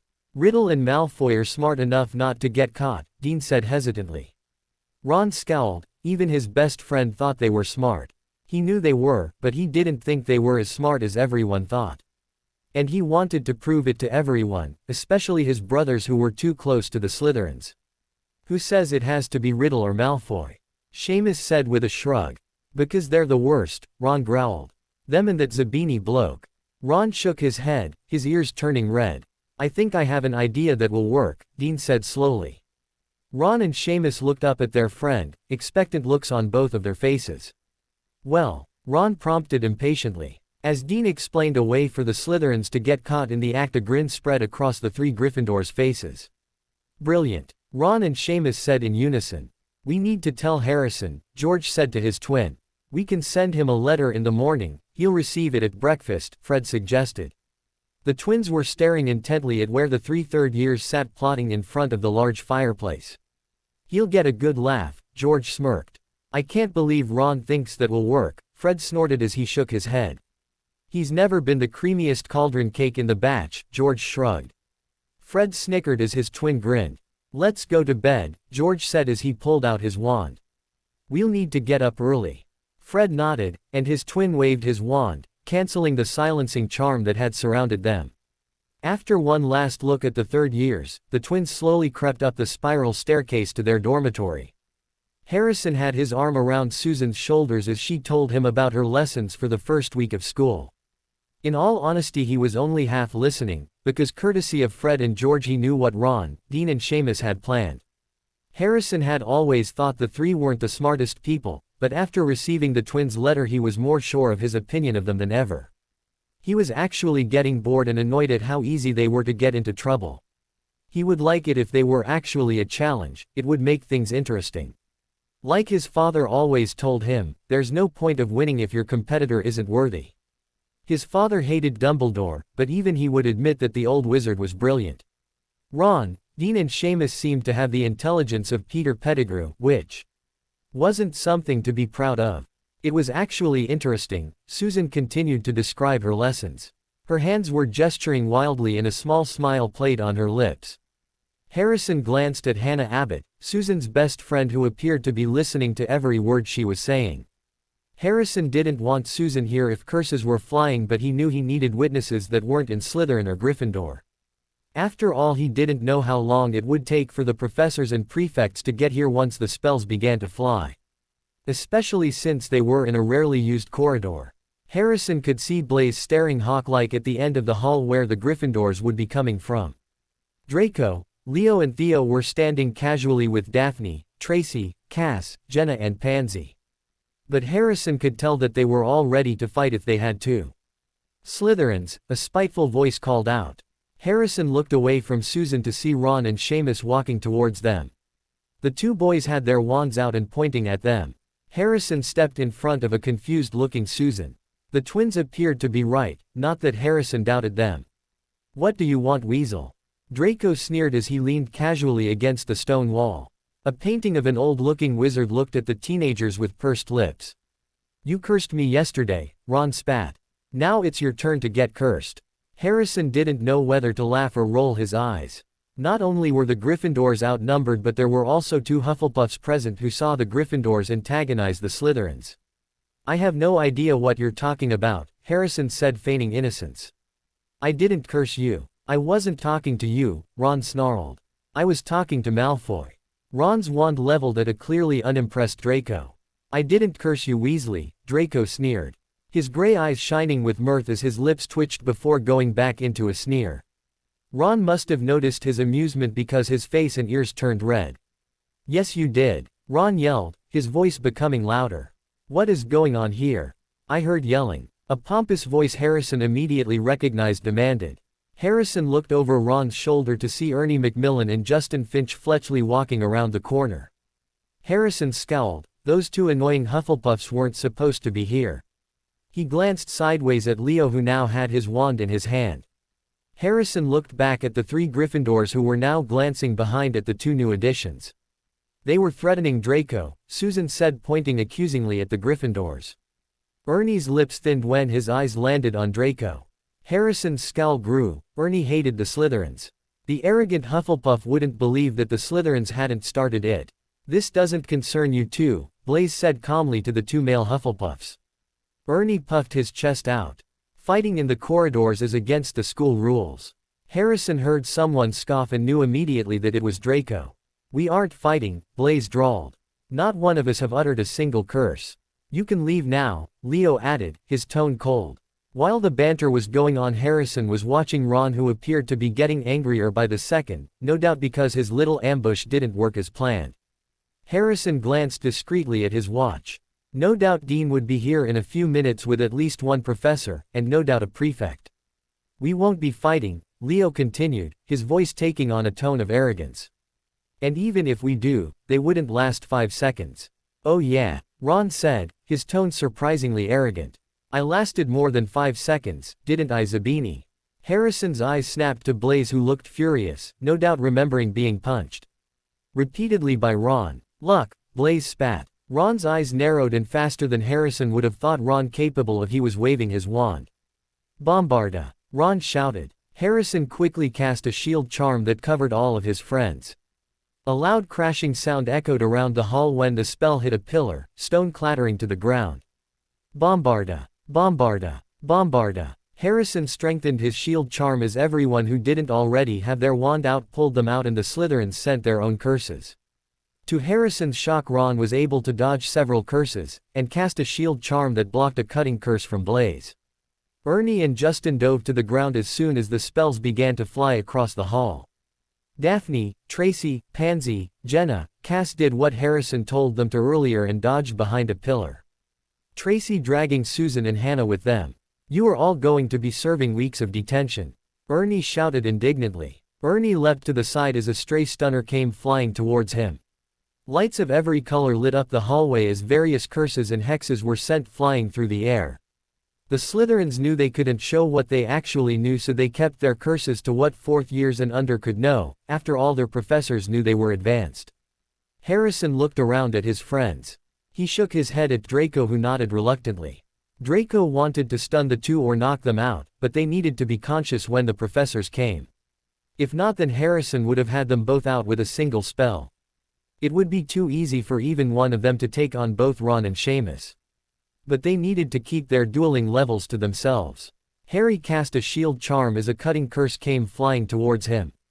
His eyes narrowed. He didn't know Ron knew that.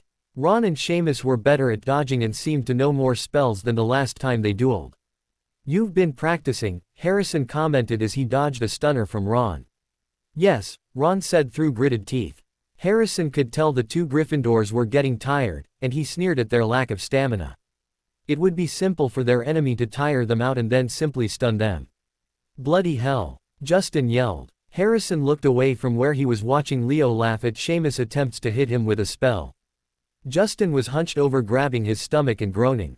"Everyone stop!" Ernie yelled as he stood in front of Justin, waving his hands. No one seemed to be paying the uptight Hufflepuff any attention. "Even without trying, I'm still better than you," Blaise chuckled as he sidestepped a stunner. "You bastard!" Ron yelled as he sent an entrail expelling curse, surprising Blaise. "What is going on here?" The loud and furious voice of Professor McGonagall yelled.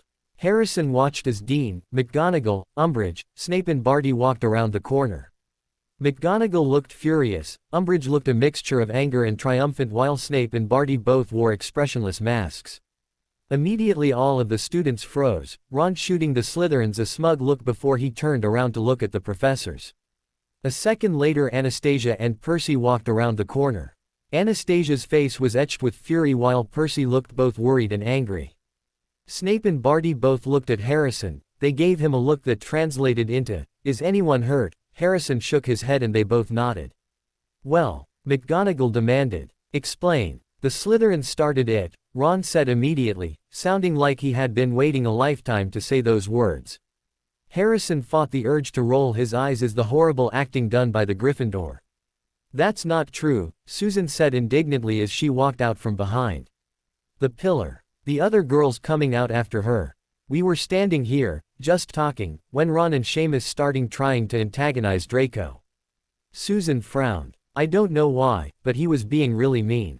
Harrison was internally grinning, her sincerity was obvious. After all, she didn't know that Draco had cursed Ron yesterday. Then Ernie and Justin came and everyone was arguing. She shook her head, but Ron shot the first curse at Blaze. Harrison blocked the spell and then I ran behind the pillar. I didn't see what happened after that. McGonagall rounded on Ron. "Why did you curse Mr. Zabini?" Ron looked angry, all traces of his earlier smugness gone. Ron opened his mouth to say something but then closed it. "Well, Mr. Weasley." Ron looked like he was having an internal battle with himself. Harrison was trying not to laugh. The Gryffindors planned to attack the Slytherins and have the professors come and blame it on the Slytherins didn't work so well it seems. "I don't know," Ron said through gritted teeth. Harrison saw a smirk form on Draco's lips for a brief second before disappearing. Ron couldn't very well say that he cursed Blaze because the latter told him that Ron was only able to punch him due to luck. McGonagall's lips thinned and her eyes narrowed. In that moment she looked as though she could breathe fire. The head of Gryffindor looked around the hall and Harrison did the same.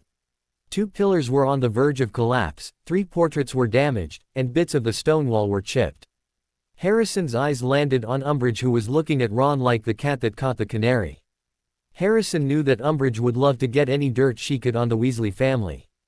A violent son who attacked several children of rich, respectable wizarding officials wouldn't make the Weasleys look good.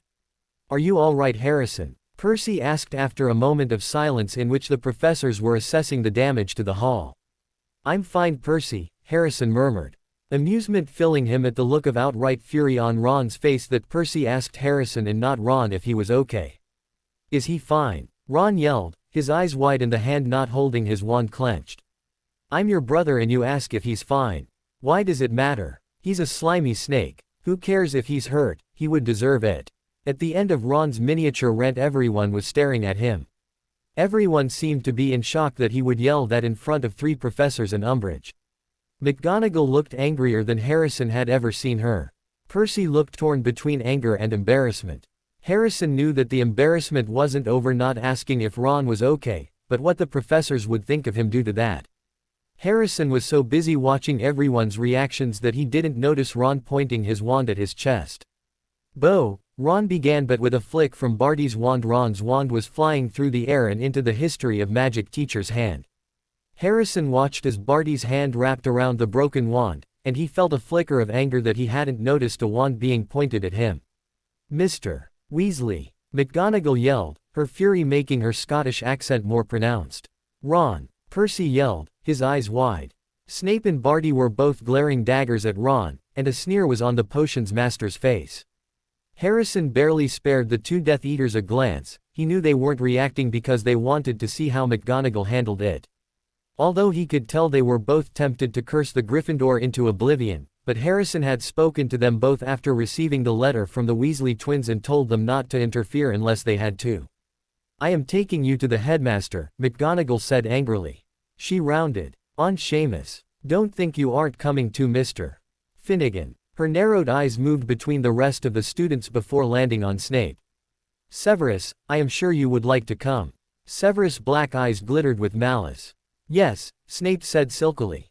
Harrison watched as Ron and Seamus paled drastically. Your wand, Umbridge simpered to Seamus as Barty handed her Ron's wand. At one glare from McGonagall, Seamus handed his wand to Umbridge. Come, now. McGonagall barked to Ron and Seamus. You too, Mr. Thomas. Her lips thinned even further. I have been a professor for longer than you've been born. I know there is more to this than we were told. I would like to know why you came to get me before any fighting began, since Miss Bones didn't mention seeing you at all. Dean's eyes flickered to Ron and Seamus, a move Harrison was sure all of the professors noticed. All of you go to the hospital wing, McGonagall ordered the Slytherins and Hufflepuffs. We're fine, Pansy told the professor. I wasn't asking, McGonagall said, her tone brooking no argument. I'll take them, Anastasia said with a nod of her head as she glared venomously at the Gryffindors. Thank you, Miss Zabini, McGonagall said stiffly, her anger palpable. Harrison watched as the professors walked away with 3 angry Gryffindors. Harrison allowed his lips to quirk slightly. He was wrong, it was still fun to mess with Ron and his little friends. Ron glared moodily down at the stone floor of the headmaster's office. While all around the large circular room, dozens of odd silvery objects whirred while emitting little puffs of smoke. The portraits of past headmasters and headmistresses stared at the occupants of the room, some looking quite annoyed, others disapproving, and one even amused. Ron pointedly ignored Dumbledore, who was sitting behind a large claw-footed desk, his blue and silver hat sitting precariously atop his head. Ron had been standing still for the past 15 minutes while his head of house spoke angrily to the headmaster. Snape and Barty interjecting every once in a while. Umbridge, however, had been so quiet that Ron had forgotten she was in the room. Ron stopped listening several minutes ago, his anger consuming all of his focus. This is all those slimy Slytherins' faults. Ron fumed silently, his hands clenching and unclenching subconsciously. Ron began to listen once more when he heard Dumbledore address him. What? Ron asked without thinking, his brown eyes going wide when he realized he had just been caught not listening. Mr. Weasley. McGonagall barked. Were you even listening? Ron flinched when he saw the fury burning in his head of house's eyes. Of course he wasn't, Snape sneered silkily. Ron had to bite his tongue to keep from speaking. Snape turned to the headmaster, his fathomless eyes glinting. Ron gulped, he knew that nothing good ever came from that look. Mr. Weasley has been a problem since he arrived at this school, Albus. He is always stepping over the line, disrupting class and causing fights. He has sent students to the hospital wing on more than one occasion, every time aided by his, Snape paused, his lips pulling back to show off his teeth, friends. Snape's eyes roamed over the 3 Gryffindors with disgust. Ron's fingernails dug into his palms. These 3 boys should be expelled.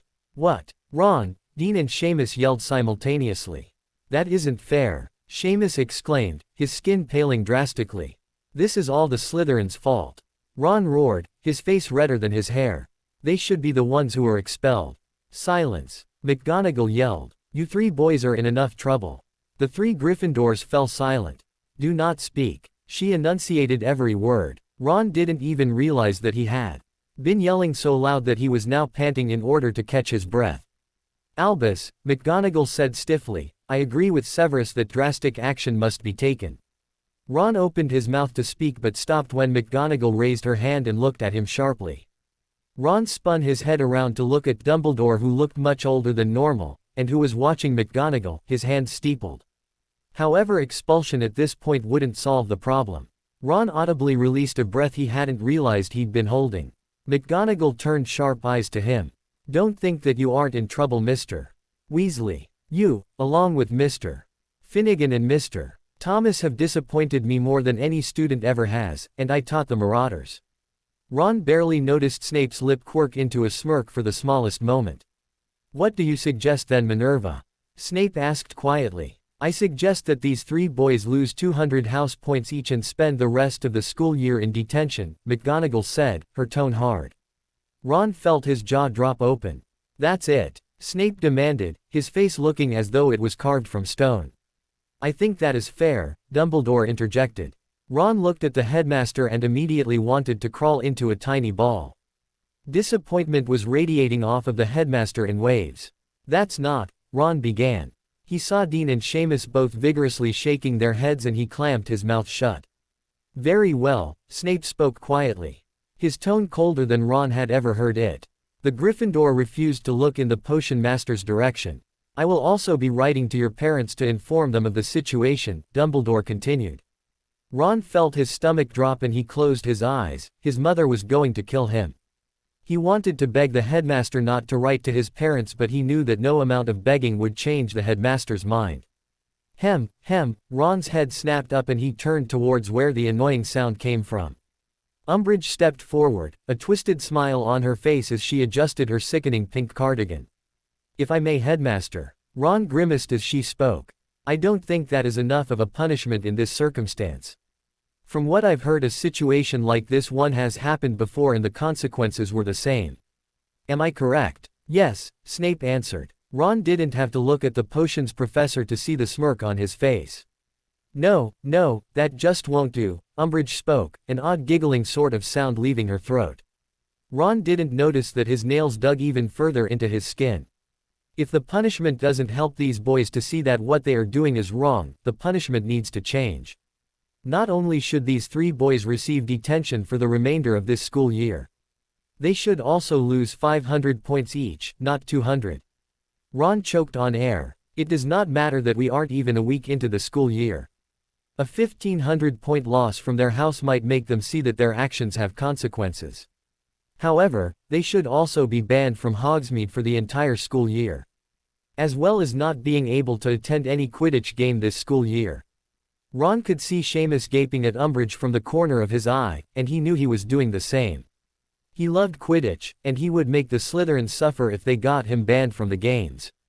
And, each of these boys should have to write a note of apology to the students that they attacked.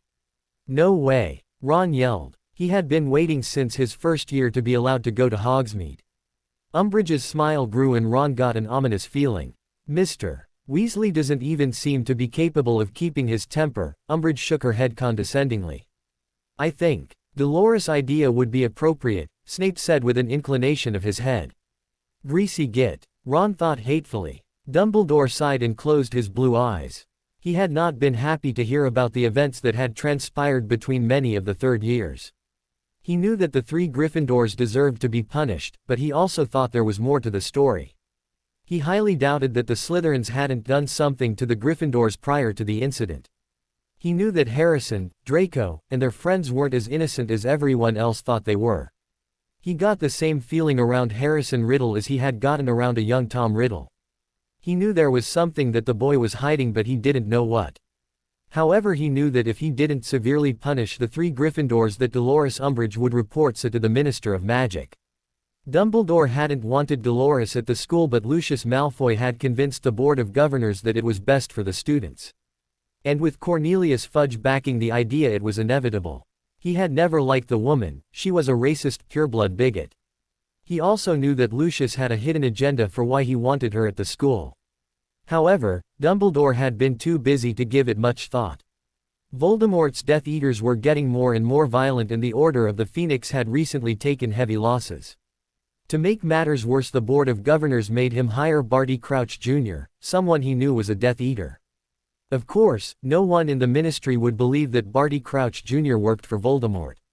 Dumbledore knew though, and he had told Snape to keep an eye on him.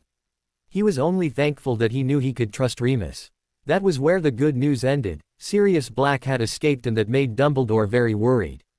No one had ever escaped from Azkaban before, and he didn't know if Sirius had been reunited with Voldemort or not. According to Snape, he hadn't, but that didn't mean he hadn't. Dumbledore opened his eyes and observed the 3 Gryffindors in front of him. If he didn't go along with Dolores' ideas, then he knew Lucius would go to the Minister and the Daily Prophet. He had too much to worry about, including Nymphadora, a member of the Order who had recently gone missing. He didn't want to be so severe, but he didn't appear to have a choice. Very well. Ron took a step back as though he had been slapped. He hadn't thought Dumbledore would agree to all of that. Misters Weasley, Finnegan and Thomas, please have your letters of apology written and delivered to all of those involved in today's altercation by Saturday morning. Ron was too busy trying to process everything that had happened to see Umbridge's triumphant smirk, or the look Snape and Barty exchanged. I'll make the Slytherins pay. Ron thought as he looked at his 2 equally angry best friends. I'll make them pay when they least expect it. Harrison listened to the conversations around him as he stirred sugar into his porridge. It's been 3 days and all of Gryffindor are still shunning them, Pansy smirked as she looked haughtily at where Ron, Dean and Seamus were sitting. Harrison followed her gaze and smirked when he saw that Ron, who normally ate like a pig, was poking his plate moodily. The seats across from the 3 boys were empty and so were the ones to either side of them. Harrison heard from Fred and George that no one in Gryffindor would even look at the youngest male Weasley or his 2 best friends. I would shun them too if they caused us to go into the negatives, Jenna pointed out. I heard even the little Weaselette won't talk to the Weasel because he hurt you, Draco said cockily to Blaze. The former narrowed his eyes while Leo laughed. Harrison zoned out as his friends continued to make fun of their 3 least favorite Gryffindors. He didn't look up again until an owl landed in front of him. It was a dark brown owl with white around its eyes, he didn't recognize it. He untied the letter and saw his name written on the front. The letters were barely legible, it was obviously written in haste. He subtly waved his hand, his wrist jerking slightly. There appeared to be nothing wrong with the letter. Who is that from? Tracy asked. Harrison looked up to see that she was looking at a letter in Theo's hands. He narrowed his eyes slightly when he realized that the letter in Theo's hand was the same kind he was holding. He could tell because they were both discolored in the corners. He looked around at his friends and saw that Leo, Draco and Blaze each had one as well. I don't know, Theo murmured. His brown eyes were resting on the letter in Harrison's hands. He appeared to have come to the same conclusion. It seems, however, that I'm not the only one who received one. The third-year Slytherins exchanged curious looks before the 5 third-years tore the envelopes open. As soon as Harrison tore open the envelope, 3 pieces of folded parchment fell out. Harrison reached for the first one and unfolded it quickly. Riddle. I'm sorry for attacking you. Ron. Harrison snorted as his eyebrows rose into his hairline. Ron's handwriting looked hurried and there were several dots of splattered ink. Is this a joke? Harrison asked incredulously as he looked up at his friends. Leo was staring at his letter in disgust while Draco was wiping his hands on his robes, his letter laying on top of his plate. Why the bloody hell would Thomas write me an apology? Blaze demanded. As if I need one from a filthy little mudblood like him. Thomas. Theo asked sharply. I got one from Finnegan. Harrison immediately snatched up the second piece of parchment. Riddle. I'm sorry for taking part of the attack on you and your friends. Dean Thomas. All of them wrote us one, Harrison murmured. His eyes flicked up to the head table where Snape, Barty and Umbridge were watching them. Harrison held up Dean's apology, and Snape's lip curled into a smirk. Realization hit Harrison, and he felt like a fool for not coming to the conclusion earlier. The professors made them write the letters. What? Draco asked as he too looked up at the head table. Why would they make them do that? Humiliation most likely, Harrison answered. I for one wouldn't want to apologize to those fools.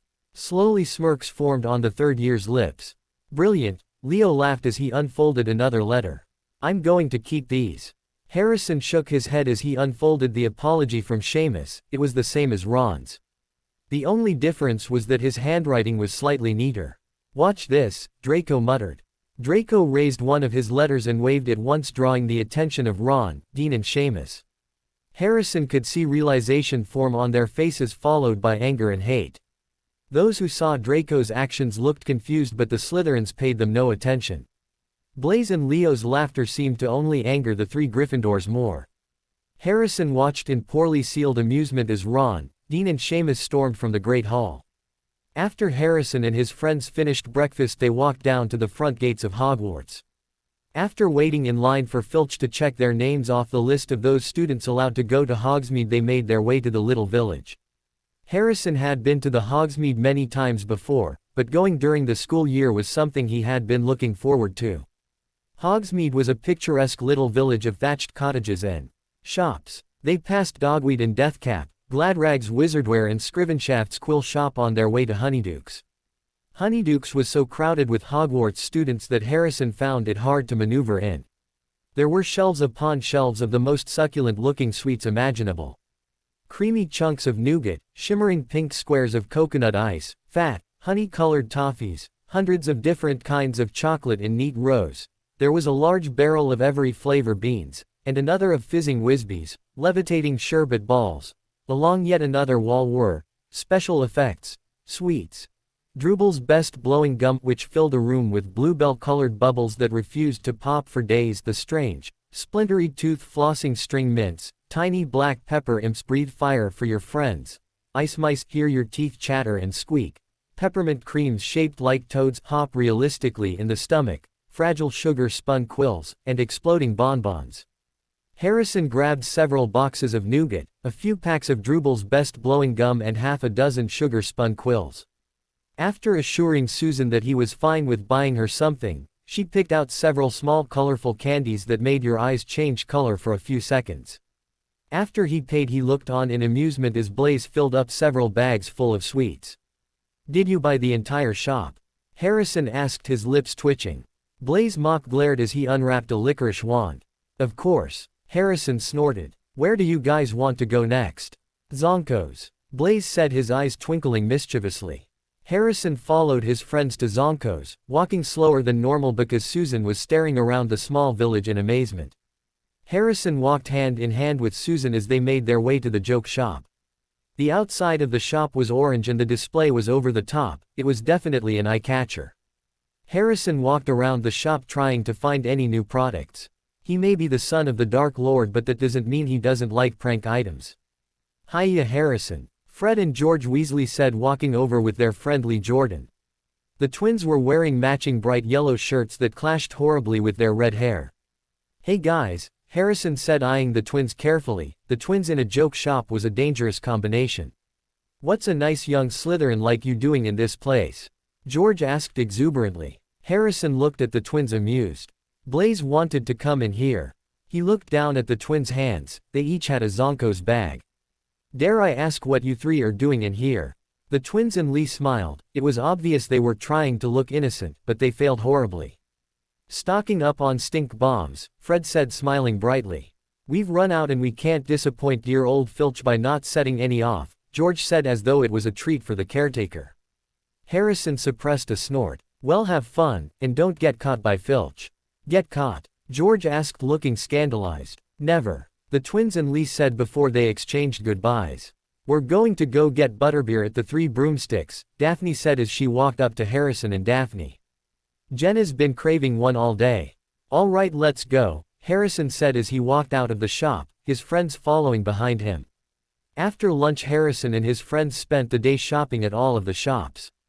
Harrison bought a new pair of Quidditch gloves from Spintwitches and Theo bought several books from Tomes and Scrolls. Once the sun began to set, the Slytherins and Susan began walking back towards Hogwarts, all happy with the day's events. "You all go back to the common room," Harrison said as they entered the castle. "I'll be there soon." Blaze looked between Harrison and Susan and smirked. Harrison rolled his eyes and pretended not to see the slightly annoyed look Daphne shot Susan. "Did you have fun today?" Harrison asked Susan as he wrapped his arms around her waist. "Yes," Susan answered, a faint blush covering her cheeks. Harrison smiled as he tucked a strand of hair behind her ear. "I'm glad," Harrison said before leaning towards her and capturing her lips. Susan's lips moved with his and Harrison pulled her body so that it was pressed up against his. Harrison slipped his tongue into her mouth and he internally smirked when a slight moan escaped her lips. "Harrison." Susan pulled back abruptly when his name was called, annoying Harrison slightly. He turned to see Hermione running towards him. Normally he would be glad to see Hermione, but at the moment he wanted nothing more than to curse her mouth shut. Hermione's face turned red when she realized what they had been doing, but terror quickly replaced her embarrassment. Harrison immediately knew that something was wrong. "What is it, Hermione?" Harrison asked as his eyes scanned her face. He felt Susan tense beside him. Hermione's words came tumbling out of her mouth. "Sirius Black was just spotted in Hogsmeade." Tom stared emotionlessly at the body of the mangled half-beaked body laying in front of him. Nymphadora was laying on her back, her black hair splayed around her face, dried blood clumping some of it together. Her brown eyes fluttered as she appeared to be trying to stay conscious. All she wore was a black beep and matching underwear, allowing for the recent cuts all over her body to be visible. The word "blood traitor" that was carved into her right arm stood out in sharp contrast to her pale skin. Blood trickled down from her lips, covering her chin, neck and chest. Tiny wounds littered her body as every couple of seconds her body jerked. "My lord," Tom turned to look at Lucius, who was standing in the corner, looking every inch a rich pureblood. "Yes, Lucius," Tom said, inclining his head for him to speak. Lucius' nose wrinkled in disgust. "Shall we not clean her up? The smell is quite nauseating." Tom tilted his head to the side, causing Lucius to speak once more. "Unless you prefer it this way, my lord." Tom's lips curled in amusement as he turned back to his prisoner.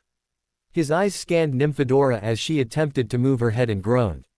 He had been personally interrogating the young Auror for the past hour and she still hadn't answered any of their questions. He despised the woman, but he admired her bravery. He would also love to crush it. His eyes landed on the lower half of her body. A small pool of liquid was pooled around her bottom where she had released herself during the second round of Tom's Cruciatus curse. He sneered. It really was disgusting, but it also caused prisoners to become embarrassed, which normally worked to Tom's advantage, but obviously not on that occasion. With a flick of his wrist the urine was gone, and so was the horrendous smell. "It seems our prisoner really will not speak," Tom murmured as Nymphadora hissed in pain. "What to do with her now? If I may?" Lucius asked, taking a step forward. Tom waved his hand in Lucius' direction, giving him permission to speak, while at the same time throwing up a silencing spell so the prisoner couldn't hear. "She seems overly loyal to Dumbledore and his precious order. The only way I see to break her is time. You're suggesting we leave her in the dungeons, torturing her repeatedly until she breaks," Tom stated. It wasn't a question. "Yes," Lucius inclined his head. "She will break eventually. Anyone who endures every torture imaginable for long periods of time will eventually do so." A cruel glint filled Lucius' eyes. "You can even allow Rabastin a chance at her." Tom smiled cruelly. Lucius was correct, everyone did eventually break. He could be patient if he had to, he would wait until she broke and then dispose of her. "Very well then," Tom said as he cancelled the silencing charm. "Lucius, remove her undergarments and then take her to the dungeons. She is not allowed any clothing, and no one is to provide her with a blanket or anything else to keep warm.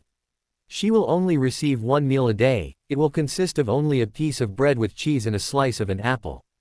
The inner circle will have free rein to do with her as they wish, as long as she remains alive. Feel free to use your imaginations." Tom's smile grew when he heard Nymphadora whimper. A glint appeared in Lucius' eyes. "Of course, my lord." Lucius pulled out his wand at the same moment the door to the room they were in burst open. Tom turned around, a curse on his lips when he saw that it was Bellatrix. "You better have a good reason for interrupting us, Bella," Tom said warningly. Bellatrix bowed quickly. She appeared to be out of breath. "My lord, I've just received word from Barty," Bellatrix said hurriedly. Tom immediately stiffened. He quickly cast another silencing spell before waving his hand jerkily. "Continue," Tom snapped. A million scenarios involving Harrison flashed through his mind. If any harm had come to his son, everyone who got in his way would suffer a horrible death. "Sirius Black was spotted in Hogsmeade," Bellatrix told him. Tom felt the tension leave his body. "Sirius Black," Tom murmured and Bellatrix nodded. That wasn't good news, but it wasn't what he had been expecting. He knew that Sirius would be making an appearance, he just didn't know when. He had been surprised to learn that the man had escaped from Azkaban, but he wasn't a threat to him. He was more worried about everyone finding out Sirius wasn't a Death Eater. If Sirius was found innocent, then the world would know Peter was the real betrayer of the Potters, and no doubt Sirius would find out that Harry was alive. Sirius had always loved his godson, and that wasn't good news for Tom. He wanted the blood traitor disposed of. "Do you know what he was doing there?" "No," Bellatrix answered. "He was spotted half an hour after the last of the Hogwarts students left." "Yes, today was the first day for the students to visit Hogsmeade, wasn't it?" Tom murmured to himself. He didn't want Sirius anywhere near his son. Who knew what the man was like after being in Azkaban for 12 years? But he knew that his son was safe from Sirius if he was back at Hogwarts, especially with his Death Eaters there. However, he would need to talk to his Death Eaters about watching his son more closely. He wouldn't take any chances as far as his son was concerned. And if Sirius was in Hogsmeade, there was chance he might go to Hogwarts. For what reason he didn't know, but he wouldn't be surprised if getting into Hogwarts to see his old friend Remus Lupin or Dumbledore was part of the convict's plan. When the room was silent for several minutes, Lucius spoke. "Are the Aurors looking for him?" "Yes," Bellatrix answered. Hogsmeade is filled with Aurors and Dementors, and John is one of the Aurors assigned to Sirius, capture. Bellatrix's eyes took on a deranged look. It would be fitting for my dear old cousin to receive the Dementor's key. Tom was pleased that John Dawlish was assigned to the case. It would be helpful if one of his more trusted Death Eaters were. Tom glanced at Lucius, who was watching him intently. Go to the ministry and find out what you can. Of course, Lucius said before looking at Nymphadora. Shall I take care of her first? Yes, once she is securely in the dungeons you may go to the ministry, Tom told him before looking at Bellatrix. Was there anything else? No, Bellatrix said as she looked disgustedly at her niece. Take care of her, Tom ordered with one last glance at Nymphadora before he gestured for Bellatrix to follow him from the room. Sirius Black pulled his ragged black cloak tighter around his body as he shivered. He wasn't cold, but he could feel the Dementors all around the village. They weren't next to him, but he could sense them. He figured it had to do with him having been in Azkaban for so long. His shivering increased as he pictured the horrifying creatures. Living with Dementors for 12 years had greatly affected the once happy and handsome man. Sirius' skin, which was once a warm tan, was now pale, a slight yellow tint to it. The black hair he once was so proud of was matted and covered with sweat and dirt. His face was sunken in and his eyes looked too large for his face. He was the shell of the man he once was, physically as well as mentally. Sirius had spent the past 12 years thinking of hardly anything besides his old friends and godson. He felt hatred and disgust towards himself for allowing Peter to be the Potter's secret keeper. And he was angry that he was stupid enough to go after the traitorous rat. He should have talked to Dumbledore and explained what had happened.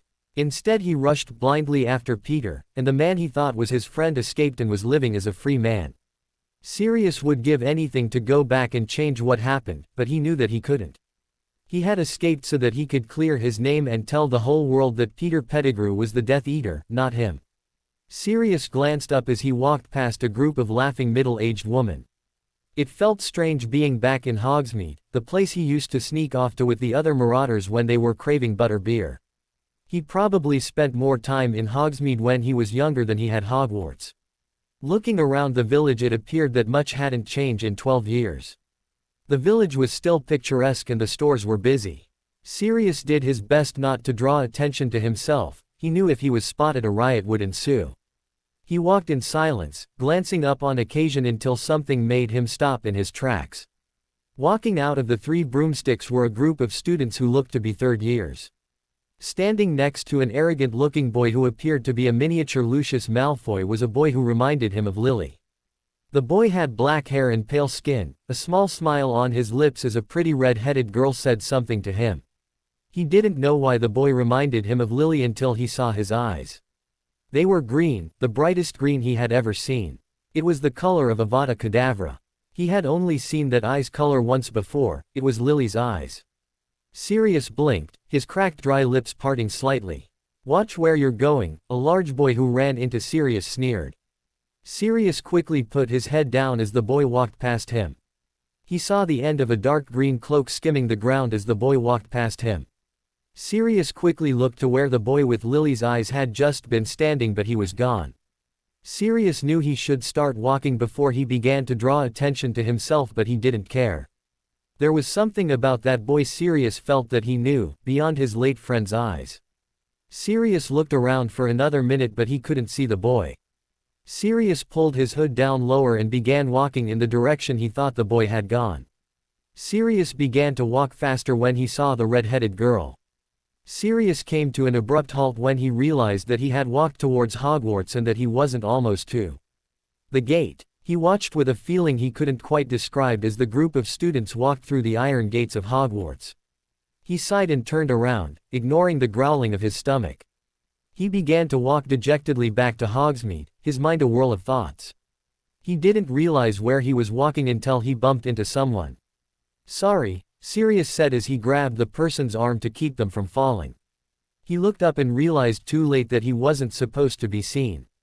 The woman whose arm he was holding eyes went wide, her mouth opened in a silent scream. Sirius' own eyes widened and he immediately dropped her arm as if burnt. For a moment neither of them moved, until, "It's Sirius Black," the woman shouted, her voice so loud Sirius flinched. Everyone turned to look and Sirius felt himself panic. He knew that if he was caught he wouldn't be going back to Azkaban, he would be getting the Dementor's key. He heard raised voices all around him as people started to scream and run away in terror. Sirius saw a stunner shoot past his face and his instincts kicked in. Sirius turned towards where the village ended and the nearby forest began. He ran as fast as he could, the shouting growing louder and stunners being sent towards him. His hood fell off but he didn't care, he just ran as fast as he could. After running for what felt like eternity, Sirius ran behind a large tree. He leaned up against it and took in several deep breaths. He closed his eyes and leaned his head back. He could feel his heart racing fast and sweat dripping into his eyes. He straightened when he heard voices. Auror Dawlish, go to the north with Aurors Thompson and Jones, a loud authoritative voice barked. Auror Shacklebolt, take Aurors Bates and Croft to the west. The rest of you come with me. Sirius quickly transformed into his animagus form and ducked into a large bush nearby. He watched as several pairs of feet ran by him. He waited for almost an hour before he slowly walked out of the bush. He sniffed the air for hints that anyone was near. When he detected no one, he began running towards the large mountain. He would have to find a cave to stay in for the next few days. Everyone gather around, Snape barked as he walked into the Slytherin common room. His black robes billowing behind him. Harrison looked up from his seat in the middle of the common room.